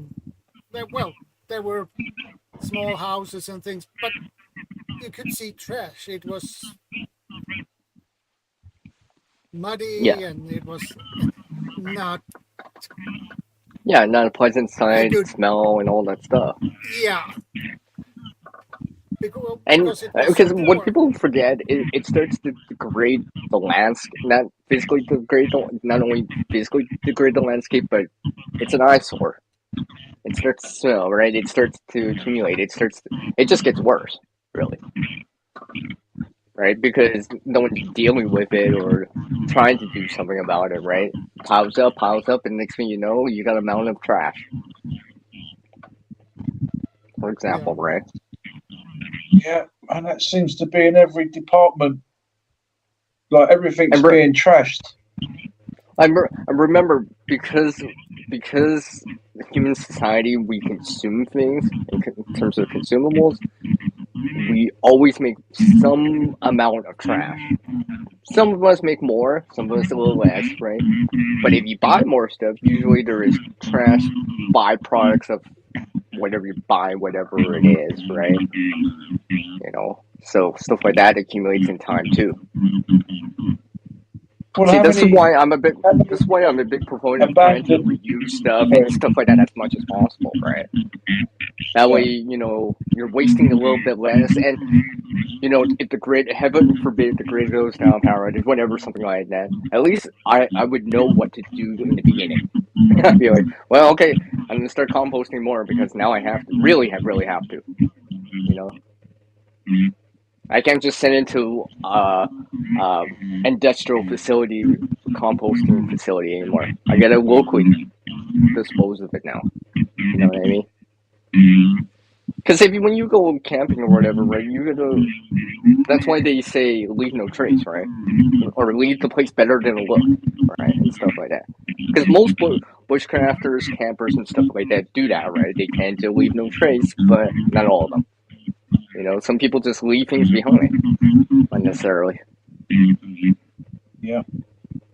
Because I've seen people leave behind paracord cordage before just because they couldn't undo the knots, right? Because they made hard knots, right? It took me like 10 minutes to do it, but I eventually undid it. I'm like, oh, see, now I have cordage to use for one of my go bags or to give to someone else. Can you guys still hear me? Yeah. Yeah. You guys still hear me? Yeah, Bushcraft family said there, go back to the old ways. There was no waste. Okay. That was the old ways. It gets laughed at by the younger generation. They look at us, they think it's old fashioned, and they just so basically they don't know the meaning of what we're saying. Actually, for them it's like we're going backwards, or we're doing something stupid, or it doesn't make sense, or but it's true. So ancient. There was no waste. Food wasn't wasted. Why are we going back to this ancient way? Exactly. Why are we going back to what you want to be a caveman again? Yeah, they would say it like that. Well, the thing is, some of them are going to have to go back to it, whether they like it or not. And then, Well, I mean, for some of these youngsters, it's going to be a massive learning experience because all of a sudden they're born into society where they've got a phone, where they've got mummy, where they've got dad, where they've got, you know, everything's all hunky-dory. But then when crap hits the fan, they're going to see what reality really is. Yeah, who are you When without they these modern experience conveniences? exactly without having all this modern What can stuff. you do without it, right? You know, because You can't put me on the front line. You can't do that to me. I'm an American. Yeah, Sorry, son. You're going to go to the front line. Yeah, or they have to go through like an event like a hurricane, a major storm, a major power outage, or a place that, you know, now they have to conserve water for an indeterminate amount of time. Or clean they their start own to clothes. What? I can't use my dryer? I can't use the washer? Exactly, you know. Well, you got, Mom, my blue shirt, Mom. What about it, son? Well, you know, there's no water. It just rained, dear. Go outside. We got the swimming pool, son. Go to the swimming pool. Wait, What? You can wash your own shirt. Just throw my shirt in the washer. I mean, that's what it does, right? It makes water. It makes everything. You know. It makes water.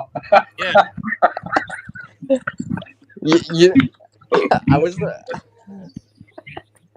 I was gonna say, when I go camping, right, and people see me wash my socks with rainwater because it just rained, they look at me and it's like, "What are you doing, Sierra?" I was like, "Washing my socks with rainwater." Well, yeah. What's the difference? I got soap. You know, I got soap with me anyways, right? You know, some of the younger generation looking at me and it's just like, right? I'm like, yeah, you know, this is what people do or used to do. Remember it just in case. That's what I tell them. Right? Remember this just in case, right? Just in case, right? And you know what I mean? And be fortunate that you have let's say, a dryer or a washer or somewhere to wash your clothes, right? Because not everyone has that. You know what I mean? Not everyone has that, right? Yeah. Hey, Shadow, do you have an external speaker going or just your headphones? No, I don't have any external speakers. My headset's so dead. weird. I have to charge mine. I can mute myself. I can still hear it. Yeah, it's like a weird echo, muffled. It's not too bad. I've seen it worse. I've seen streams worse than this. Hey, it just went away. That's right. It was you, Daryl. Back and forth. And we just lost it. Yep. Come back, except for my dog barking at me. Wow. That's still rough. I don't know why. Don't think it's me. Must be. Oh, it's gone right now. Well, let's keep talking. That's good. That's fine. Yeah. Unless it's really bad, then I don't care. As long as I can still hear it, it's good. But you guys know what I mean, right? You know, with these modern conveniences of stuff and, you know, people forgetting about it at times, right? Like, you might even hear from older people, too, right? Not just Gen Y, Z, Y, X. I forget. You know, even people that are older, like 50, right? It's just kind of like, well, I like my modern conveniences and all that stuff, right? You know, I don't want to work as hard, right? I worked hard, so I don't have to do it, right? And then, you know, if they're thrust back into, like, without power or without certain things, right? It's all in the upbringing. It's how everybody was brought up. Depends on where you were raised and how you were raised. I mean, lots of kids that grew up in the city were always in the city. They don't know any different. That's well, not all of them. Not all of them. Let's be clear about this. It's not everyone, but it's a lot at times. You know, yeah, but it's become the majority. It's become the majority, though, bro. Yeah, it's become the sort of the mob rule mentality. Yeah. and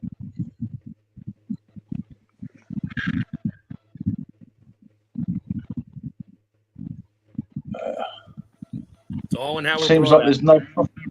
there's no profit in it. There's no profit Yeah. in having everything sorted out. If there was no wars, there's no profit. If there was no rubbish, people saying, "Oh, well, you know, someone's got a job." I mean, what a rubbish job! Excuse the pun, but that was garbage talk.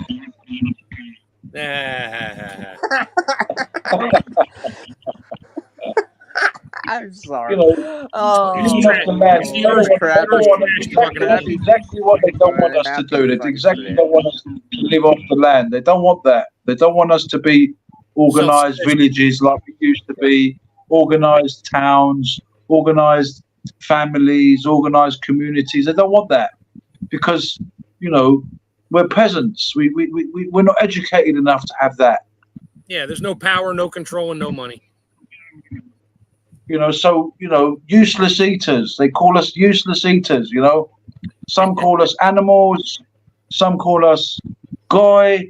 Some call us whatever, you know. And we just want to live. We just want to live our life. And then we're bombarded with all the consumer stuff and the materialism and all the. And we all are, actually, if you think about it. We all are. There's some form of materialism, right? Because, you know, we all like our gear. Of course, we are in some way or other. Yeah. And how many factories out there are full of stuff, last year's stuff? What about the year before that and the year before that? How many warehouses are just full of stuff? And each year we go in, new stuff in, you know, and then, you know, that's going to be stored into a warehouse. How many warehouses are in the world with just stuff sitting there? Yeah, how many cars are just sitting? That was last year's model. Yeah, last year's style. We don't do feel that kind of with it. All of a sudden, clothing. All of a sudden, you got 50,000 new cars that were never sold. Yeah. I saw a fun meme the other day. In 50 years, nobody's going to find a Tesla in a barn and want to restore it. I think the electric cars are jokes. Yeah, total. They're not a car. That's not a car. That's a flipping Scalextrics. That's a toy. That's a remote control thing. It's not, you know, a car is something you go into the wilderness, man. With an electric car, you can't just go into the wilderness. Oh, you can, but you ain't coming back. You're walking. Hey, don't forget that get home bag, everyone. No. You might need it. Definitely got to bring your get home bag and a generator with a charger cord. Yeah, that charge too. your car. No, I'm just kidding.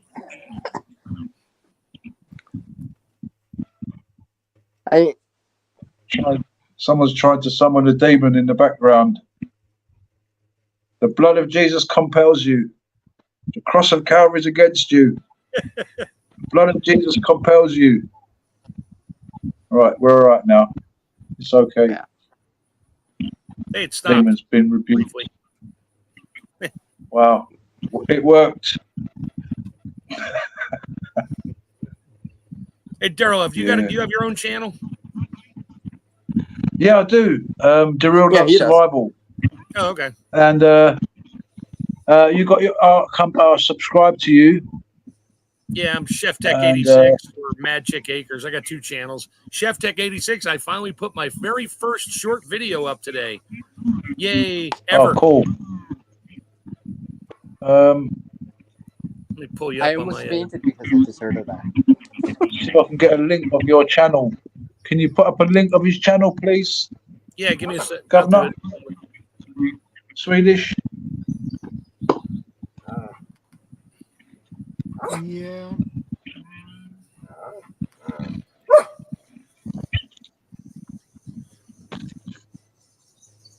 Mom, I can't play my Xbox. Why? There's no electricity. Oh no! What do you mean there's no electricity, Mum? You know, oh, my baseball team is playing tonight. Can you fix the Wi-Fi? Sorry, son, there's no electric. What do you mean, Mum? What do you mean? You can't be serious. He's doing a John McEnroe. No. You cannot be serious. Oh, thank you very much. Just chucked it up there quick. Oh, there we go. Everybody's putting it up. Sweet.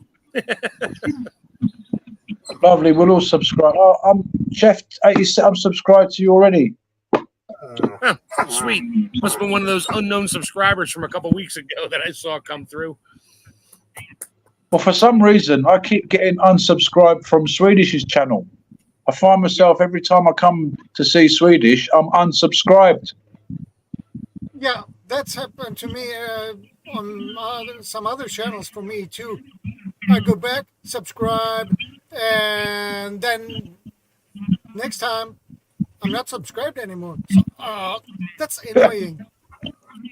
Yeah, they're keeping us apart. They don't want people like us talking about the truth. Yeah, shut Costa up. Get the mic off him. He's a lunatic. Prepper.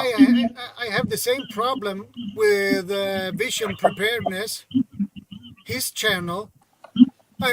Suddenly I was unsubscribed to his channel, and I follow his channel regularly, on a regular basis, and I still was unsubscribed. So I had to subscribe, and then when I get back next time, I have to subscribe again and again. That's annoying. Every time I come to your channel, I'm unsubscribed. I don't know why. I don't know. They don't like. They're scared of us. They're scared of you, Shadow. I think they're scared of us. They're scared of CR. They know CR got promoted.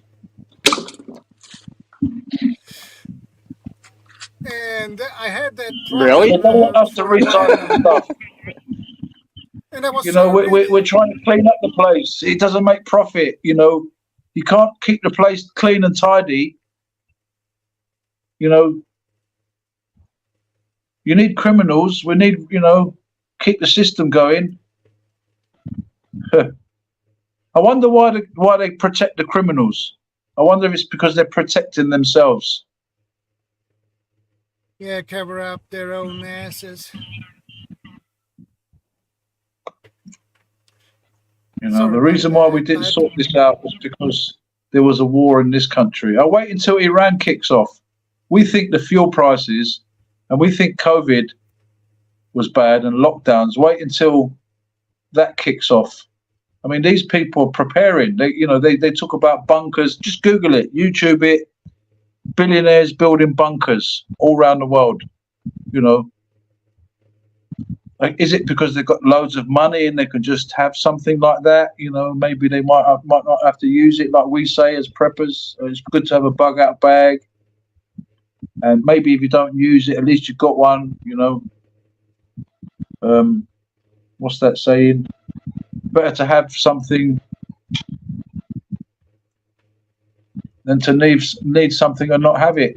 No, but better to have something and lost it than to have never had something at all.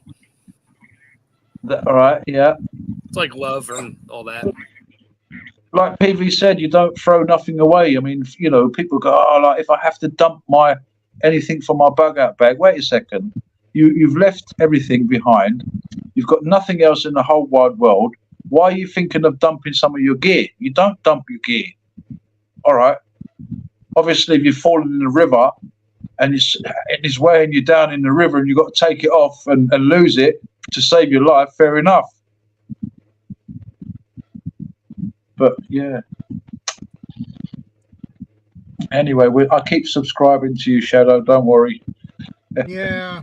I just found your channel, Daryl Love. I just subscribed on yours. Didn't even know it was there. Thank you. Yeah. I do bug out bag videos about kits, little kits. I haven't done a video for a while, but I'm trying to sort out my editing suite, and I will be getting back to doing videos soon, and doing more kits and videos. I'm just trying to get started on putting videos up, just to see how it works. Well, yeah, I mean, just keep putting them up. Don't look at what numbers you're getting, or even just keep putting them up. Keep putting the videos up, and then in time you'll get the views, you know. But it's just keep putting videos up. Yeah, I just like to put up things that I like to do, just things I think of. And the first one was just opening a box of eggs because I was like, oh, let me try this and see how it works. Well, it works. Yeah. Well, it's good to share ideas. That's what it's all about, sharing ideas and helping each other. I mean, you know, an idea or a tip can save someone's life. Something, you know, doing even the smallest thing can help someone in survival situation. You know, like we're talking about diarrhea, and a small little tablet can sort that out.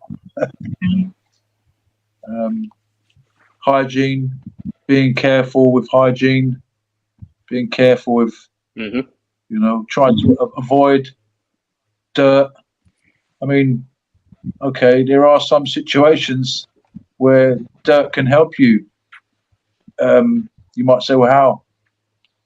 I don't know. There's a way that you can sort of put mud on you to protect you from biting insects. So there's a balance, I guess. Yeah, mosquitoes. Yeah, mosquitoes.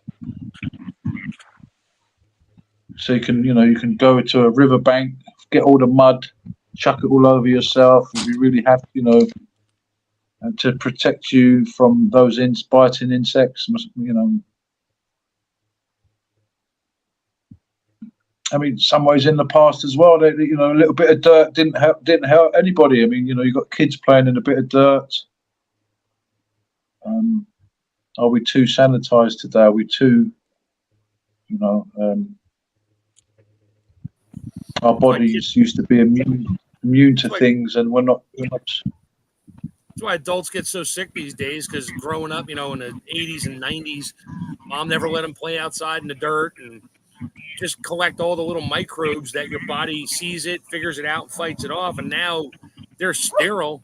You go outside, Go garden. you get sick, you die or get so sick. Go garden some stuff. Gosh, I went outside and I died. Right? Yeah. Well, this is what they want. They want us to die. I might get sunburned. Yeah,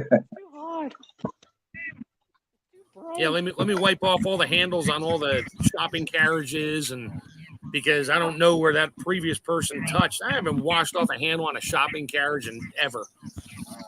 It's like it's on my hands. Okay. Did I get sick from it? Maybe. Did I survive it? Absolutely. So far.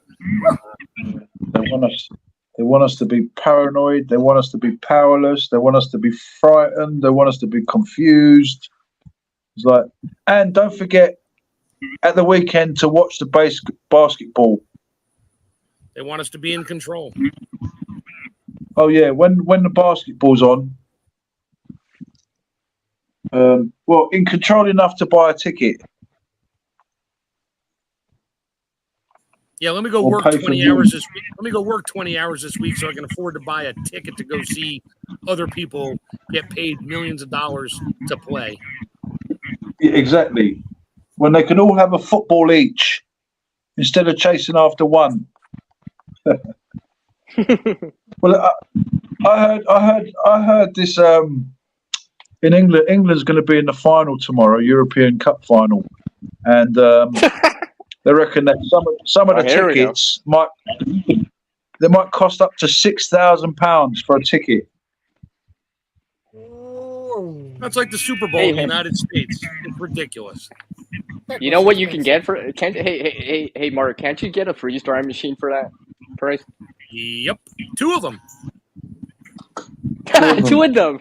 Just imagine that. And accessories. Look at that. I bought a freeze instead of going to the football game. I'll tell my wife that.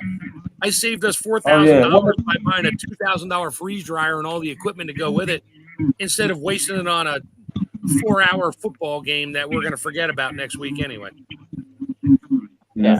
Good point. What about the guy that sold his house to go and watch Argentina in the World Cup? So he sold his house in Argentina. I mean, Argentina actually won the World Cup, so I suppose in one way he was But still, selling your house, there's some people are so brainwashed into, they never. It's for them. Something ever happening is just not.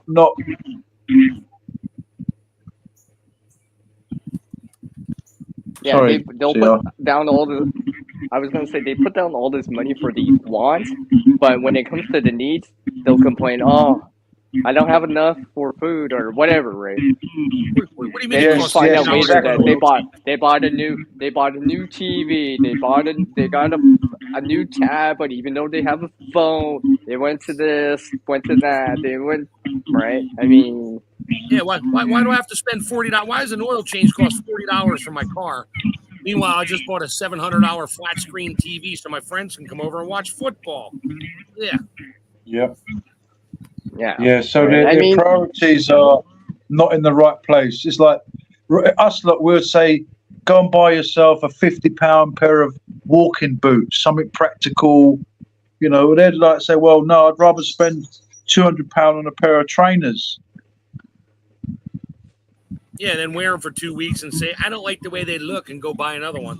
Because I don't have a pair to match my sweatpants. Yeah, they're scratched, they're dirty. Ew. Yeah. You know what? I have a story too. I know someone here in Canada who didn't have gloves or mitts or proper winter gear, and they went and bought a new tablet first.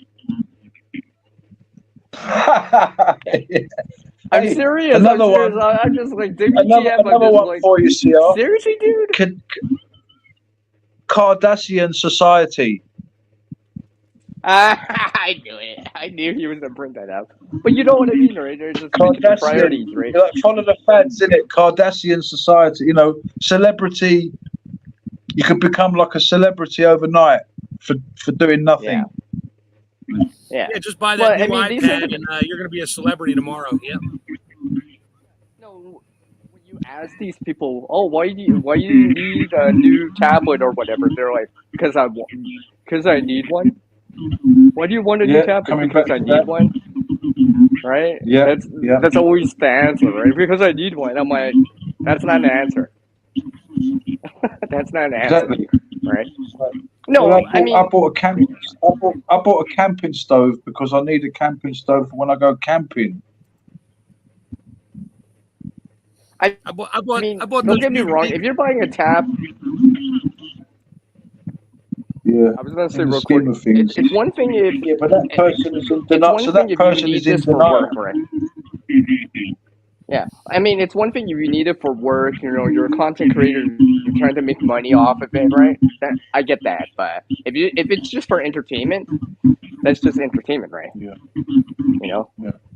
It's like in the States. If you're actually don't use it for work, right? Your job. You're a content creator, you're making money off YouTube, all this other stuff. Yeah, you need it to keep putting out the videos and all this stuff. Yeah, that's one thing, but in the United States, they'll spend $80,000 on a pickup truck, and then they'll spend another $30,000 to make it look really bad. And those things will never see a dirt road ever. It's just the dumbest thing. They spend all this money to look good, and that's it. And that's the way society's been trained. Fashion over function. What happened in the UK? Sorry. What happened in the UK is all of a sudden all the mums wanted an SUV. Yeah. Like to pick up their kids from school. And like at sort of like at school time, all you see is like SUVs running around the place. Because everybody, 4-wheel drive, like you said, they're never going to go off-road in it. But they've all got like 4-wheel drives. And those are the ones that go off the road with an inch of snow on the ground. They're off the road blaming the truck. Oh, the stupid 4-wheel drive. It didn't work. It didn't work on sheer ice. I slid off the road and totaled my $80,000 truck. Well, maybe you shouldn't have gone out on a road in the ice. But, that's just me. Yep. I'd say coming back to the sanitation thing is people should just not. What I'm saying is people should make a list or get a little book, little notepad, just put on the top sanitation, just jot down all the different things that come under sanitation, And in for SHTF situations especially, Yeah. Look at the stuff that you routinely have to get rid of, whatever it is, byproduct of something, whatever, right? just get a See few what you bits can and pieces do. every week. Yeah, yeah. Just get a few pieces every week when you go shopping. Just buy a couple of bits of this, couple of bits of that, extra. Chuck them with your stores. Just do it. You know, you're going to use toothpaste every day. You're going to use toilet paper, so rotate it. But always Yeah, have because a nice yeah, supply. it's just like the food. Yeah, you have a buffer zone Exactly. of it, right? Yeah. You know, and stuff like that. Because the people that went and got TP in 2020 and powered it up like really high, those generally speaking are probably people that were not too proactive, right? Were not too proactive. They were reacting to the situation, not being proactive to it, right? Well, in the preparedness community, we were all thinking about, some people were thinking about seeds, gardening, food, water, right? Because we knew, you know, things were happening, right? You know, and stuff like that, right? We were already on the next step, right? The TP was like, oh yeah, we're good. I got that on sale last week. I'm good. I'm good for the rest of the year, kind of deal, right? Because they took advantage of sales when it was easy, right? You know, that's like preparedness. If you're doing it while it's still easy, like now, today, it's done easier than reacting to it when SHTF's already here, or when the emergencies happen, or when the power's down, when the flooding happens, when the hurricane comes, when the tornado comes, whatever. Because, right? Because it'll be worth a pound of prevention. Right. Hey guys, I'm And all that gonna stuff. bail. I'm gonna bail here. I got a bunch of stuff to get done before the wife gets home. Kind of been forgetting about that after 3.5 hours on the channel. Thank you. Yeah, Steve. you don't want to get in crap, right? You don't want to get in crap by them. Yeah, I get it. At least I got her laundry in the dryer. We're good there. So you guys have a great evening. Oh, okay. Take care, Mark. I'll Have see a you good around. evening. Thanks for stopping by. Yeah. But yeah, you know what I mean, though, right? You know, you start preparing, you realize that there's benefits to it, right? You know, it gives you time later. It gives you lead time later, right? It's like, oh, you know, I get a buffer zone of, let's say, TP, for example, toilet paper, whatever, right? So you don't have to worry about necessarily right away. You can start focusing on other things, other priorities, right? And then the next thing you know, you kind of keep doing it all the time, and it becomes a way of life for you, right? You know, you don't even have to think about it. You just do it now, right? It just becomes habit, right? Yeah, and you realize certain things like, oh, well, I'm glad I stocked up on this or water, whatever it is, right? Because I bet you, hey, Shadow, remember what I said about the water that we had, issues that we had here in Canada? Yeah.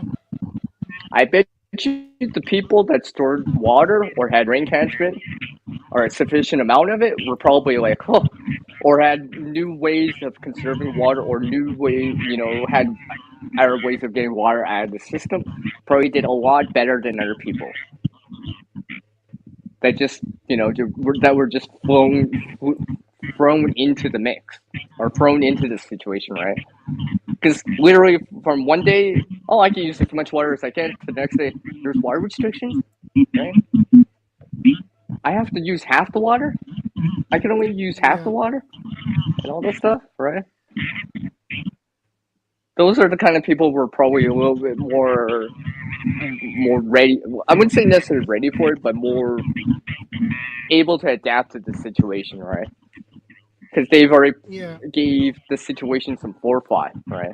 Maybe they had rainwater because they didn't want to spend that much water on rain, watering the plants or whatever, right? But look what happened now. They had extra water because now you have to consider potable water or treated water, right? So, you know, you're trying to reuse these resources, right? Because if you think about it, water always ties back into sanitation too, right? Because water is one of those things you use for sanitation, right? You wash your hands with, you wash your clothes with, wash your body with, right? With water, right? Yes, we can use the wipes, but eventually we'll run out of wipes. I think whatever, right? The only thing that won't really run out is the water. Well, not necessarily fresh water, but you know what I mean? The water will come back, Yeah. right? You can get it back. So this is why I always say water equals life, because it literally does for everything, right? Even in sanitation, right? No water, you ain't flushing the toilet. You know? You know what I mean? No water, Yeah, I you're not know. decontamination, right? There's no decontamination without water either, right? You can't decontaminate without water. You need that water, right? You know? That's why lately I've been like trying to make sure more and more the water, the emergency water or the spare rainwater that I use is as full as possible. So just in case something happens to me here, at least I would have a buffer zone of something to use in the meantime, right? I wouldn't be in up the creek without a paddle or feel like I have no choice in the matter, right? I would still have options, and when you have options, you still have options, right? Remember what I said? When you have options, you still have options. When you have no option, that's where morale starts to go down and stuff starts to go down because you have no choice in the matter. You know what I mean? You know what I mean, for real? Yeah, right. Because it's just, I've noticed that more and more, right? This is why, you know, of all things, I'm glad of doing certain little things lately. Hold on a sec, I'll be right back. Okay, no problem, CR.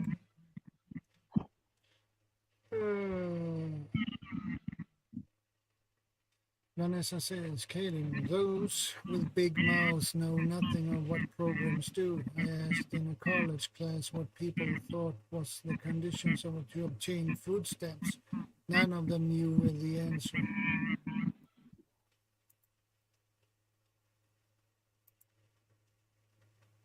I have 50 solar panels. That's awesome.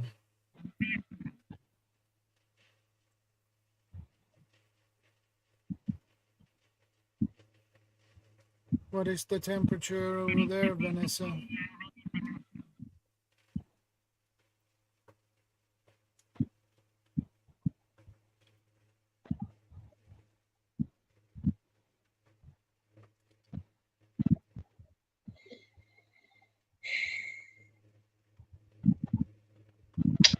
Right, on that note, I think I'm going to head off as well.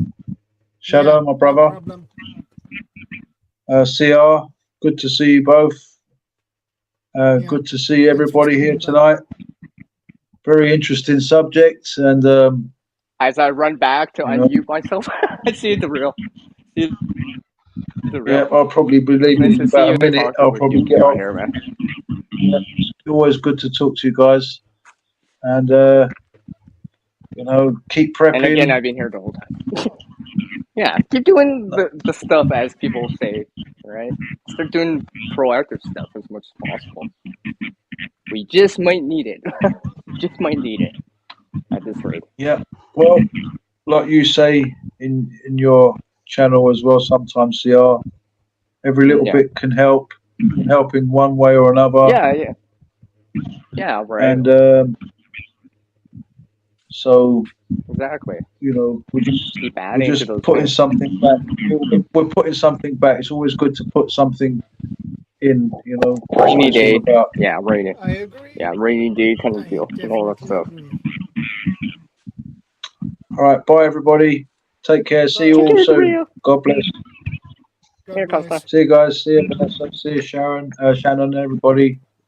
Vanessa, Kaylin. God bless you. Good night.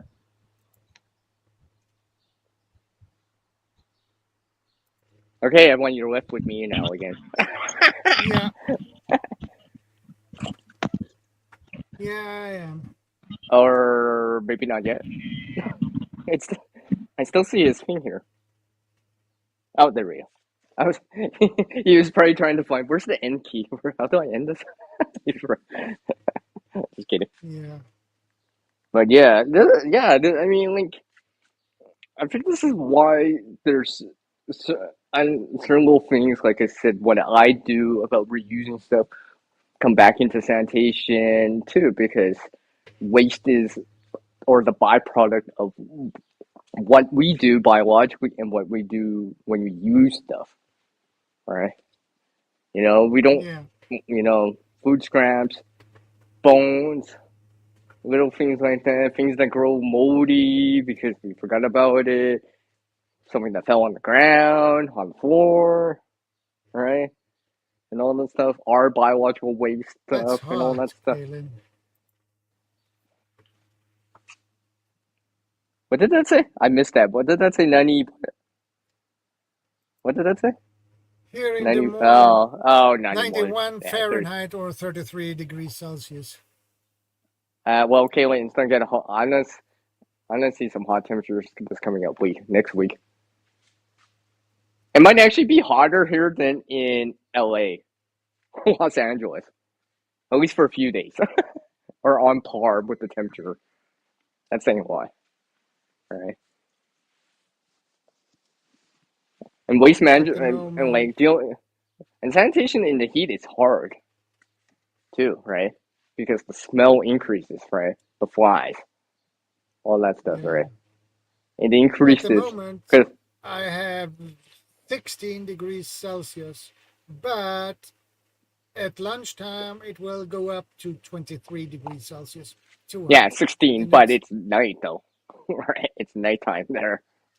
It's still afternoon time in North America right now. For the US, for here in Canada, in the US, it's still afternoon time for most people. So still sunny out, because like you said about sanitation. I mean, think about what happens when like a tornado runs through or a hurricane runs through an area, right? One of the first things that go down is the sanitation part, right? Because yeah, buildings are the destruction or the flooding aspects of it, right? Things start yeah, to mix around with the flood water. You don't know how safe the water is, right? And thinking mold grows on because things are standing in water for days and stuff like that. And just like, and stuff like that. So, but now imagine if that lasted longer, or you had to deal with it longer, or whatever, right? Or there was other things that resulted in that. You know what I mean? Like, because a lot of times there's not always just. Sometimes we have to remember. Sometimes we're lucky that yeah, this stuff happens at a certain time, or didn't happen at a certain time, right? Because remember how I said about what happened here in Canada about conserving water, right? This is before the heat wave here in Canada.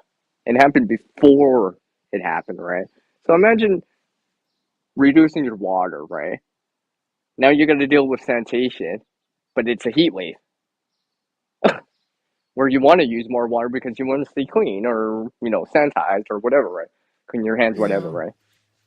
That's very difficult, especially without water, right? So, and again, that's why I always say now, I'm like, yeah, water equals life, because when you have water, you have options.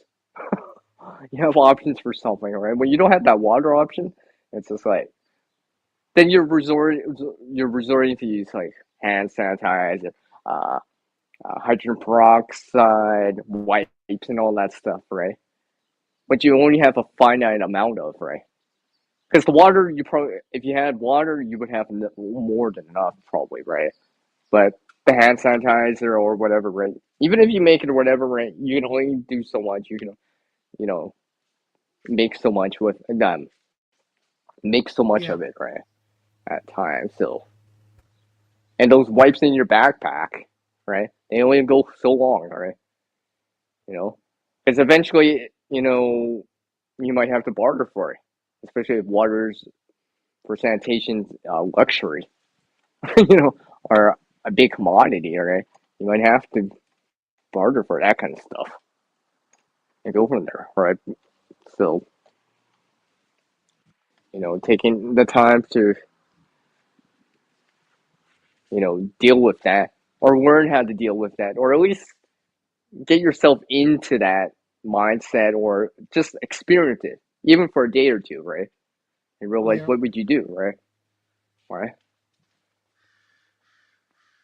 Right? Are you gonna be Yeah. one of those people that, oh, the power's going out for the last 6 hours, I don't know what to do with my dirty clothes and all this sort of stuff, right?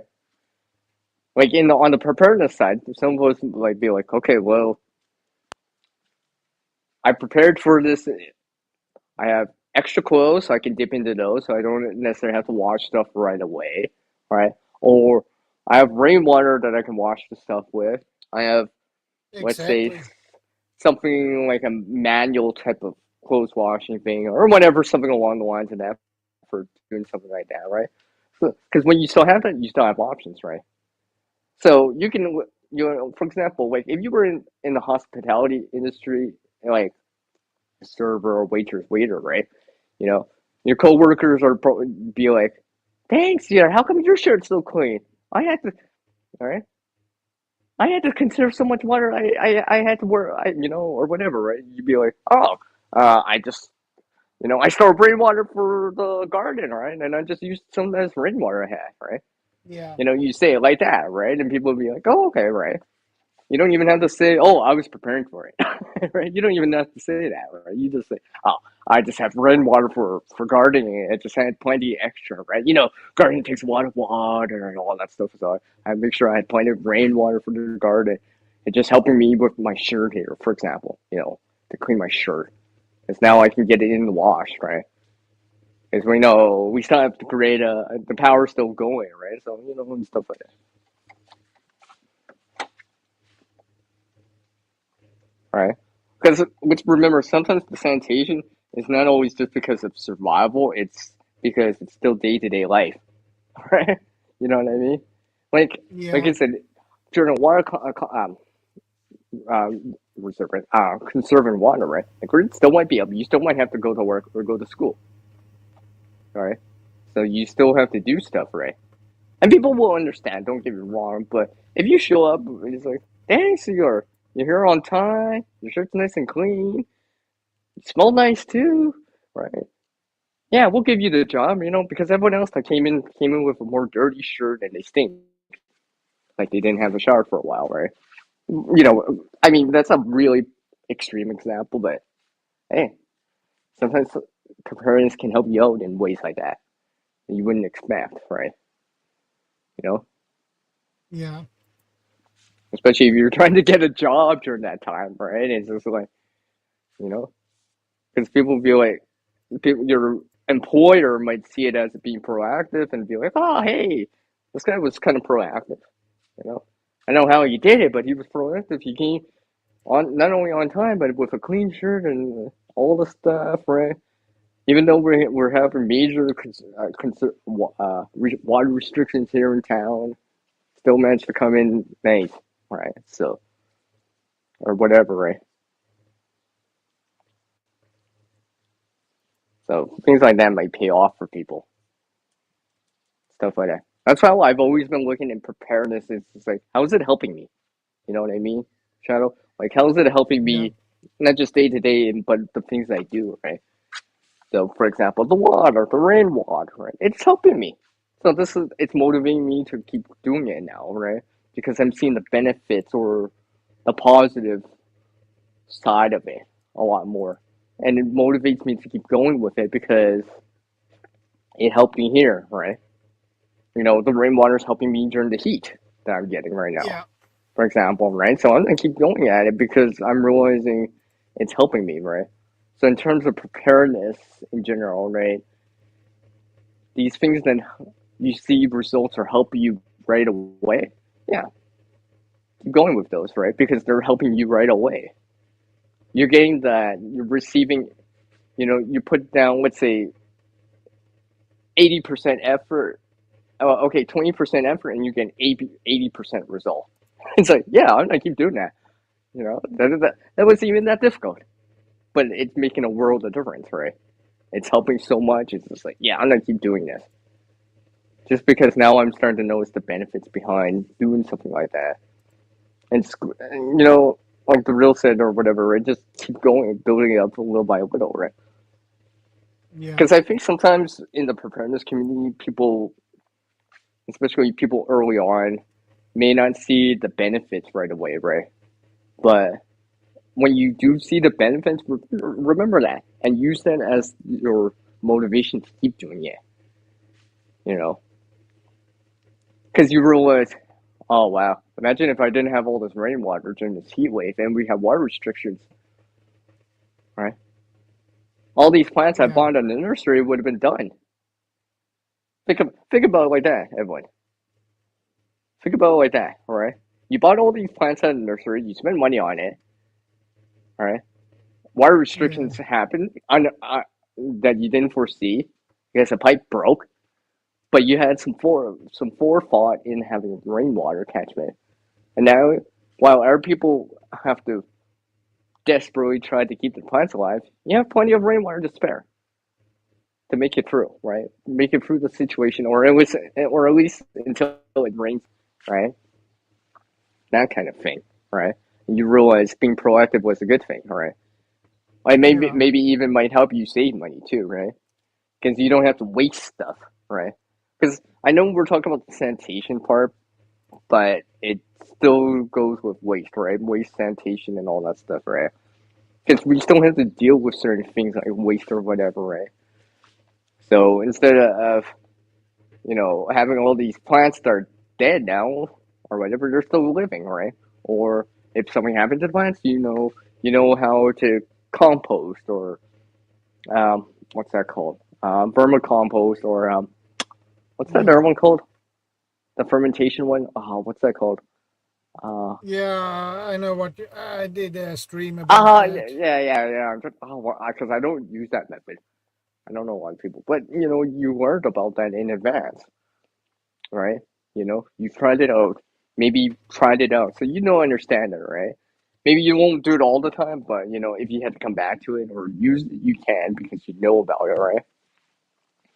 And while other people are kind of having, let's say, having problems with their sanitation in terms of getting rid of stuff or dealing with stuff, you've already figured out an answer or something you can do now if it happened or when it happened. You know what I mean? Yeah.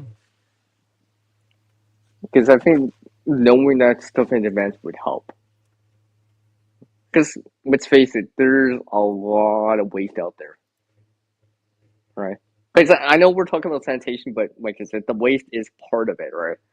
Whatever it is, whatever it is, whatever it is, whether it be used oil to that bottle of water to that bag that you had to use, that paper bag, that whatever You it mean is, right? the Bukashi? Yeah. But yeah. That's what I was referring to, right? Yeah. Yeah, and stuff like that.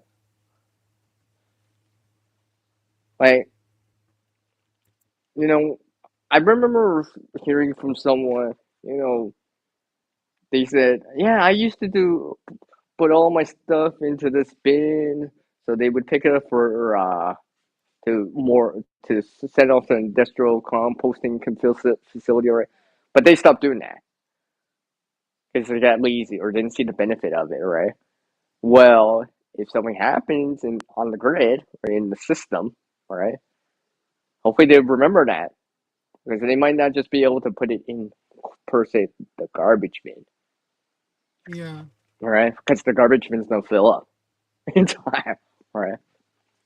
Because I think that's what starts to happen, right? And like anyone that lives in some suburban urban areas, right? Look how fast sometimes those garbage bins fill up at times, right? Some people just fill it up Yeah. with a big box at the top, right? And that's another thing too, right? The space this stuff takes up, right? You know what I mean? And some people forget about that stuff, and then they wonder why all this garbage is taking up so much room, or why they have to pay for this so much for it to get removed, right? You know what I mean? So that's why Yeah. I'm a big proponent of like, you know, keep the waste as low as small as possible, right? It'll help with the sanitation overall, right? Because let's just say you're in an urban area, right? You don't live in the country, right? You do a little bit of composting, right? You're in an urban suburban area, for example, right? And there's a sanitation strike, waste management type of scenario that went down, like it did in Paris or New York or whatever other places, right? Yeah. Like the real center. If you're able to, you still want to put garbage out there because you want to blend in, right? Because if you don't put garbage out and everyone else is piling garbage, they're gonna be like, why the hell does Cedar have no garbage outside? What the hell? What's he doing that I'm not doing? Kind of deal, right? So you want to put a little bit out there just so, gray man operational security, right? But secretly, what you've been doing is composting, flattening everything down, squishing everything down, using up the space nicely, right? So you have the same amount of garbage like everyone else, or waste. You're just dealing with it in a certain way better, right? So things that you can't really want to burn, you put it in a bag, right? It's like, oh, I'm having a campfire. It just happens that I'm doing this, right? Oh, the food scraps. Oh, I've been chopping and dropping it, or putting it in my compost bin or vermicompost, whatever, kind of to deal with it, right? And the next thing you know, Yeah. your sensation is getting better because you're actually dealing with this, or at least trying to mitigate it or trying to reduce the volume of it, right? Because that's the thing about garbage; it takes up volume, huge amounts of volume for what it is, right? Yeah. And you think about it, right? In Paris, when that was happening, the grid was still up. People were still buying stuff, all right, Yeah. but had no way to get rid of the excess materials, the packaging, all right. So if you're buying a TV, you're probably gonna get styrofoam in there, and that takes up a lot of room, Yeah. you know, and stuff like that, all right? Like, and all this sort of stuff. Like, what happens? Like, what happens if your local waste management goes on strike, right? Recycling truck Yeah. doesn't come. The garbage truck doesn't come because they're on strike, right? Then what?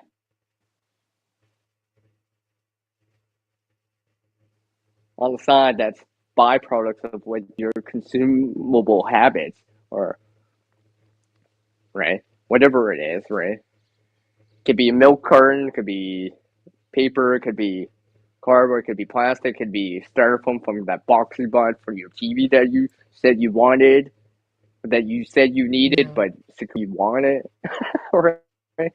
Right? What are you gonna do with it, right? You know, or you just and people will say, "Oh, I'll just dump it somewhere else," right? You hear that all the time. I hear that all the time too, right? It's just like I'll just Yeah. dump it somewhere else. You know, I know Kaylin said something like that earlier with this, and you know, even though it's like I think she said like not even that far away from the facility. I mean, it's like Yeah. you know and stuff like that. And I was just like, what are you gonna do with this, right? You know, can you Yeah. Exactly. dispose of it or put it back into good use again, right? So in terms of food, you would probably want to recover it or reuse it in terms of composting if you can, if If you possible, right? can and Depending if where you it's are, possible. if you can, but if it's possible, right? I get it, right? Do what you can, right? I get it, all right. But and stuff like cardboard, maybe it's the brown cardboard, so you decide to just drop it in place outside, right? Like break down outside, right? Because you usually would bring it to a recycling facility or a recycling truck would pick it up for you. Well, that's not available for right now. So you're gonna do something about it, right? Or, you instead of just having loose boxes that are just whole, You flatten them down and bale it like industrial baler facility would, and just stack it separate, right? So you can store that for a while until the strike or whatever they make deals or comes back, right? Because it's away from the food part, right? So it's not the smell or whatever, right? And and you're trying to deal with it or store it in a certain way so you can wait for it, right? Yeah. For someone to pick it up, right? And stuff like that. Because if you think about food or whatever, right? A lot of times the sanitation comes back to like not cleaning up after yourself or not cleaning stuff after yourself, right? It's like, leaving a dish too long. Well, now it's dried on.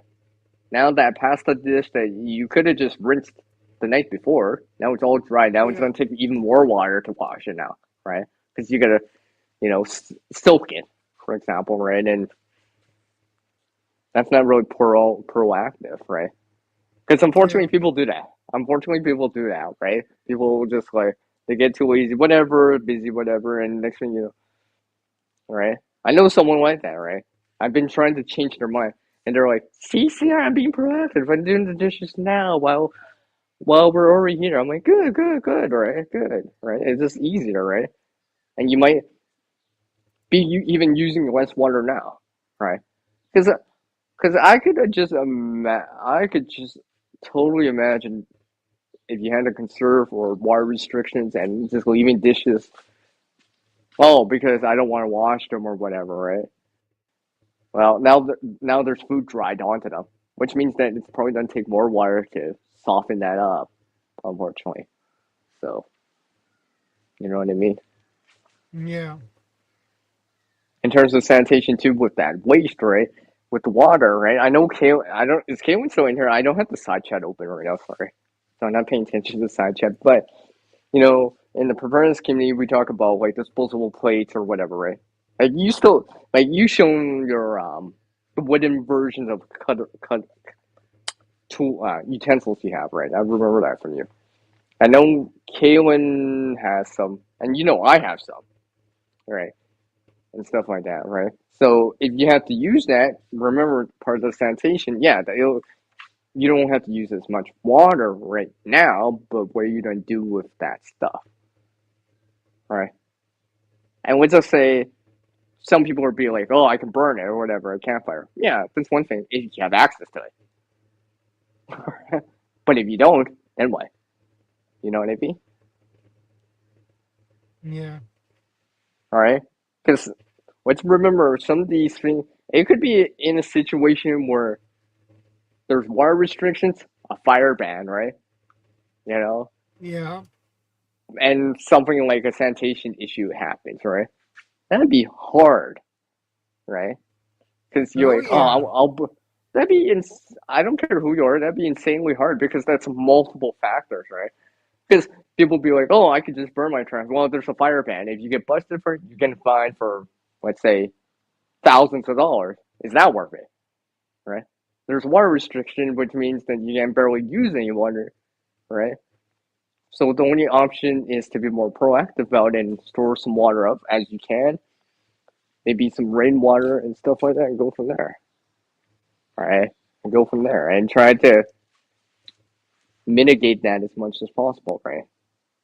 Because, like, for me, I don't want to use disposable stuff unless I absolutely necessary. That's the last ditch option for me, right? That's the absolute last ditch option, right? Because once it goes for that, you only have so many plates, right? Or whatever. Yeah. And I would only do that if water is absolutely crucial and very, very in high demand and low supply, for example, right? But that would only happen when I don't have rainwater or don't have snow outside. That's the only time that would happen for me. Every other time, if I have snow, rainwater, I'm still good.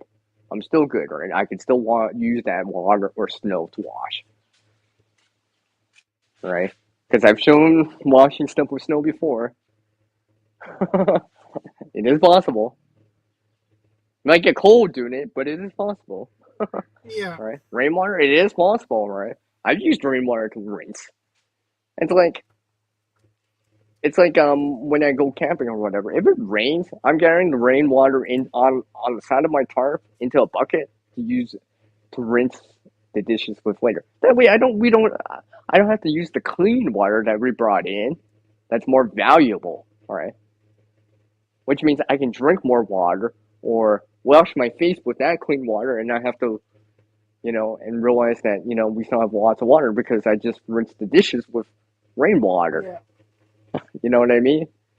If that makes Yeah, any no. sense. So, in terms of sanitation, or and using like that gray water or that, you know what I mean? Because Yeah. when I do that, people are like, some of the older people are like, oh, that's smart, but then some of the younger people were like, what are you doing here? Right? Because they don't understand that kind of thing, right? That mentality or that kind of thinking, right? You know what I mean? Yeah. Because I've shown people it's just like I've washed my socks while camping with rainwater and stuff like that. As long as it's fairly clear, it's pretty good. It's pretty good actually. You know, it's not like you know, it doesn't have a bunch of stuff in it. It looks fairly clear and it's fairly clean for what it is. And remember, I'm doing this to wash dishes or wash my socks with, right? So it's for that application, it's clean enough. You know what I mean? And Yeah. besides, I'll probably still be using some sort of detergent, whatever, baking soda, dish soap, whatever in there, anyways, right? Yeah. So and stuff like that. Because people are like, "Why are you doing that?" Right? And it's like because I'm washing my socks, so when I put them in my bag, because they'll be clean and won't stink up my bag. Right? And if I have to, I can change back into these socks again because I know after they're dried, they'll be clean. They'll be clean enough to wear again until I get back home again. Right? Yeah. Right? That's why I showed reusing rainwater or gray water to wash small articles of clothing with. Right? Because usually, in terms of camping or whatever, like your socks probably wear down fast because you're wearing them the whole time, sweating in them, and because if you sweat in them, it gets crusty, then it's like it gets uncomfortable wearing socks like that, right? Because it's like it doesn't feel nice. But if they're washed again, even with just water, it refreshes it to a certain degree. It freshens it up, right? And you can wear them again for a little bit.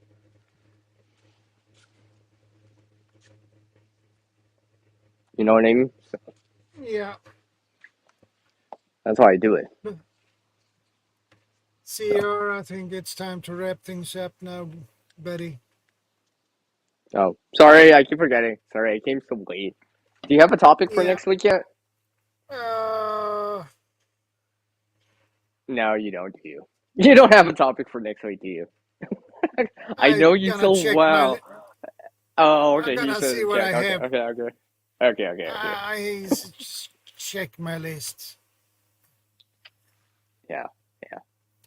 But anyway, I wrap things up now. So, Yes. So everyone and I go. believe you want to visit Gil's live stream. Well, actually, I need to talk to you for a brief moment. I figured. Only for 5, but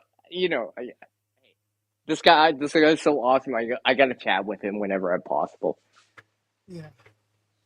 and he But gets to anyway, hear guys. things in the works. So But anyway, everyone, guys. stay proactive out there. Keep doing the things, right? Keep doing the things, right? Don't be be part of the solution out there. Do something positive, proactive, right? Because unfortunately, life is good, but life's only as good as society makes it, as long as the good stuff and all this other stuff, right? So have something just in case when we don't have the convenience of whatever it is, power, whatever, right? That way, you can still be relatively comfortable or helping people, right? Kind of hard to help people when you're in the same situation.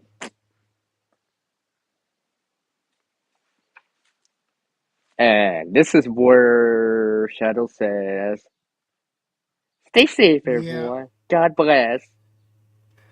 Take care, guys. Thanks for stopping by. I appreciate it. And I will see you next week. Same time, same channel. Different topic. Be part of the solution, not the problem. Yes. Go from Stay there. vigilant. God bless.